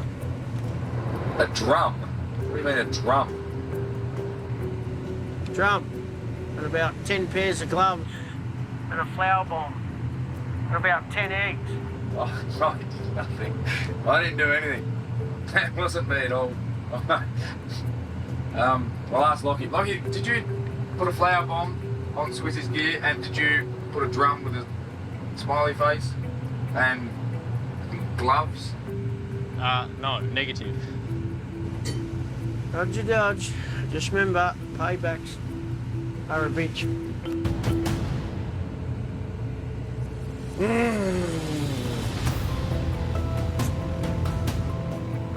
Someone's trying to set me up here and they've done a very good job of us. What I'm wondering is, was the booby trap meant for me and someone stuffed up and put it on the wrong set of floats? Yeah, so Glenn's done that. All I know is I don't wake up early enough to set booby traps. It's a midday booby trap or it's nothing. Yeah. Not happening. No matter who's responsible for the shenanigans, it's clear it's game on. Every skipper should expect the unexpected. Hey, how you going? Any flower bombs or what?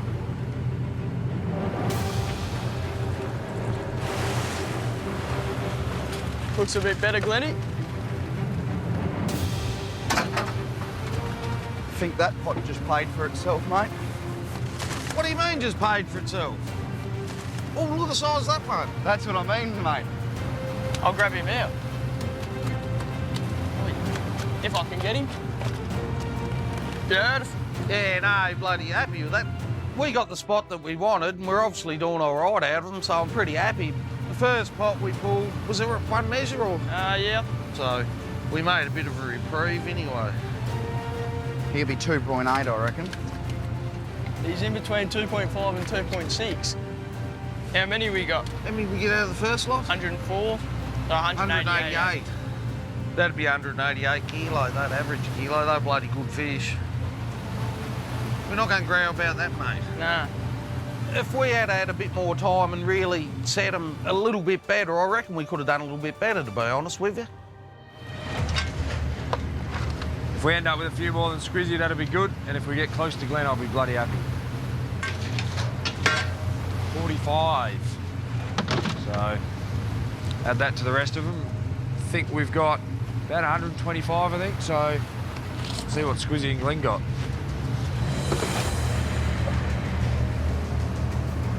Ended up 124, so not a bad recovery. If there is a banana on the boat, that's probably why we had a bit of a bad shot this morning. That's why we hit so many octopus. I haven't seen octopus like this for years. Despite Bryce bagging one more than Squizzy, he still trails him overall, while Snoddy's 188 sends him to the top of the tally board. But Snoddy has a secret, and it's going to change the game. We've got 306 fish on, so pretty happy with that. But I've got a bit of a confession to make. You can probably put a 1 in front of that. We brought some fish out with us, so the boys don't know that yet, so yeah, we'll see how that unfolds.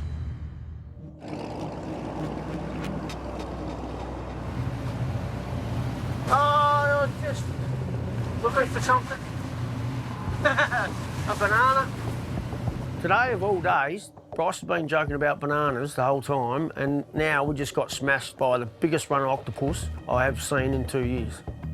I haven't been a whole photo. Coincidence? I don't know.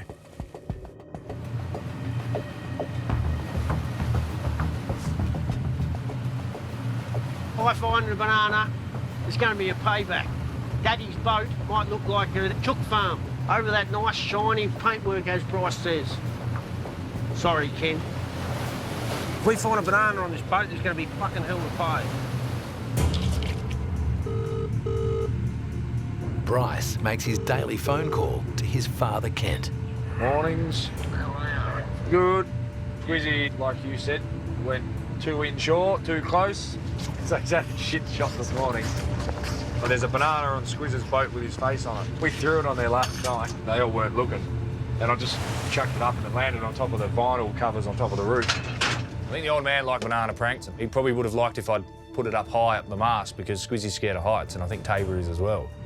I'm unsure what Glenn got. I've got no idea. He's not talking to me. He had plenty of room. I didn't shoot any pots on top of him or close to him. A bit over the top. Okay, doggies, talk soon. Have to get a sticker put on the boat drum alarm.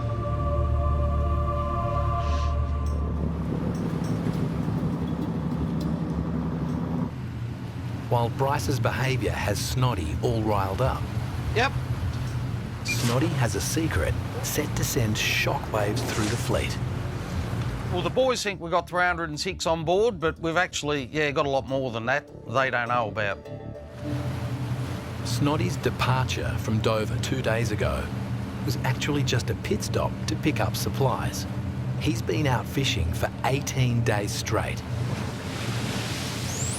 And he has a boat packed with 1,325 lobsters to show for it. Yep. We got a bit of a head start on the boys, which is a bonus. They don't know about it, but yeah, hopefully we can make some money out of it. That's what we're up to. It gives him a huge advantage over Squizzy and Bryce. He could be the first to cash in, but only if the price rises. When we headed out, the price was 50, and then when I rang up to come back in, they dropped it to 45, and then they didn't even really want them, to be honest with you, so it was just like we're stuck in a bit of a predicament. With the price at $45 per kilo, he's around $7,000 short of what he needs to make the trip a viable one. He could easily be stuck at sea with a boat full of fish that's cost him more to catch than he can sell them for. Yep. We need $50 to make it work. Anything less, we're nearly doing it for nothing. To keep tabs on the market, skippers are in constant contact with each other. Hey, what's going on, mate? The boys are always talking about what the price is doing, going up or down or whatever, and if you can get a little bit of a intel of what's happening early, you can sort of plan for it. Well, everyone sort of was predicting it was going to go up, but they try and hold it as fucking low as they can for as long as they can, don't they? But they're pretty quick to drop her when she drops. Each skipper negotiates their own deal with their own buyer. $50, all in. Ooh, she's starting to move, mate. Who's that for? And not every skipper gets the same price. I've heard nothing. Like, it's still $45 as far as I know. Roger. So, mate. If we can get 50, I'll be happy. Like, that's what I wanted to start off with. The price of everything's gone up. Everything you look at's gone up, except the cray price. That's come down. It's the only thing in the world that's come down, I think. You've sort of got to have a little bit of luck on your side too, if you know what I mean. She's been an old slog, but hopefully we get her.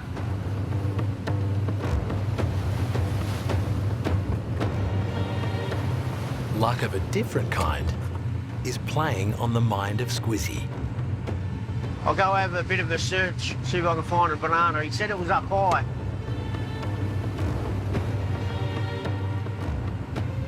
If Bryce did put a banana on the boat, where do you reckon it'll win? It's got to be outside. I could search for days looking for this banana if he's stuck it somewhere. Little Bryce is going around in my head going, go look for that banana. Fuck off, Bryce. Leave me alone.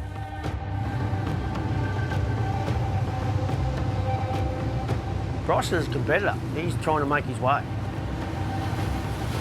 Bryce knows how I feel about bananas. He's probably thinking, chuck a banana on his boat, then he'll have bad shots. And I can win. He's treading on toes, and he don't mind if he treads on toes.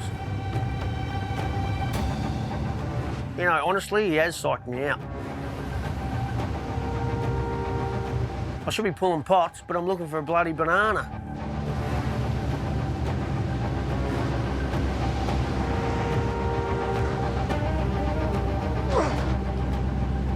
You fucking little cunt. You fucking little shit. I don't even want to touch it. I know where I like to shove it. Not happy. Do you know how much bad luck that is? This is bad voodoo shit, man. Bad. Can't believe he's done it to me. But I've helped him out a fair bit, and this is how he treats me. Tape on the roof. Been there a while, look at it. It's even got a goatee. Toby's attitude is he doesn't forgive. He doesn't forget. People are scared of holding spiders and snakes. I'm scared of holding a banana on the boat. This is not about having a bad shot. This is about safety for the crew. Bad hoodoo shit.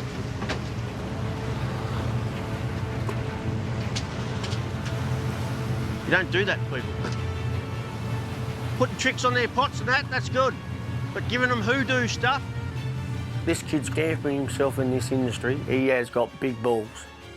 I'm not even gonna carry on the radio. I'll calm down and pretend I never found it. I'm gonna be nice to him until it's time to attack.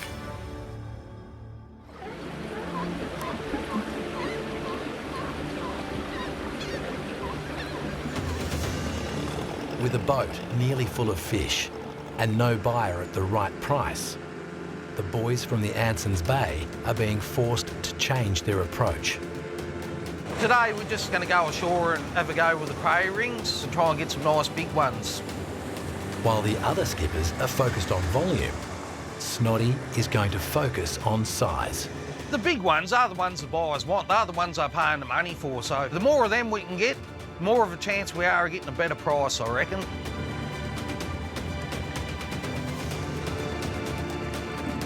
Pi, when we was up here a couple of trips ago, we found this one cray. We got about 8 or 9 crays out of it, and he's really keen to get back in to see if there's any more in there. He's pretty confident he's going to do all right out of it. I don't know, it'll be interesting. So, yeah, no, looking forward to today. Hopefully the boys can rustle up a few crays and get us up to 200 for the day. What do we need? 12. 12. Yeah, I reckon we can manage that. And she'll weigh 24 kilo, I reckon, our day shot. Oh, you're pulling big dogs out today. Yep. The big lobsters, they love living in real shallow water, so when you get a nice flat day like it is today, that'll do. You're a chance of getting some nice big ones out of the cray rings. Big redfish are not big redfish for no reason. Like, they're smart. Like, they're not stupid, though, lobster. Like, you've got to try and outsmart him. Cray there somewhere. Where are you, mate? I've seen you before, mate.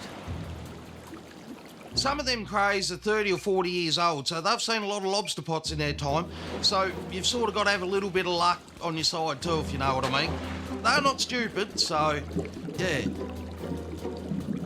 There you are. I can see you. So the rings are just a steel bar with a net in them, pretty much. You try and set him up on a nice bit of flat bottom, and the water's that clear. It's bloody beautiful. You chuck your cray ring down, you can sit there and watch the lobsters walk into the ring, and then just pull it. Hopefully you get him. Come over this way, mate. Lost him?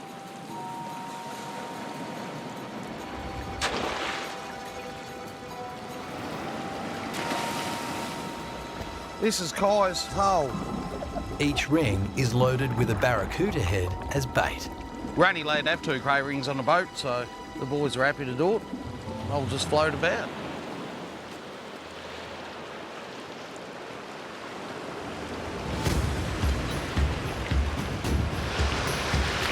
Mate! When the lobsters are hungry, they don't muck around. They're bang, straight into it. He should pay for your cray ring, son. He'll pay for the bloody oath, he will. He's a beauty. What he'd be bloody... Here, big. 35. You've done well, mate. 2 minutes and you got a clunker. Your old favourite hole's come good, mate. Yeah, he's a bloody beauty. Like, he'd be 2.5 kilo, I reckon. Oh, the boys, they'll love him. He's a bloody beauty, so he's a big, solid fish. Everyone's going to be happy with him. Oh, like, this is why we come ashore to do this. Like, everyone's bloody excited. It's good. It's just good. Love it.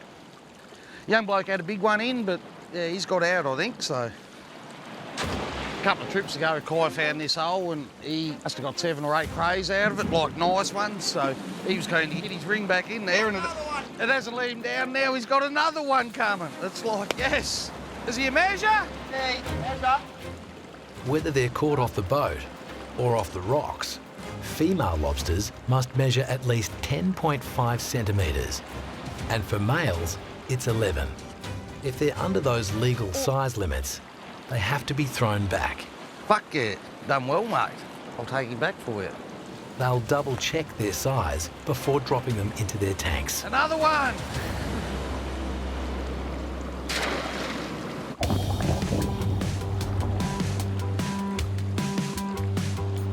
One just got out. I just seen him and he got out. Now I've got a wet foot. Oh. Gonna have to find another rock, I think. Oh, you got both of them too! Mate, your hole! You're gonna have to slip one in the hole. Kid's ring here to make him feel a bit better. What do you got, mate? Oh, they're not as big as the last one, but they're still bloody good ones, aren't they? Yeah, they'll do the job. Kai, like, he don't say much, but it's just fun. Me and him get on like a house on fire. Oh, you got another one? Oh, the old faithful's come good again.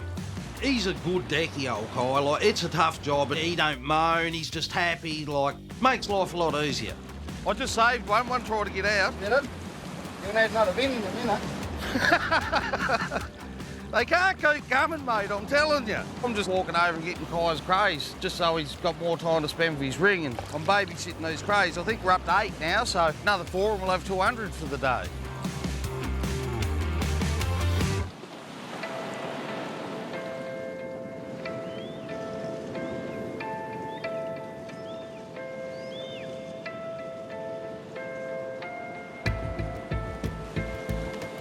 I think this is the first time I've been on land for about 18 days. It's just like, it's amazing. You don't appreciate how much you love being ashore. She's a good feeling. It's nice to get ashore and relax and forget about, like, the price and everything that's going on. Oh, fucking oath, I nearly thought I'd lost him. I'm just relaxed and happy the boys are, they're having a good time, and so am I, just watching them pretty much. I'll get you another one. You do that, mate. 3 more would be nice for 200. Oh, or unless old Bugger Lugs has come to the party down there.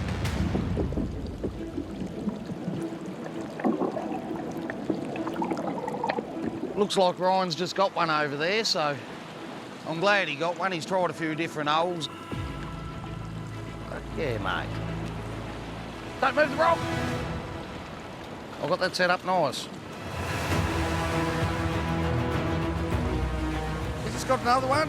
He's probably about 1.8, I reckon. He's a bloody good one.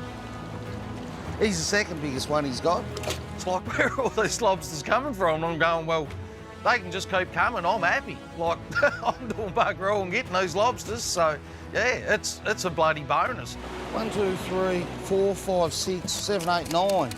Suppose I can carry me fish back, do I? No, mate, I'll carry them. Oh, that's I've good, been here babysitting them for you. How many did I catch? 8. You're as happy as pig in shit, aren't you? Yeah, I'll do the bait savers, mate. I'll remember where that is, mate. I'll have a pot in there one day. I'll charge you royalties for it. You're a man. It's the big hole, mate. It's Kai's big hole.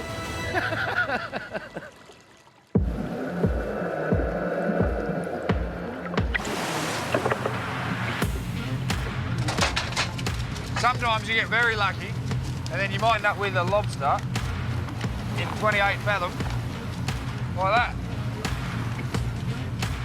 And that's a nice redfish.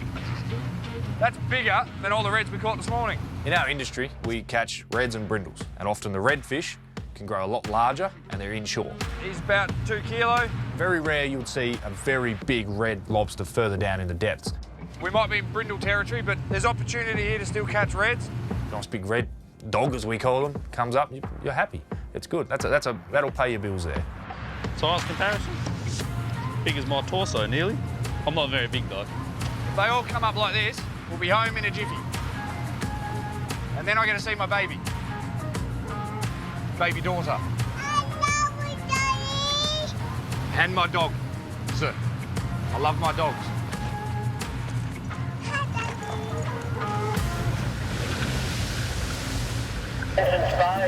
Get me, Glenn. Yeah, boy, good mate. How getting you well? When we were ashore drinking and what the boys get, they got 9, I think. Oh, yeah, that's right. Short. Yeah, it's bloody good. Real good. Glenn doesn't sound too mad. He sounds like he's had a good afternoon to calm down and relax on the beach. He might have even got a tan on that head of his. Hey Glenn, how are you? I would have never done the drive-by on Glenn if I had known it would have had repercussions of him not talking for a long time. Yeah, good mate, good. How's your day going? However, I don't actually know, is he just playing a game as well? Is he just joking about pretending to be mad and salty and whatever you want to call it? I don't know. Yeah, good, thanks Glenn. That's good, it's good. Good to hear your voice. Miss you. But if this continues for days, I'm going to get a bit concerned because to me it's important that whoever you're fishing near you're talking to. 10. 10? 10. Damn. Yeah. I tried talking to Glenn.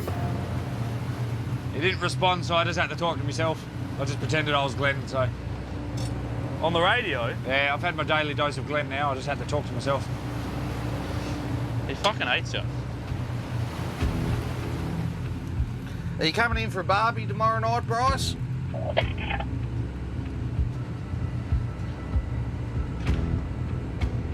I'll have to check my letterbox, mate. If that's an invite, I won't say no. Oh, right. I was just going to say, you probably want to have plenty of padding around your body.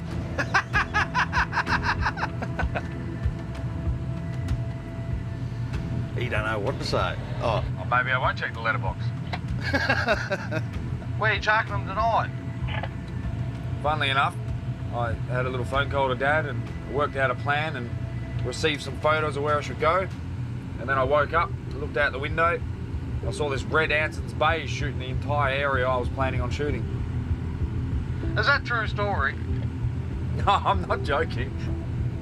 Fuck me, that'd be 2 days in a row you fucked us up if you was going to do that.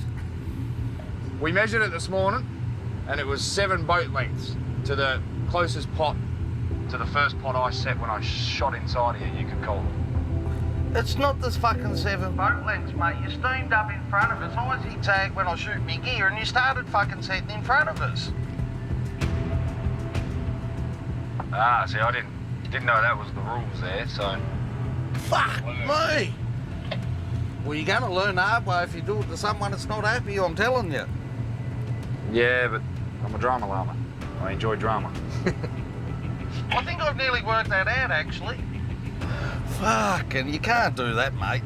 Like, honestly, someone will fucking shoot you.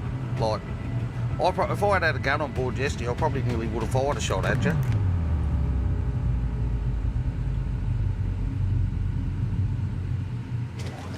Oh, Glenn's getting stuck in the bright. Shot over the top of him or something.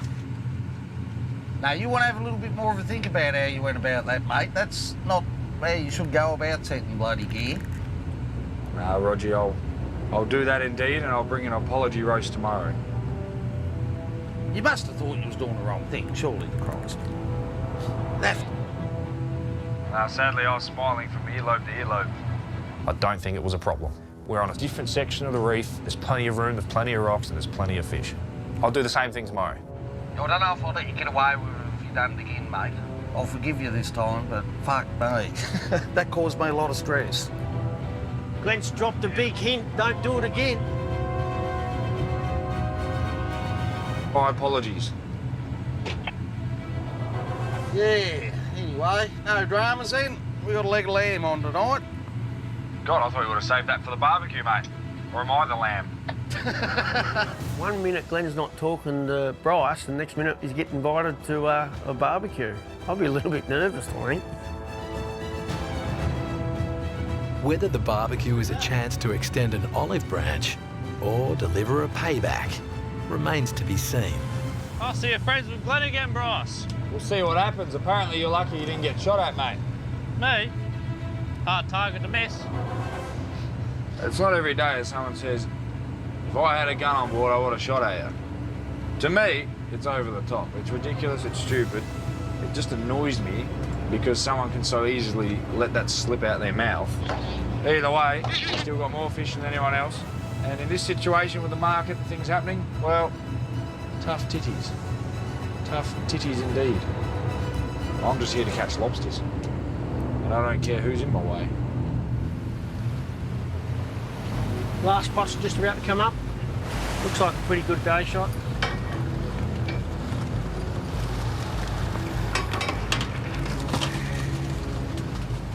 Not a bad shot. We'll be well over 200 for this afternoon. It's good fishing. We don't complain about that. I find the banana, we get rid of it off the boat. We have a day shot for over 200 and we don't see an octopus. There you go. Squizzy's banana-free day shot bagged him 230, while Bryce, under fire, only managed 129. Snoddy's 9 big reds take his overall total to 1,640. And the other skippers are getting wind of his pre-existing payload. So Glenn's been out 18 days.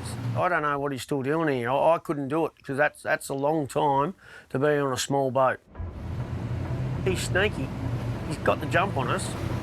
But there's no worse feeling when you've got a boatload of fish and you can't even get a fish buyer to pick the phone up. I'm severely worried about the price at the moment. This time of year should be going up.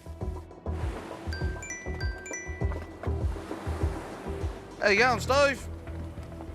What's going on with Bryce? Anything or not? Steve's me buyer. He buys the craze off me. Yep. He's a good bloke. He's loyal to us and we're loyal to him. Oh, you're joking. But he does give me the shits at times. 47 all in. Yep. It's like, no, mate, I want 50. I was talking to Mackenzie. He said he was getting 50 all in today. He's come up a couple of bucks, so there must be something going on with the market. All right then, mate. Thanks very much for the call. I appreciate it. I can't get too pig-headed and just say, I want 50 and I'm just not coming in till I get 50, because at the end of the day, we're getting a few fish in and they are going to be needed to be offload. Like, you know, it makes it hard. Like, bloody oath it makes it hard. It's nearly there. It's $3 short, but it's 5 or 6 grand's worth of money. That's an extra $500 each for the boys, and I'll get bloody whatever I get. There's not much after I pay everything, but Yeah, but I just want it. That's what I want. Fishermen are sneaky buggers. They'll hide everything from you. And hearing Glenn's got fish on means he's ahead of us. He's already got that jump on us. If the price goes up, guess what? He's got nearly a ton on already. He's ready to go. The rate we're going right now, we don't have enough fish on to even think about going back home. So we need more fish. Right, let's shoot them. Let's shoot them fast. Oh, let's put the pots in the water. We're not going shooting anything. Oh, yeah. We don't want to go give people the wrong idea that we have guns on board. After this afternoon's Glen attack, just feeling a bit unsure about how to take what he said. Was that a threat, or was that just a bit of a fisherman's term that he's using? I don't know. You got your Kevlar on, Loggy? Jolly good. It's a new design. It's a prototype from France. Nice. It's called cotton Kevlar. I've heard rumours from back in the day, fishermen would shoot another boat at the waterline, and then you end up with a bit of a leak. So whether it's true or not, I don't know. Chop, hurry up! We don't get paid by the hour, mate. Glenn has a temper and he sees red. What he does is, who knows? Where am I going? Over there. I hope Glenn don't own a gun. I'll try not to think about much to stress me out, but it just makes it really hard to concentrate. So if we're going to have a shit shot, tonight's the night.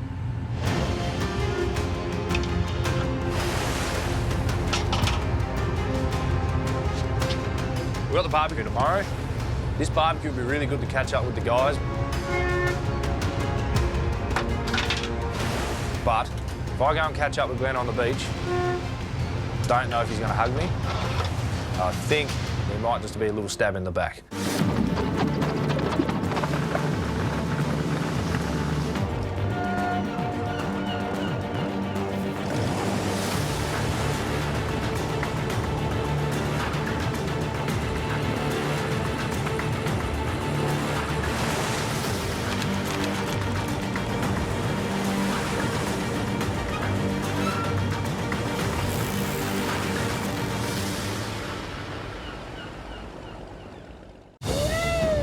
Previously, We left the weather just to fish the other weather on the south coast, because why the fuck not? Markets sound like they're starting to lift. This isn't time to stop. This boat has to come back with 1.5 tons at $50. it's lobster season in the waters off Tasmania's rugged coast. Old timers are saying I fucked up and my boat should have been shot at. Right or wrong, what's the etiquette?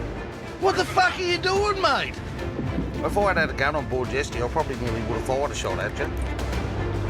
So Bryce may have fucked up there. 3 hardcore lobstermen are battling for the biggest catch and the best price. There's a banana on Squizz's boat with his face on it. Bit of bad luck might rub off on him. You fucking little cunt.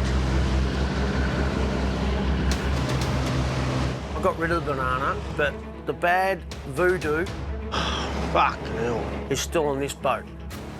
He's playing a dangerous game, the boy, he really is. We're having a roast with Glenn. If you want to join us, more than welcome. It'd be good to get close to him. We'll see what happens. I'll come to the Truce meeting. You said Truce, so...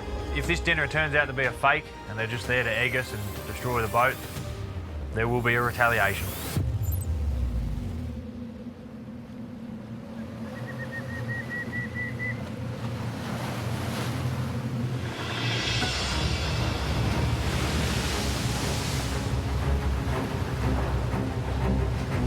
On the hunt for brindle lobsters, the Chieftain crew has been forced into deeper waters and into the jaws of an angry southern ocean. Keeping an eye out for the gear at the moment.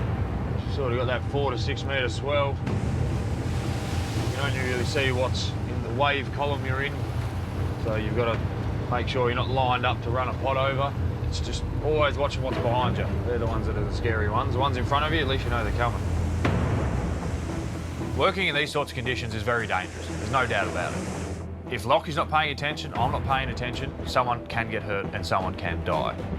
Hold on.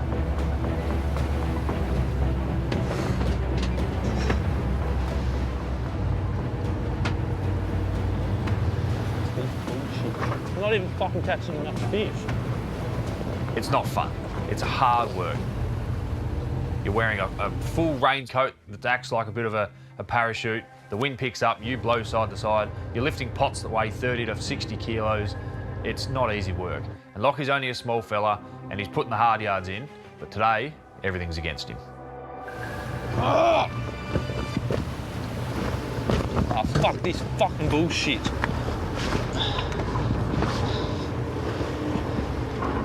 Fucking stupid. I think Lockie's losing his shit. Fuck me, cunt. He's not a fan when the bins start flying around the deck and making a mess. Ruins up his little system. So he takes his anger out on things. Fuck this fucking cunt. Fucking shot. Oh, fuck. And then a pot fell and lightly touched his leg. That's why you wear steel caps, but some people won't wear them because they're too heavy for my feet. The Chieftain crew is sitting last on the tally board and has no choice but to push through. The sooner this is fucking done, the better. We're pushing 40 knots, gusts of 50 nearly, I reckon. Picks up as it comes down off the land and around the cape. I'm not too sure about the tide. I know it's running the opposite direction to the wind, just while the waves are standing up. And that wind chill drops the temperature on deck to 3 degrees Celsius. It's just fucking shit, put it that way. Go fishing, they say, it'll be fun, they say. How about fucking no? There's a lot happening here. You need one wave to fuck your day up. One of them lime bins shoot across the deck and smack Lockie, he's out, he's done. You start dealing with weather like this, it's more about the time you're in rather than what's later. We still need 300 more to make money. That's only one shot. The weather's turning and it'll ruin the area we need to go. These are the days I used to hate being a decky. Out here bloody copping a bit of shit, catching no craze. She long all morning. She's just started coming in again. It's not very nice of a morning, but the pots aren't too bad, so that's all right. You wouldn't want to do the job without a good pair of wet weathers. 4 hours to the east, the conditions are wet, but a little less wild. The Anson's Bay crew is pulling their night shot. Look at him go. He knows what he's doing, the boy. We're up in the bay, like, and a lot of people shoot up in the bay when the weather's a bit shitty like this, so it cops a bit of a hiding. So, look, we're not expecting a super-duper number, but, you know, what it is what it is. They're all rats, man. They're all rats. They're like not tiny rats, though. They're all sort of... You have to measure them. When there's a little bit of swell on, you've got to be careful when you're walking up the deck. You've got freezer hatches that stick out off the bottom this far. You've got Kai's hatch that sticks out this far, so you've got to be careful. You've got to walk around all that. You don't want to fall over the pot, and you want to stack them nice when you're in a good bit of swell so they don't roll off and hit you or anything. There's plenty of wind about this morning, but if we's out in the open where Squiz was, like, she'd be pretty dirty out there. Ah, Squiz, that's just Squizzy. He just works shit like that. I would sooner just have him up in the bay, get less fish and do it easier. That's just the way I've gone as I'm getting older, I suppose.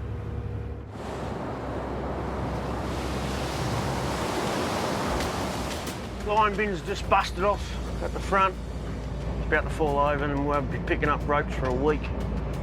A lot of weight there, there's hundreds of kilos. Hundreds of kilos just moving around when the boat moves. So they've got to be secure. After a late start, the Bold Contender crew is punching through rough swell to reach their night shot. I'll just back the ride off the cove. We don't want another wave coming over the edge and knocking him on his arse.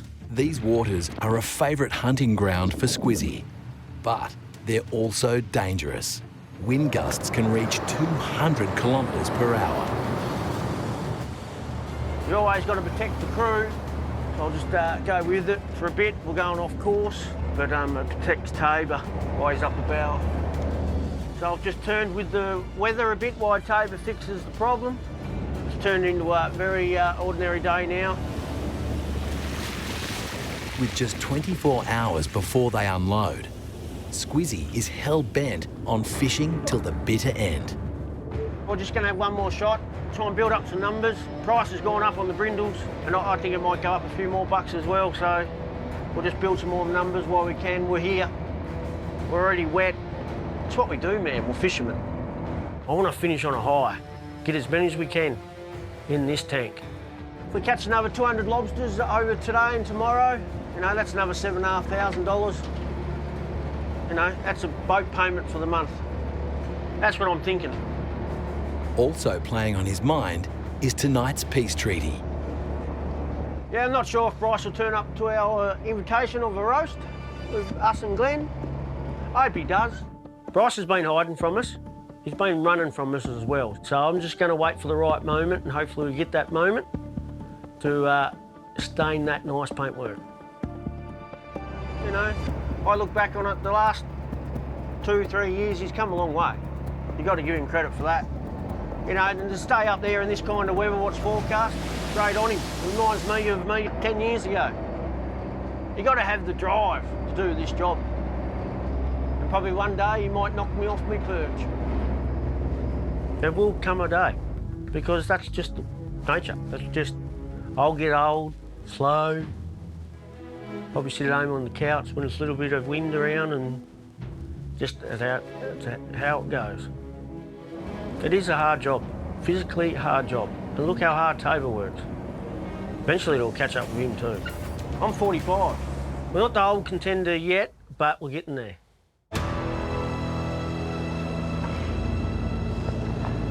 Catching fuck all. Wouldn't be a night if we were catching fish.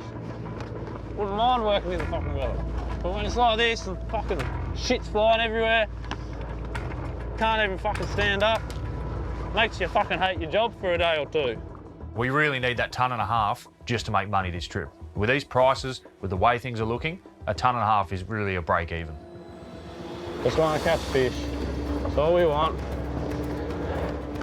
Fish in the pots, some money in my bank account.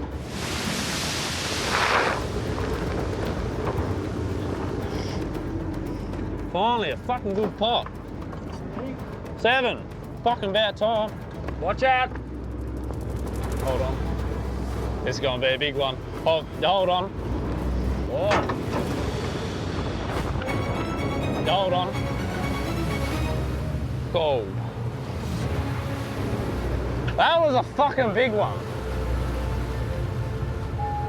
If I didn't say that week off that side on, that would have been fucking shit. That would have been real bad. Fucking shit would have gone everywhere. People will be surprised with how little water you need to hit the side of the boat to make someone go flying to the other side. We need to be really careful today. It's important for the crew to be looking out to what's coming, not just looking down at what they're doing. You try your best to look out for every wave, but sometimes they need to look out for themselves as well. But yeah, I've got to focus on everything. I've got to know when the next pot's coming. I've got to make sure all my pots are stacked and not flying around. Got to watch out for waves so I don't fucking get washed over the fucking side.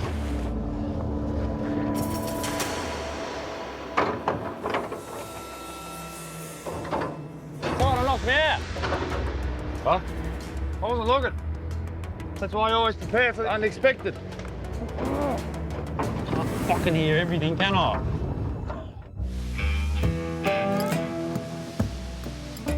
I'm looking forward to tonight. I'm looking forward to just sitting back, relaxing, and having a nice roast and maybe a couple of beers and just having a chin wag. There you go, mate. Yeah, good. I'll do the potatoes tonight if you want. Yeah, well, we don't pill spuds on this boat. Mate, I've got bloody good King Edward spuds, mate. They're worth heaps. After unloading a good catch at $50 a kilo and having all that money in his pocket, he should take us out to a fancy dinner, not a barbecue. All right, mate, I'll get into him and I'll see you when you get out of here. I'll get off this for a bit and then get into it. Roger, mate.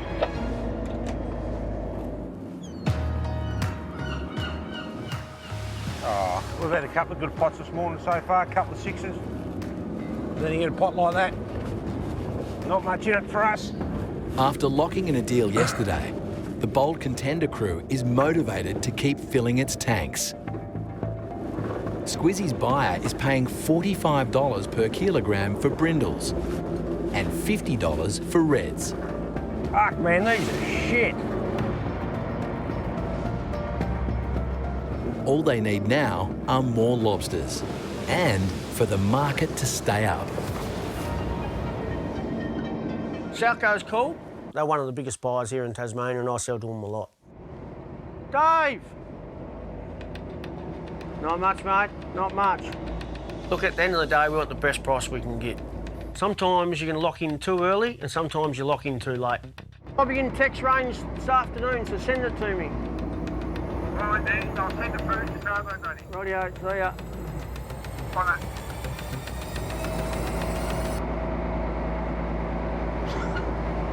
Fuck. That was Southco. They were just saying the small price is $60 a kilo.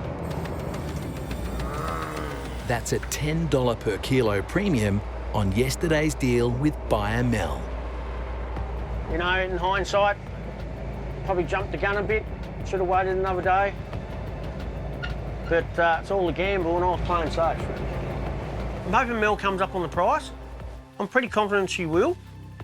But if she don't, this is going to hurt. Everything's up in the air, it really is. Just another day as being a lobster fisherman in Tasmania where everything changes just like that. Small fish under 800 grams, you got 60 bucks.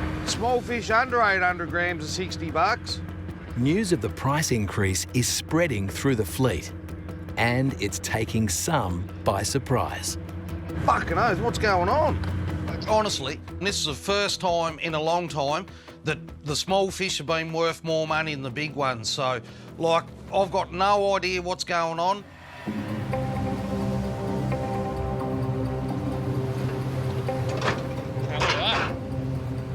Salps galore. That's why we ain't catching shit. A lot of fishermen will say octopus are our worst friend. No, I disagree. I reckon these salps are our worst friend. They're a lobster snack and they bloody love them. Fuck off. Salps are from a group of animals known as sea squirts. In terms of scientific classification, they're closer to humans than jellyfish. They just fall down, land all over the seafloor, lobsters come out of their little caves and snack on them all day long. So therefore, our numbers are low and we're not getting what we need. What are we shooting back here? Okay, good. That way. With the lobsters full of salps, they didn't take the chieftain's bait. This shot has been a disaster. They've averaged less than 2 a pot. 81, I think. So not very good. It's the lowest shot, I think, for the trip. Yeah, it was really open, the 150 mark on that one, but things just aren't looking good. Lockie's not happy, I'm not happy. There's not a lot we can do about it. We just need to move on. We're heading east along the bottom of Tassie. We're about four hours away before we get to Southeast Cape. We'll figure out the next move once we get out of this little bit of shit, and we'll, yeah, see what happens. Try and figure out where we can get some more lobster. Glenn. Hey, how you going? How you been going with him? Oh, this morning was a bit shitty. I was expecting at least 150, but that didn't happen at all. We only ended up with 81, so... I was going to say, if you got any more than 69, you bet us. Oh, yeah, that'll be a first. Are you having a roast tonight? As long as I'm not the one getting roasted, I'm happy. Yep, no, that sounds a plan then. That sounds a plan. We should nearly be able to tie up, I reckon, mate, up in research here. Maybe have a quiet beer or something. Indeed. I reckon we nearly earned it. I reckon you definitely have. You've been at sea for nearly 25 days now. And we haven't been catching much since we come out. Should have come back up the coast with yous, boys, I think. Yeah, yep. The price is going up, though. Dave just sent me through their prices, and they were 60 bucks for under 800. South Coast prices have gone up. I didn't know anything about that, but Glenn does, and he doesn't even sell to them. So it sounds like I need to make a phone call and see what the hell's going on.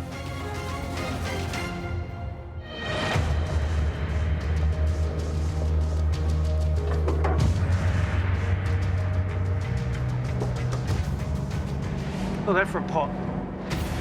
I haven't seen fish like that here before. Normally ratty. Last pot coming up. Been a slow old day. Shot looks pretty good, so it's heaps more than what I thought. And it's a bit of a lazy shot too. I sort of try to protect us from the weather a bit. Getting a little bit lazy in the old age, I think. Oh, we ended up 175 for the night shot. That's 75 more than what I thought I'd get. So that's great. Our first shot at South Cape was 174. Our last shot is 175. I think I should have another shot tonight and get 176. I'll be happy with that going home. Squizzy's making a late charge up the tally board. He now trails Glenn by only 211 lobsters. Bryce could catch the others. All he needs is one mega shot. But can he do it? It's just now sorting out the fish buyer and see what the final number is. Sounds like the market's going up every day. So I'm hoping Mel will work with me and we get the best outcome for us. The Salco deal was only on the small ones. We're better off where we're going. Games. Nah. I feel heaps better now, Tobes, I fucking tell you. It just made me feel sick. As a fisherman, you make decisions every day. And sometimes you get that decision wrong. But you just got to move on and make sure the next decision you make is the right one. I don't think it's going to be much difference between the two companies, beach price-wise. At the end of the day, I just want an all-in price. You know what you're bloody well getting. If it's $50 and you got a ton on it, it's 50 grand. If it's $50 for this, 45 for that, 48 for that, 47 for this, and we got a ton on, I don't know. It's a head fuck. It's what it is. Yep. Yeah, we've just come up to research here, a bit closer to home, running 2.25 hours away from home from here, so just throw them in and unload tomorrow. The boys will have to tidy the boat up, give the deck mats and everything a good old scrub, so it's a good chance to get all that done and get home nice and early in the morning. Yeah, man, almost home. He's going to be on his knees with a toothbrush. It's his deck. He's pretty lucky, really, because a lot of people pull the mats up and scrub them every day and muck about. Like, I used to hate doing that shit, so I'm pretty casual. I'm just at the end of the trip. We give her a good clean up and she's clean when we go in. That's the main thing. So we don't care really what we live like out here. We're pretty rough. We only wash up when we have to. We're out there to work. And that's what I put my heart and soul into, is working. Setting pots and pulling pots, that's what I do. The only time the boat is clean is when we leave the wharf and when we're going back to the wharf. The rest of the time, we don't care. With Snoddy's final shot of the trip in the water, and with the market on the move, his attention turns to his own deal with buyer Steve. Not much, what are you up to? Oh, just playing around. To go. You happy to take these fish tomorrow, mate? Yep. Sweet. What sort of time? 8:30, we'll have them on board, 9:30, about 10:30, I reckon. All right. What else? Yeah, that's about. Oh, I thought you was going to say the price had gone up or something. No, not yet. Salco's has, but only for the little ones. Have you heard that, have you? What's that? Salco's $60 for under 800 grams. Still only 45 from 8 to bloody 2.5 though. Yeah, right. As far as Steve's concerned, the price hasn't changed. Like, that's a big difference, isn't it, when you're talking that? Like, how many... Considering they were only $40, that's fucking ridiculous. I know. Oh, if I could get $60 for me little ones, yeah, I'm not bound by anyone. I'll sell to anyone. If I can get more money, I'll sell to them. But, like, with the amount of fish we got on, I'll have to go through everything and work out whether it's financially worth selling to the other people, because, like, for an extra $200 or $300, you're not going to jump ship, like, and piss Steve off. Catch you tomorrow. Beauty. So...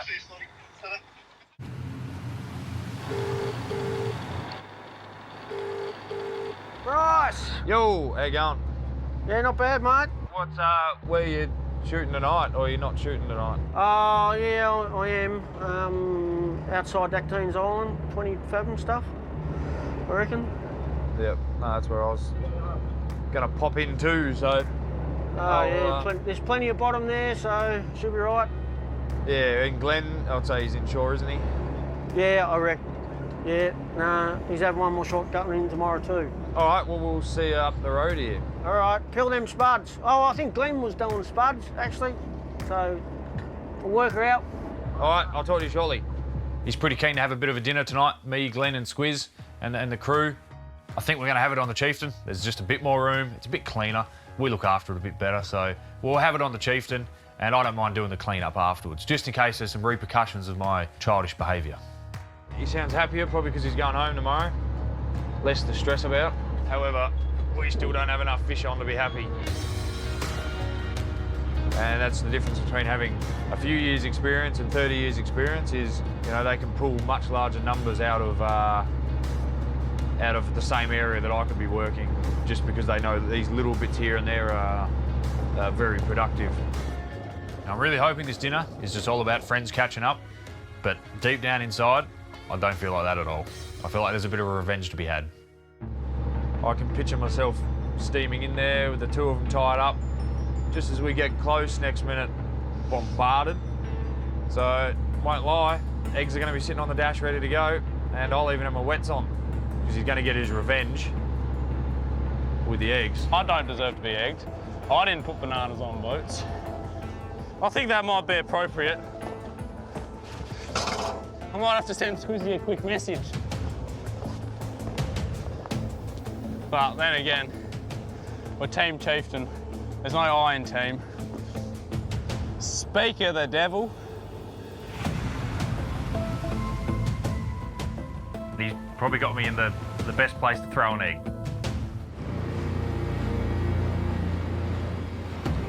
Speaking of the devil, he's pulling my pot.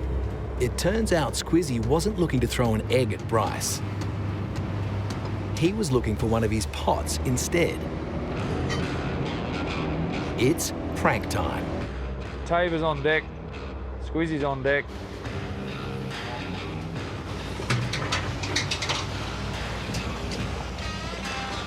At the end of the day, Squizzy's just getting revenge on me.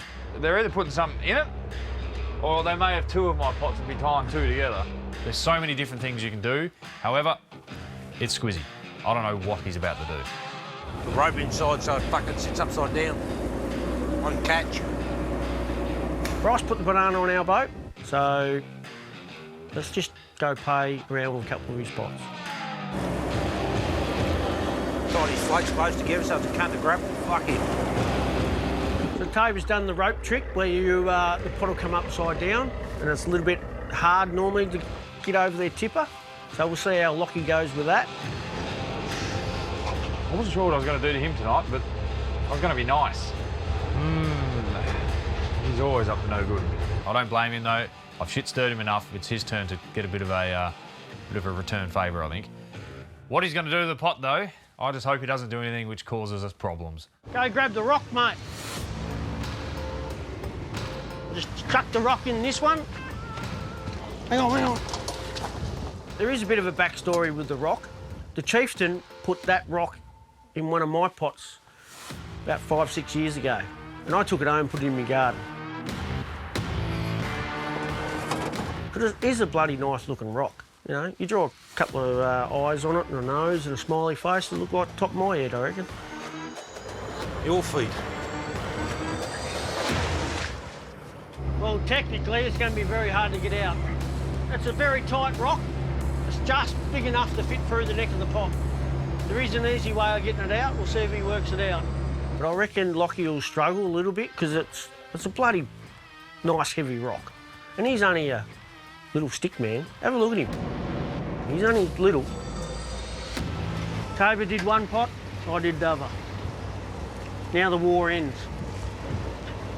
That is done.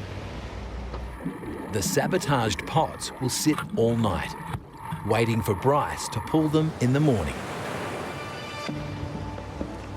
So who are we tying to, Glenn or Squiz? I'm not nervous heading to the dinner.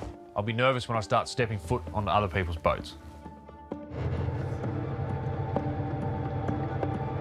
She looks tough on that angle.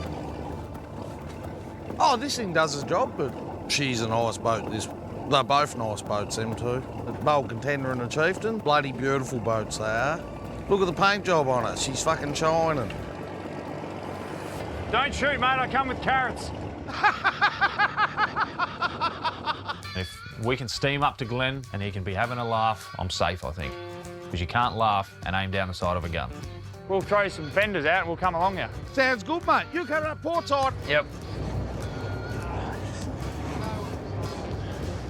That boat is immaculate. I've fished around this boat a little bit in times with camp, but I've never really had the chance to have a good look over it. Oh, mate. Go down there. She's nice and roomy. There's a bit of shit everywhere. But... Oh, fuck. It's worth every bit of its $800,000 price tag. It looks like a brand new boat, like credit to them all. Fucking hell, she's a good sized boat. This camp, what is she, 56 foot, isn't she? Yeah. Fuck, she's a good sized boat. Before he joins the other skippers, Squizzy's desperate to find out how the fast-moving market How you going, Mel? has impacted his handshake deal with buyer Mel. We'll due in tomorrow, and I was just wondering how you went with that price. I have heard it's gone up a bit today. Yep, yeah, it sure has. So only on one grade it's gone up. Yep. So it's small fish. We're looking at 55 for your reds and 50 for your brindles. Everything else still the same. That sounds awesome, Mel. Thank you. I was ready for a bit of a battle with Mel, but she's come up straight away. Didn't have to say a word. How good's that? As all the fish buyers have said, the small fish are going to go up, and they're going up pretty rapidly. There's over 2,000 fish in that tank. We've still got one shot to go. Mel's is a better deal. It's just don't need mass. And I'm wrapped. We are definitely on a better deal because the brindle price is up $5, and we've got a shitload of them. So I'm happy. Like, I'm really happy. The gamble paid off. I think we were probably a little bit lucky, but it's worked out all right for the Bold Contender. I think the banana's gone, I'm hoping. We left that sucker somewhere around the coast. The stress is just gone. Now it's just sit back, enjoy the last day, enjoy the roast, and just, just have a chat. What's going on, mate? Sold me fish. Oh, did you? Well, you got no complaints then, have you? No, tighten Who does? Mel. Who's that? Mel. Oh, you're not giving much away. He might be getting a better price, so we don't want everyone to know who Mel is so that we don't all ring Mel and all get a better price. No, we're selling Morra to Bartels, so... How much? Just 50. I've got a deal. Glenn's got a deal. I'm not sure what's going on with Bryce. Grab us a beer, Ryan. Here you go, Squizzy, here's a beer. He's a bit of a smart ass like you, isn't he? The young fellas these days are smart and they've got balls, because I wouldn't have done that at that age to another fisherman. I would have gave him a beer and said, "Can I get a job, mate?" That's what I would have said. How you going, mate? Good, mate. Yourself? Good to see you, good to see you. Got a little present here for you. I'm not going to do it. Huh? No, I'm just going to... Come here a sec. Come here. Fuck off. Come here. Fuck off, cunt. Truce. It's a truce. All right, we'll both drop the egg. See, No, I'm not even doing anything. Yeah, It's done. Fine. Yeah, you can hold it. Get rid It's of a the present. You take it. You cook it and enjoy it. Mate, there's fucking 500 on there. Is there? Oh, I've only got 30 on here, so... Truce, mate. Truce. Truce. Till next time. Truce. Till next time. Done. Till next time. No, I'm not even doing anything. I've offered a truce, and this is exactly what I thought. Bryce just does not know when to quit. If there was a boat between us, I know for a fact there wouldn't be a truce. Squizzy would gladly throw an egg because he can get away. But if he does it while we're next to him, he's got to untie a lot of ropes before he gets going. I don't believe this is over, to be honest with you. You do this stuff and it just keeps going and going.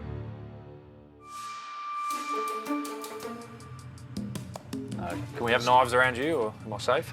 Yeah, mate. It's safe. Bryce, this is what I could have done to you the other day, mate. Razor blade me neck. Shave me down. Nah, she's all good. We've sorted that out, so no stress, though. This dinner is all about just making up. That's it. we're mates. Just bury the hatchet and move on. At the end of the day, Bryce, don't put another banana on my boat, mate. I don't like it. Oh, you want a banana? You can take mine back with you. Mate, you can keep it on your boat. How could you even be sitting down here with a banana on this it's not boat, my boat. mate? It's not my boat. Oh, so that don't matter? No, I don't care. Mate, if you got rid of the bananas, you might catch a few more fish. No, I think that's experience, not bananas. Can't blame a banana for lack of fish. Just don't do it again, mate. Bananas. Oranges? Please. I heard you can buy bananas by the case. I need to stop buying them by the bunch, I think. So you've complained about your bananas. I understand where you're coming from now, Squizzy. Thanks, mate. No more Thanks. bananas. Look, we can have fun and games. Sometimes you can go too serious and it starts a war. It gets out of control. But at the end of the day, we all know we're here for each other when something goes wrong. That's it. You know. I don't know about that, Squizzy. Well, because honestly, if something Bryce had broke down there that day when he done to me, I'd be very reluctant to go and help him. I think in this situation with Glenn, I'd rather have him around as a friend than have him as an enemy. I'd probably nearly done 20 days at sea, and my fuse was probably a little bit shorter than normal. You know what I mean? It's like, what is it that I shouldn't have done? Mate, I'll quite happily tell you why I was angry. I don't know what you was thinking, you don't know what I was thinking, but I was working north, and you've jumped, what, 4 boat lengths in front of me, and then just threw a pot off. That's what you done. Yeah, it was a couple more boat lengths, but it was. But I was going to keep working sitting up through there. yeah. So, and then I'm like, Yeah. well, now you've just set a pot and you're working north. It's like, well, I've just got to turn around. Like, that's what pissed me off. Like, honestly, you can't do that. No. Yeah. Well, shit. Kicking the guts. Yes. No, I won't do that Did you again. get anything out of him? That was a good pot. Won't lie, it was a healthy pot. Honestly, I think he's listened and took it on board, so we'll just have to see how it all unfolds. Like, next time we're fishing around together, we'll just see what he does. I was a deckhand for 15 years before I was a skipper, so I learned all the rules as a deckhand. Oh, I was the same. I was just deckhand. You see how you follow how people operate. Yeah. Like, how much deckhand have you actually done? Like working on the deck? I'd worked on the Chieftain 10 times since I was a young kid. That was it. So you done like 10 trips? Yep, and then I went and did enough hours to get my coxswains, and then we bought my first boat. I went straight from. No wonder you got no idea, mate, because you got not really got a real lot of experience, have you, really? No. I'm sitting here thinking, Ryan's done like 30. Like, he's got way more experience than Bryce has, and it's amazing. It's like a total shock. No wonder I've never fished around you before, mate. You haven't done much fishing, have you? None at all. Lockie'd nearly done more sea time than me, but being that he'd done a lot of different boats and things like that. But no, nothing. One thing you can't do is buy experience. You can't buy experience. And if you could buy experience, it'd be worth a lot of money to buy. I'll tell you what you could do. You could write this down for me, and then I can buy it off you. And then I can buy experience. That's, He is cocky. He's confident and cocky. I can honestly see Bryce will make it as a fisherman because he's got big balls. Oh. I thought I'd just dress up for the occasion. There's no way I'd wear anything like that on my boat. Would you? I wouldn't wear anything like it anywhere. Big banana. You look like a flog. He won't be wearing that on my boat. No way. I'd burn that. I got you one as well, Squiz. Just an XL, you're only a small fella. I'm not interested, mate. Well played, mate. Well played. If you boys are telling me the truth, I'm tipping you're just in front, Squizzy. That's just me. I'll be honest with you, got over just 2,000 fish. Bit over. I'm not sure how many over, but we're a bit over. How honest are you, though? I'm semi-honest here now. Semi-honest? Squizzy, it wouldn't surprise me if you haven't got 3,000. Actually, nothing would surprise me of you, mate. Nothing. How you going? How many you got? Not enough. Not enough. You've never got enough, have Never you? got enough. Never got enough. No, yeah. Not content with what we have, but... How many you got then? Can't tell you. If you threw the bananas off the boat, you probably have another 500 on it. Per banana?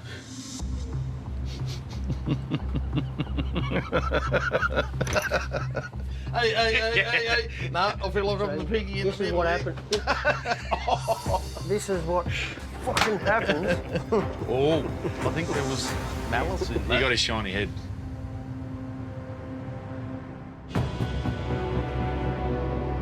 Last morning. Woo! Ready for home. Day 10. We've had our ups and downs. And I hope today's the biggest up we got, unloading. We need this day to go well. I want everything to go smoothly. We need to get these pots up, hopefully have a great shot, and get these fish to Mel. She needs them to get them to market.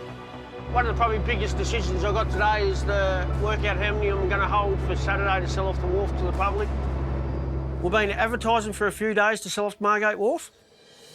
I want to have enough for everyone to get one, but I don't want to get stuck with any either, because that'd be a bit of a disaster. So I do want to sell out. It is a beautiful sunrise till I turn around and see Toba. First punt of the morning. Beautiful day out here. After last night's dinner and all the talk of lobster numbers, Bryce is concerned he doesn't have enough. He needs at least 120 fish this morning to reach his 1.5 tonne goal. And that could be even harder to achieve now that Squizzy has messed with the chieftain's pots. We think Squizzy's booby trapped us. We'll see.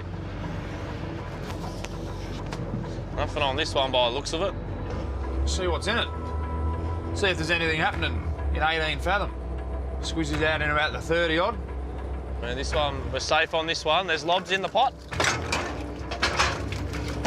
The suspense is going to keep building. A few nice beetles in that pot, Loggy. Look at them. Fiver.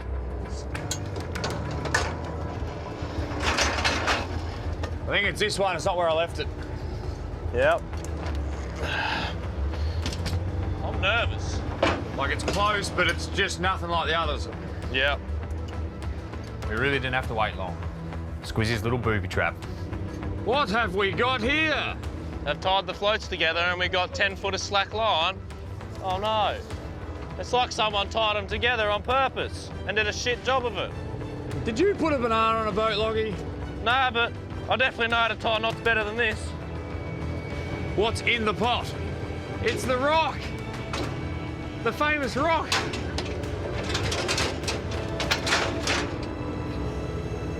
You've done well, guys. You've done well.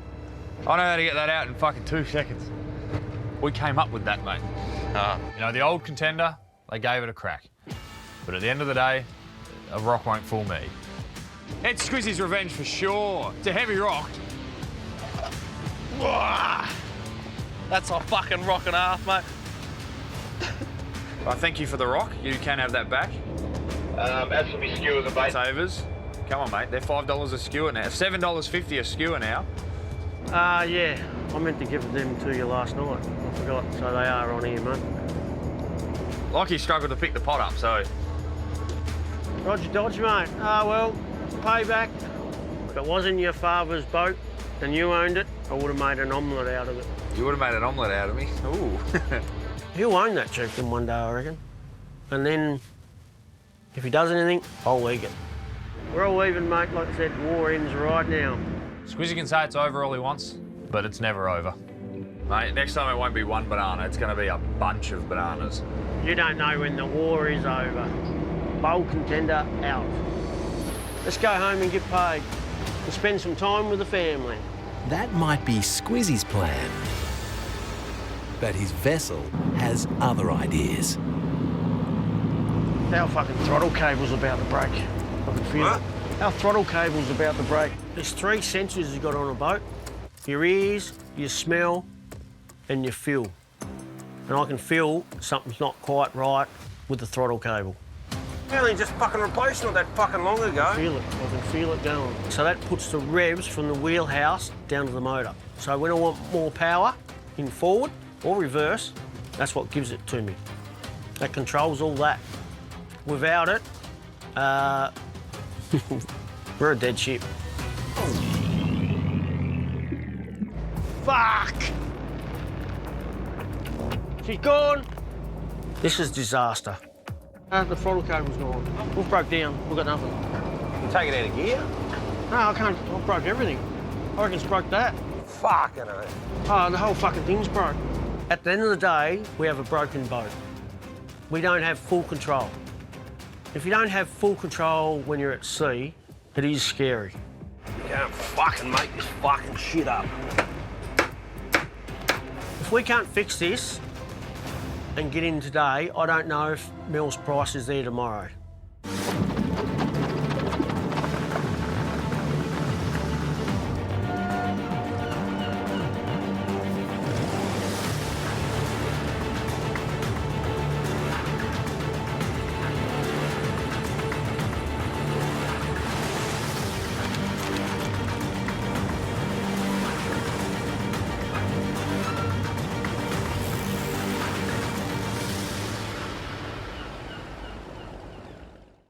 Let's go home and get paid. Spend some time with the family. Previously. I've got a deal. Glenn's got a deal. I'm not sure what's going on with Bryce. Hey, Bryce. Hey, Marcus, how you going? You after any lobos at the moment? Just these 2 little restaurant deals, we're talking around $25,000. It's lobster season. What the fuck are you doing, mate? In the waters off Tasmania's rugged coast. Look, we can have fun and games. Sometimes you can go too serious and it starts a war. At the end of the day, Bryce, don't put another banana on the boat, mate. 3 hardcore lobstermen are battling for the biggest catch and the best price. Fuck! She's gone. This is disaster. Nah, the throttle cable's gone. We've broke down. We've got nothing. Without it, we're a dead ship. You can't fucking make this fucking shit up.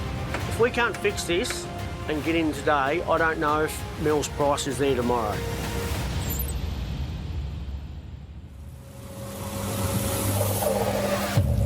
Fuck!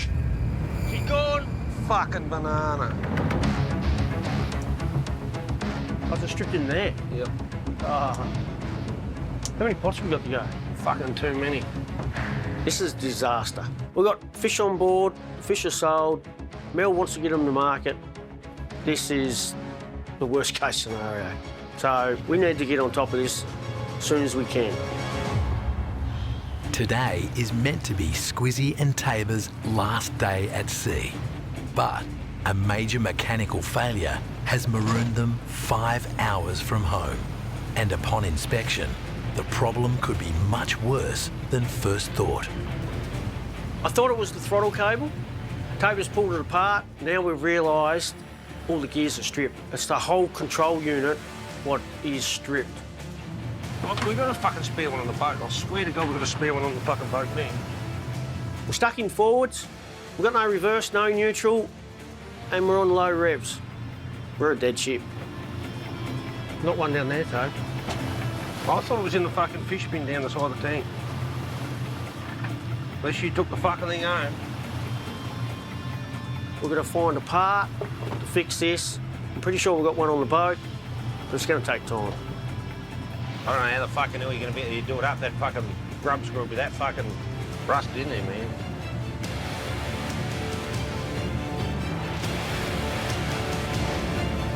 We don't have one. This is the banana shit coming back. This is banana voodoo. Thanks, Bryce. I reckon it's this grub screw here. Come here and have a look. Pushed in, look. The bottom's fucked come out. Me driving the boat with wet hands over years of time is salt water is eating away the centre where the grub screw and that go. There's nothing there. It's just broken clean off. Fuck, man, you ain't gonna fucking... With more than $90,000 worth of lobsters in the tanks and a 2 p.m. delivery deadline, Squizzy needs a miracle. There is no way to fix this We're a dead ship. Fuck, you are just not going to move that.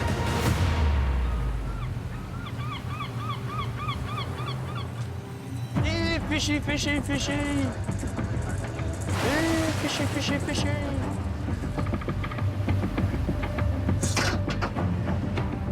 As they pull their final shot, the boys from the Anson's Bay are hoping they've done enough to hold their place at the top of the tally board.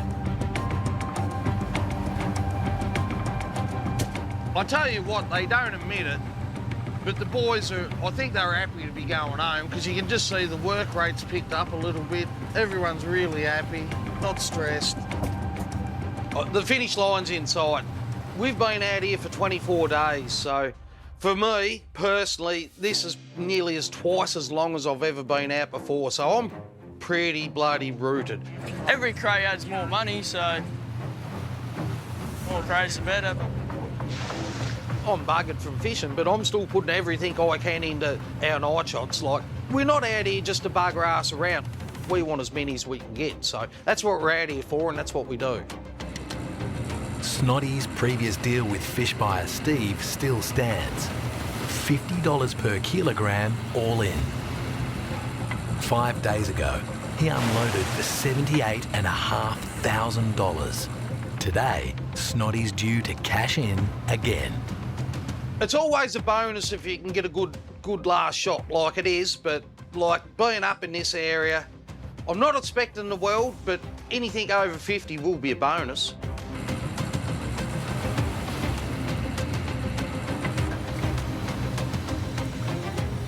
You know, there's a problem if you can't even catch a shark. This ain't no idea, old boy.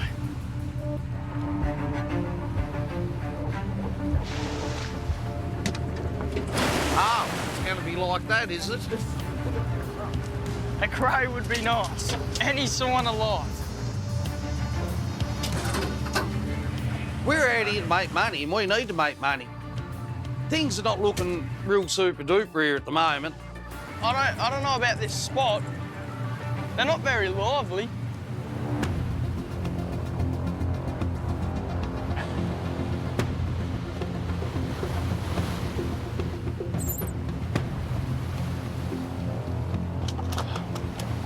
That's what you call a red. That's a nice lobbo. Yeah, we'll take him. Perpetually stuck in last place on the tally board, Bryce and Lockie's biggest concern isn't their overall numbers. It's the weight of each lobster. With the current way these lobsters are weighing at around the 850 gram average, things are going to get tight. By Bryce's calculations, he has about 1.4 tonnes of fish in the tanks. This boat needs at least 1.5 tons minimum just to make money this trip. Bryce will need to bag 120 fish this morning. Otherwise, he'll be running the trip at a loss. Nice spot there, mate. Good spot. Got some nice beetles. His catch is not the only thing on his mind. With yesterday's brindle lobster price rise, Bryce's once profitable direct deal with 2 restaurants is now losing him money. Just giving Marcus at the Lobster Shack a quick buzz. Hey, Bryce. Hey, mate, how are ya? Yeah, good, thanks. That's good, that's good. Don't know if you managed to have a quick look at that photo or not. Yeah. Every day's a new day on the market. I think it's one thing in the industry that will never make sense to me. It's the price of these lobsters. And I've got you and Muir's obviously paying 45. Obviously that's a bit of a problem now. We're just trying to work out what to do. Turns out the brindles have come up to 52, but only up to 800 grams, which means the lobsters that I've already pre-sold to Muir's and the Lobster Shack, I'm now losing $7 a kilo on. Despite their verbal deal to deliver 600 to 800 gram brindles, Bryce is hoping the Lobster Shack will take ones over 800 grams instead. What about your 600 to 800 gram brindles? 52. Do you prefer the 600 to 800s? Oh, well, I just want what we normally get, at $45 all in. Yeah, yeah. I mean, it's just a hard one with it all. Now, the only thing I can offer you, if you can take our 800s to 1 kilos at 45 brindles, the reds which Southco are paying 45 for 800s to a kilos. Happy to do them at 45 as well, if you're able to do 800s to a kilo brindles at 45 as well. Yeah. So, but I know I completely understand where you're coming from. All we can sort of do is that roughly the 800 to kilos at 45 is what we need. The lobster industry operates on handshake deals. Break that bond and the consequences can be disastrous. But in this deal, Bryce believes he has the upper hand. Marcus's business is called the Lobster Shack. If you don't have lobsters, it's just a shack. So, but if you need to have a think, feel free to please think and... Yeah, okay. No worries. All right, cheers, Marcus, mate. At the end of the day, I'd be doing the deal for 45. It works for me, and it definitely works for him. We'll see what comes of it, and see whether we work together or whether we just give up. I've just gone and caught 400 lobsters for him. That's a $13,500 payday, and he's talking about dropping out now. That's not good.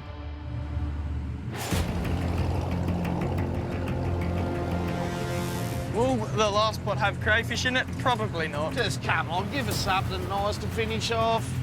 Oh, that's about how long me fucking trip's been. We're out of here. We're done. We're going. That's the last pot. That's this trip over and done with. We can turn this boat around and start heading home, so I'm happy. After 24 days at sea, Snoddy's final shot adds 58 big reds to the Anson's Bay tanks. The bulk of his catch was sold 5 days ago. Snoddy decided to keep fishing while the price was up, and it looks like that decision has paid off. Yeah, so we've got a nice few fish in the boat, so yeah, hopefully we can make some money out of it. It's just, that's what we're up to.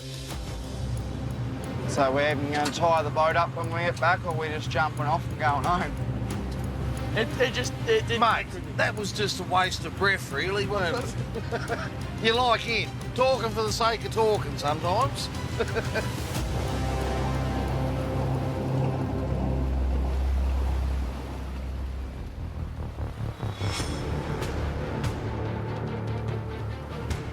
Well, what you can do every time, you can pull it out a bit. You're just going to have to be fucking careful parking this fucking boat, man. Well, we're going to pull the pots first. That'd be a good start. The entire unit that controls Squizzy's throttle and gears has given way, rusting out after years of being handled by saltwater-drenched hands. There's no road service out here. There's no tow truck. Mate, we're on our own. With no hope of repairing it, they need a whole new unit. If you had, if I could have got that grub screw, I could have packed behind it, but... At the end of the day, you got to lean on the fellow fisherman, mate. That's all what's here. Chieftain, bowl contender on this one, Bryce. Yo! Mate, have you got a spare gear lever and throttle lever? I could check. Why is that? Because we're a broken boat drifting. Roger, I'll make a quick phone call. Yeah, she's gone. At the end of the day, as I say, banana, bad voodoo. That's what it is. That's one thing after another. Do we blame a banana, or do we blame lack of maintenance? It's up in the air. Oh, we got a spare throttle on the boat, as in the gear lever. Squizzy's just his is just stopped. Let me look.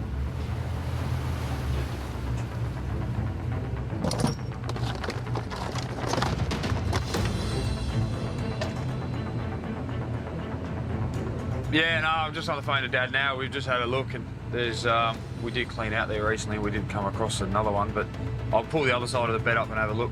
Squizzy and Tabor have been able to manually click the Bold Contender's engine into gear. But it can only go forwards, and only at a rate of 2 knots. I don't know how many pots we got to go. We're over halfway, just probably got 20 hot, maybe, more. Check donuts as we pull them. Plan A is get the pots up. I've got to get them up before I even think about trying to steam this boat up. This has gone from a stress-free day and simple to out of control, just let's get this fixed, get these pots up, get these fish to the buyer. Today, not tomorrow, today. You're too big. You need to be tiny. You must be this size. With fish buyers currently favouring smaller lobsters, Bryce and Lockie have found themselves in a conundrum. They need 1.5 tonnes in total this trip to make a profit. And to get there, they need to catch at least 120 of the smaller, market-friendly lobsters this shot. You don't expect much when you fish in this area. It can be really good sometimes. But today isn't their day. The shot only yielded 74 lobsters with an estimated weight of 60 kilograms. I know the other guys are going back to unload. However, we don't have anywhere near enough fish on the boat. So we're going to have one more shot because I don't want to go home without it. An extra night at sea, the extra expenses that come with it, and a restaurant buyer not willing to move on price. It's a bad day for Bryce. I've been selling to these local restaurants for over 6 months now. Everything's been pretty good since. However, this is the first time we've had a problem, and it's just not looking good. With the Lobster Shack deal looking shaky, Bryce must now negotiate with his other restaurant buyer, Muir's. If they can take a different weight range, he can sell the smaller, more expensive lobster elsewhere.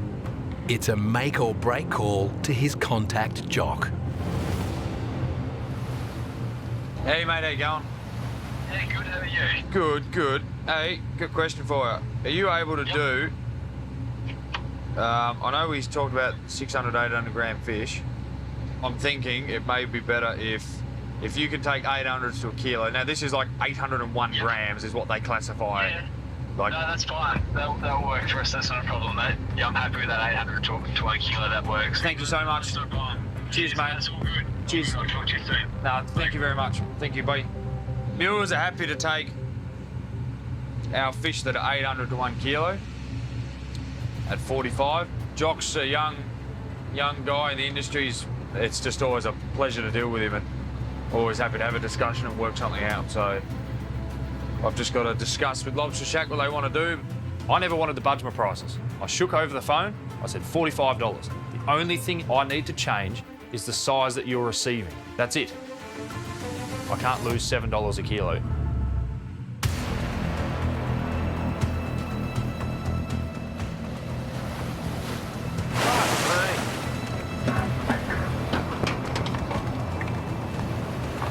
This trip's just been cursed at times, you know. I thought I was home, sweet home, heading home, sweet, but look at us now. You know, people don't think of curses on the water or boats. I do believe them, and this is why. The banana's gone on the boat, we've lost a pot, we've had bad shots, we've had emotional times, stressful times, and now this. The Bold Contender is in limp mode. A broken gear throttle means Squizzy can only go forward and only at one speed. It'll make pulling his remaining pots tricky. I don't have neutral or reverse, so if I round up these pots the wrong way and I can't stop, they're going to go in the prop and snag up. And someone's going for a swim. Their 2 p.m. deadline to deliver to buyer Mel is looming large. Fuck me. This has been one of the hardest shots to pull, but the shot looks great. Yeah, no, this was our don't give a shit shot. And it's, touch wood, it's going all right. Fish look awesome. The shot's looking really, really good, but at the end of the day, I just want to get all these pots on board and get this boat underway, heading back to Margate.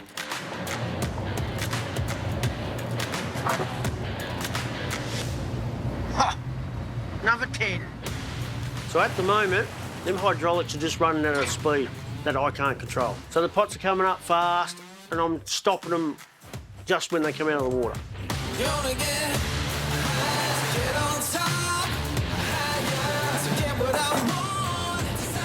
There's some nice red ones in that.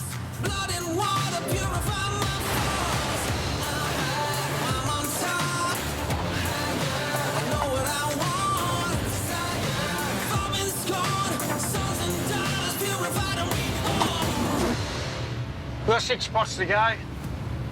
Can't wait to get the last one up. We'll have a play around with it and then get the throttle down. Look out, Toes. Look out, look out, look out.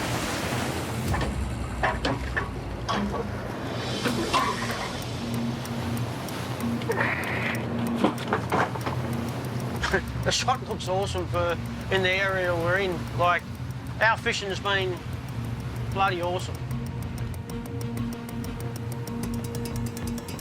Yep, all the pots are up and on. We're going home, baby. 46.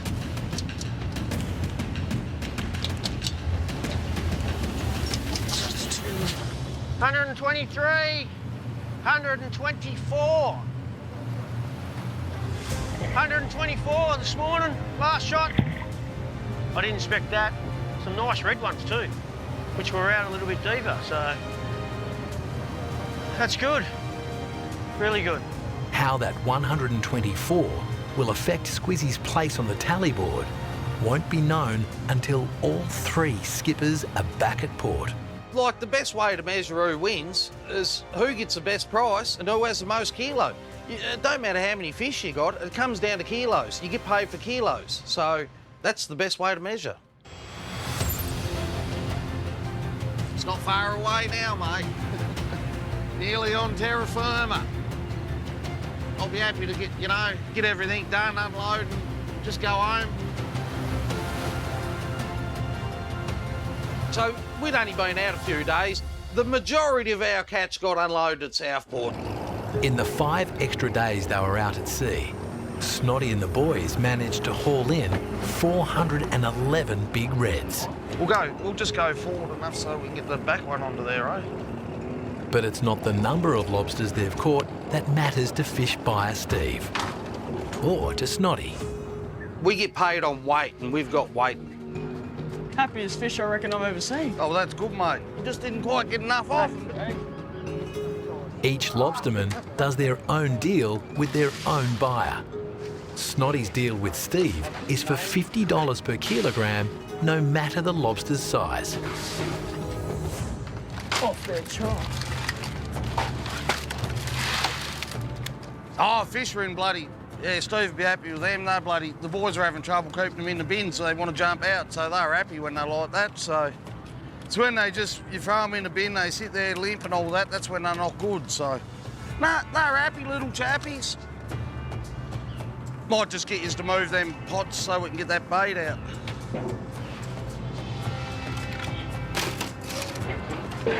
I'll sit down before I fall down, I'm a bit wobbly. Steve's just working out our weights now, and I've just got to do the book work, and the boys are getting the bait out. Once the bait comes off, we're done. I'm going home, mate. So, what's your final guess? 342, mate, my guess is.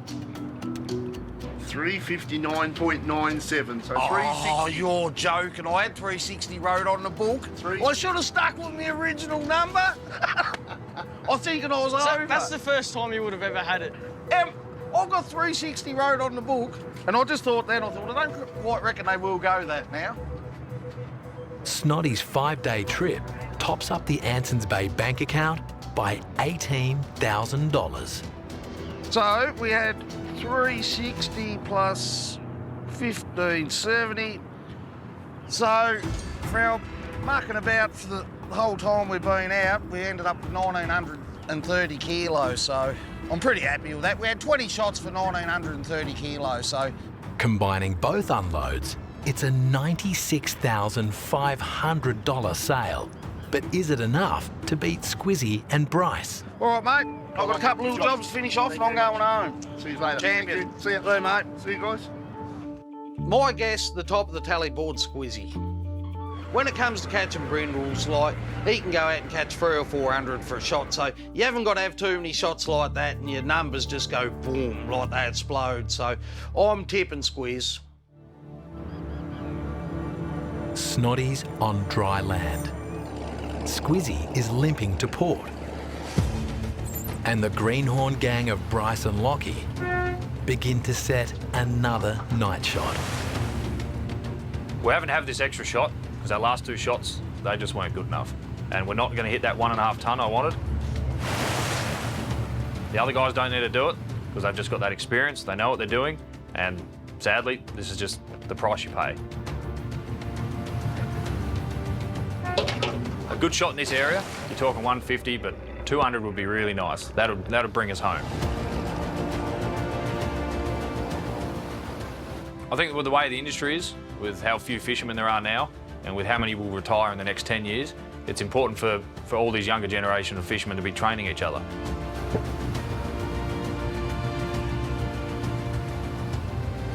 You better have made me a coffee. Hey, I know what's going on. He's letting me shoot him in, aren't ya? Hey, there's 3 pots here for you to shoot. This little spot we're in, it's where I learnt sort of to drive a boat as a little kid. It's a place that I've been fishing for a fair few years myself, and it's a perfect opportunity and a perfect place to give Lockie the chance to drive the boat. There you go, mate. There's your skipper pie. Oh, thanks, deck bitch. So I appreciate you. Oh, there you go. Oh, hurry up before it wears off. I don't have all day. When it comes down to it, I do see him as a brother. There's a coffee there too, mate, for you. What? Fuck, you're a good deckhand. You got to appreciate him some days. So I want to make sure Lockie gets given the same opportunities as me. He wasn't born into it like I was, so he wasn't given that opportunity to be running around the decks with your father or family members. Do you remember the buttons? Do you want me to tell you the buttons? Just a vent. Horn and then a vent. Yeah. Just be nice with it, all right? Scary. I'm shitting my pants. My knees are shaking.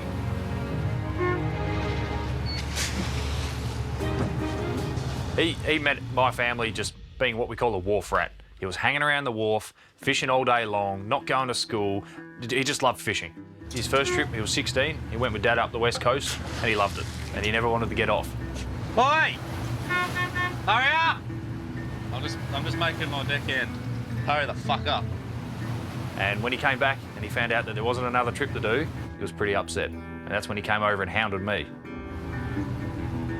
Bryce and Lockie are the youngest team in the fleet. They started fishing together 4 years ago on Bryce's first boat, the Ambry Dakra. You missed one, mate. There's a good spot there, mate. Oh.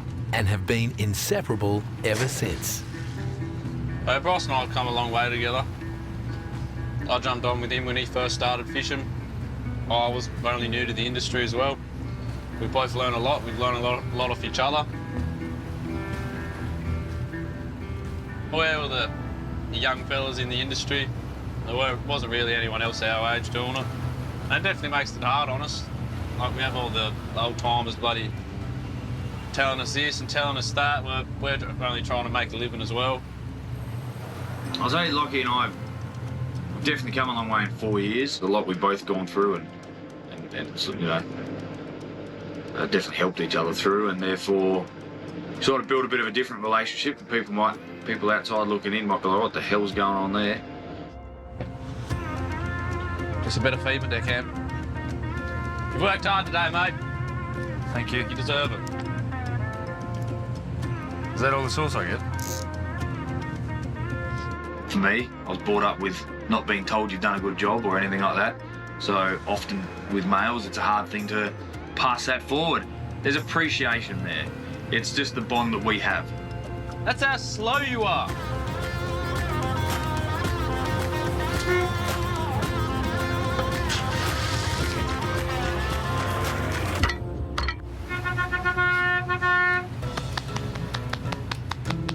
One day this will be me.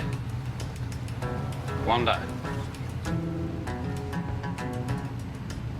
The pots are set, but Bryce's deal with the Lobster Shack is still up in the air. The fate of a $13,500 payday comes down to a text message.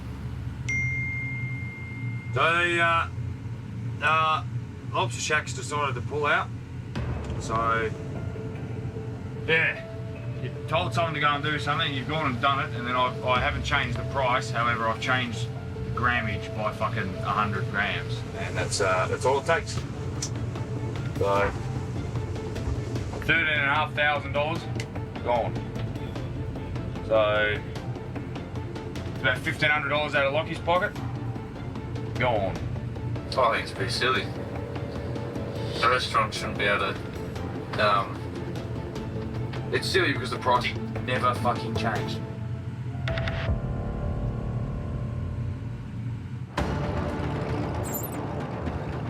I want to get the easiest park I can at Margate, but I'm not going to have the full mobility to move this 90-tonne boat around. Am I worried? A little bit. If the front of the wharf's free, I can go out wide and just slowly come along the front and then just guide her in.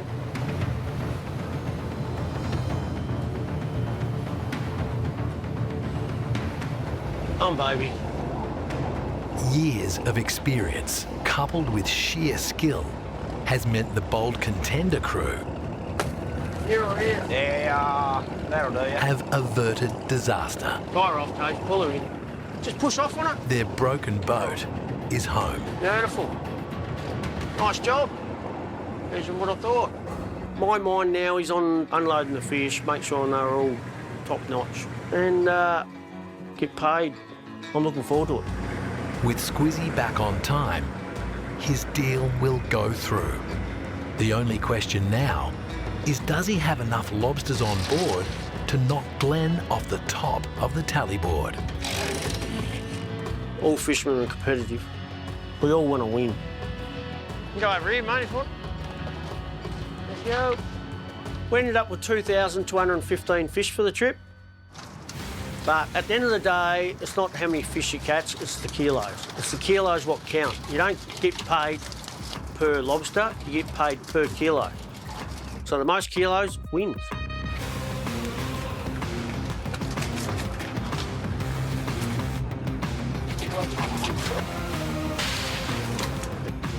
There's a lot of small fish in here. The $50 and $55 ones, so that's really good.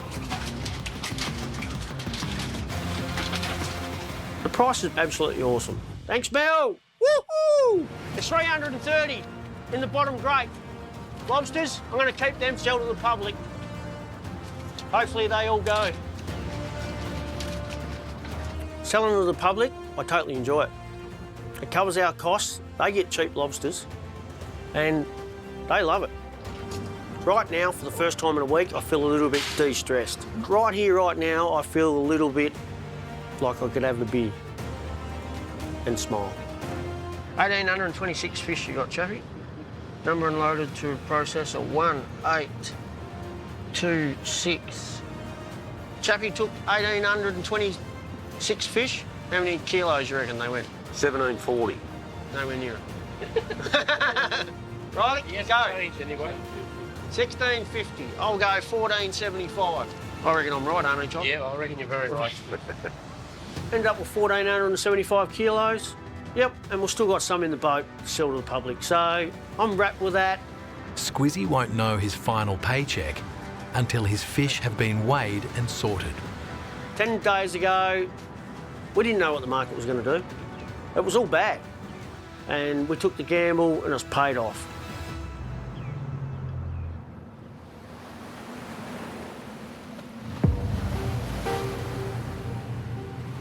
Day 11 for the Chieftain crew. And high hopes their extra shot delivers.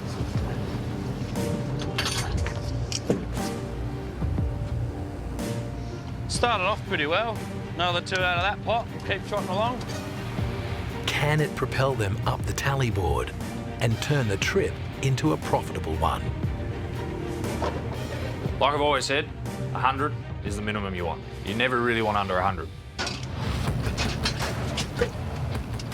That's what you call a good pot.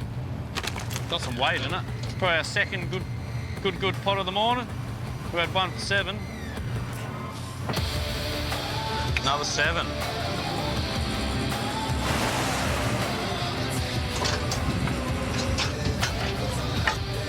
Last pot of the morning, apparently. Couple nice ones in it. This is one of the reasons we come here. This is what we want. Beautiful. Biggest fish of the shot.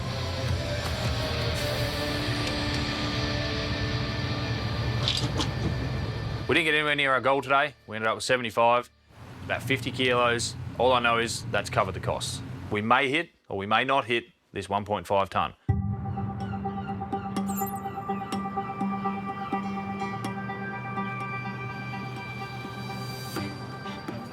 How you going? You're the first customer. Beautiful. Since you're the first customer, how many lobsters do you want first? 3. 3? You get another one for free. So you have 4 for the price of 3. So we sell off the wharf for $65 a kilo. Just go, mate. Go. Yep.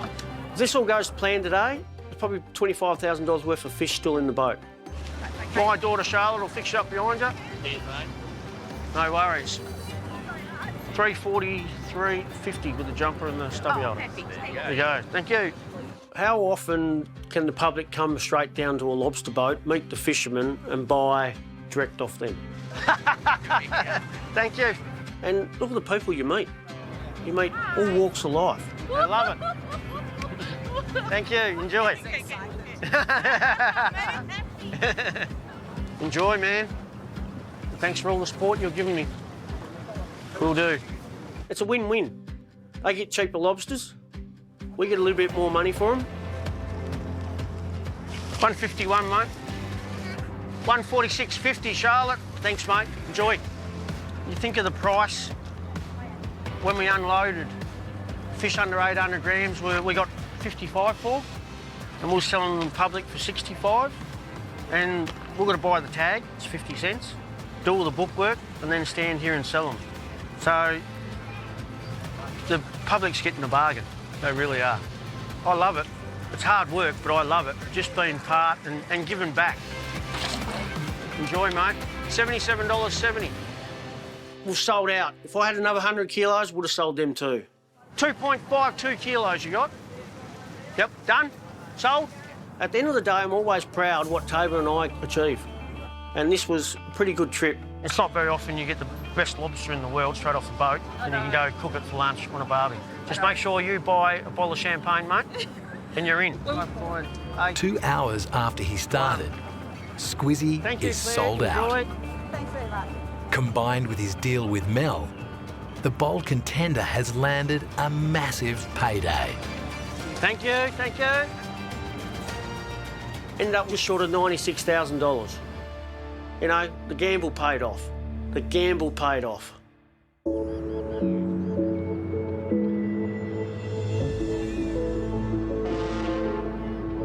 Home sweet home. There's Dada, yeah. You wave hi, Daddy, so he can see us. It's always lovely seeing the family. Like, it means a lot when they come down and watch the unload. My little one, Isabel, she loves what she calls flat flaps. She just adores them.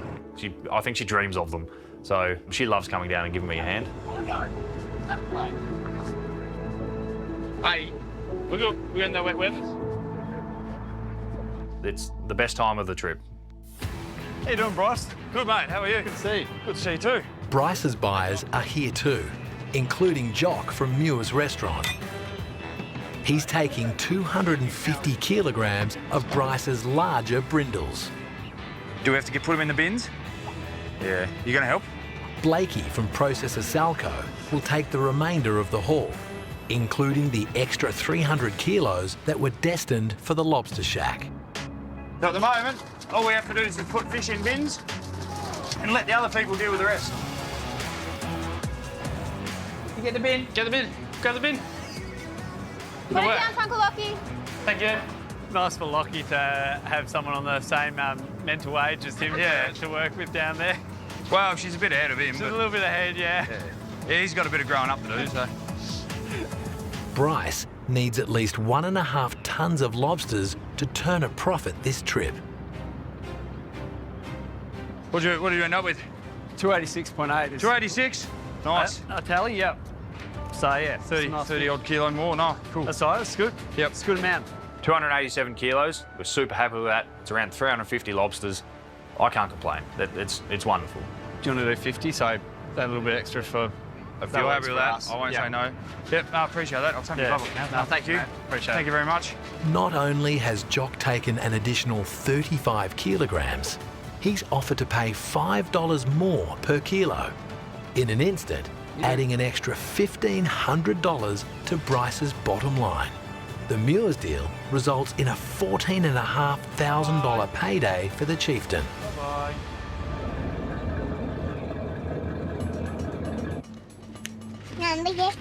Cheers. Bryce needs to have unloaded 1,200 kilograms to Blakey if he has any chance of hitting his 1.5 tonne trip target. Right. You want to know the number, Bryce? 1,149. Oh, it's going to be tight. They are light. We ended up getting just under that 1.5 tonne. We got 14.38. But with Jock coming up with his price, it'll even out. Thank you. Thank you. Saved me behind. Saved me bacon. Bryce has sold his catch for $76,200. Depends what happens. No, we should be good. I'm happy enough with what we got. I'm a greenhorn, there's no doubt about it. I've only been in this industry for a few years, really. I'd love to hear what everyone else got. I'd like to know how far behind I was.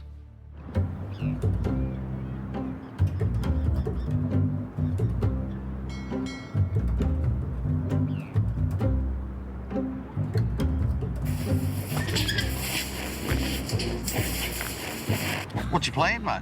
No plan. No plan? Not going to do anything. Why are you drawing faces on him, mate? Because he drawed faces on a banana. Yeah. Didn't he? He did. And mocked us, mate. Mocked us. Only a little bit. Yeah. He tried to draw me on a banana. My eggs look better than his banana.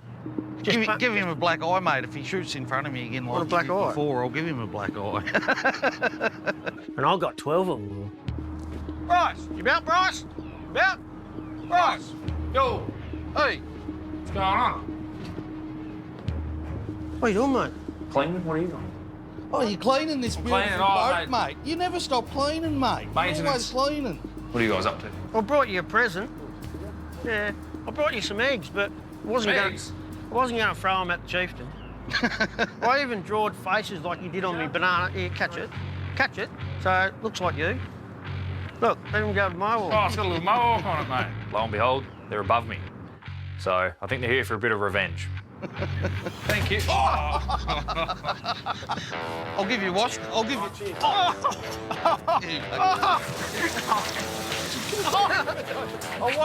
I did say the boat was my safe place, and he's probably got me in the best place to throw an egg. At the end of the day, my emotions took over. I just couldn't help myself.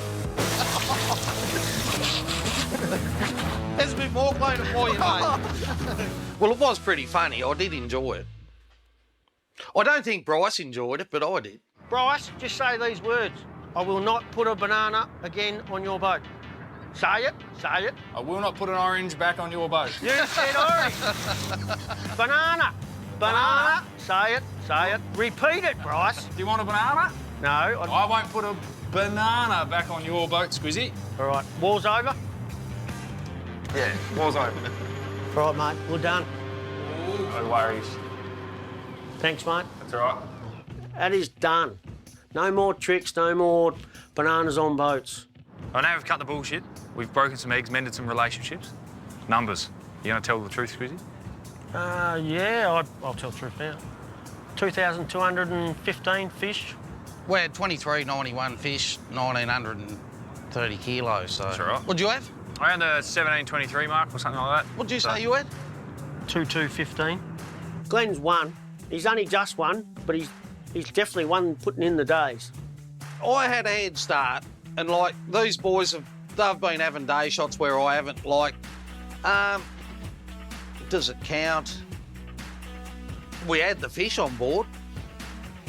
I'd say the winner's Glenn, because he had all reds. It takes a lot longer to catch that amount of reds, especially that large of reds, compared to old Brindle boy. It's a unanimous decision.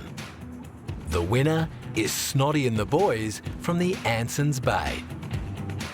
His all-in $50 per kilo deal pays off and cements his position on top. At the end of the day, the competition was about me beating Bryce. And we did. And we gave him a bit of lesson. The old bull still got it. Oh, well, see you out there next season, mate. We will indeed. See you out there, Glenn. Cheers, old boy. Hopefully, hopefully she's a bit better next season. So, yeah, it's all good. No worries, boys. No worries. Catch up in then. Beer time. Beer time. I'm going up the bowl, pretend to get the wet weather gear and give him my hand. Fuck off.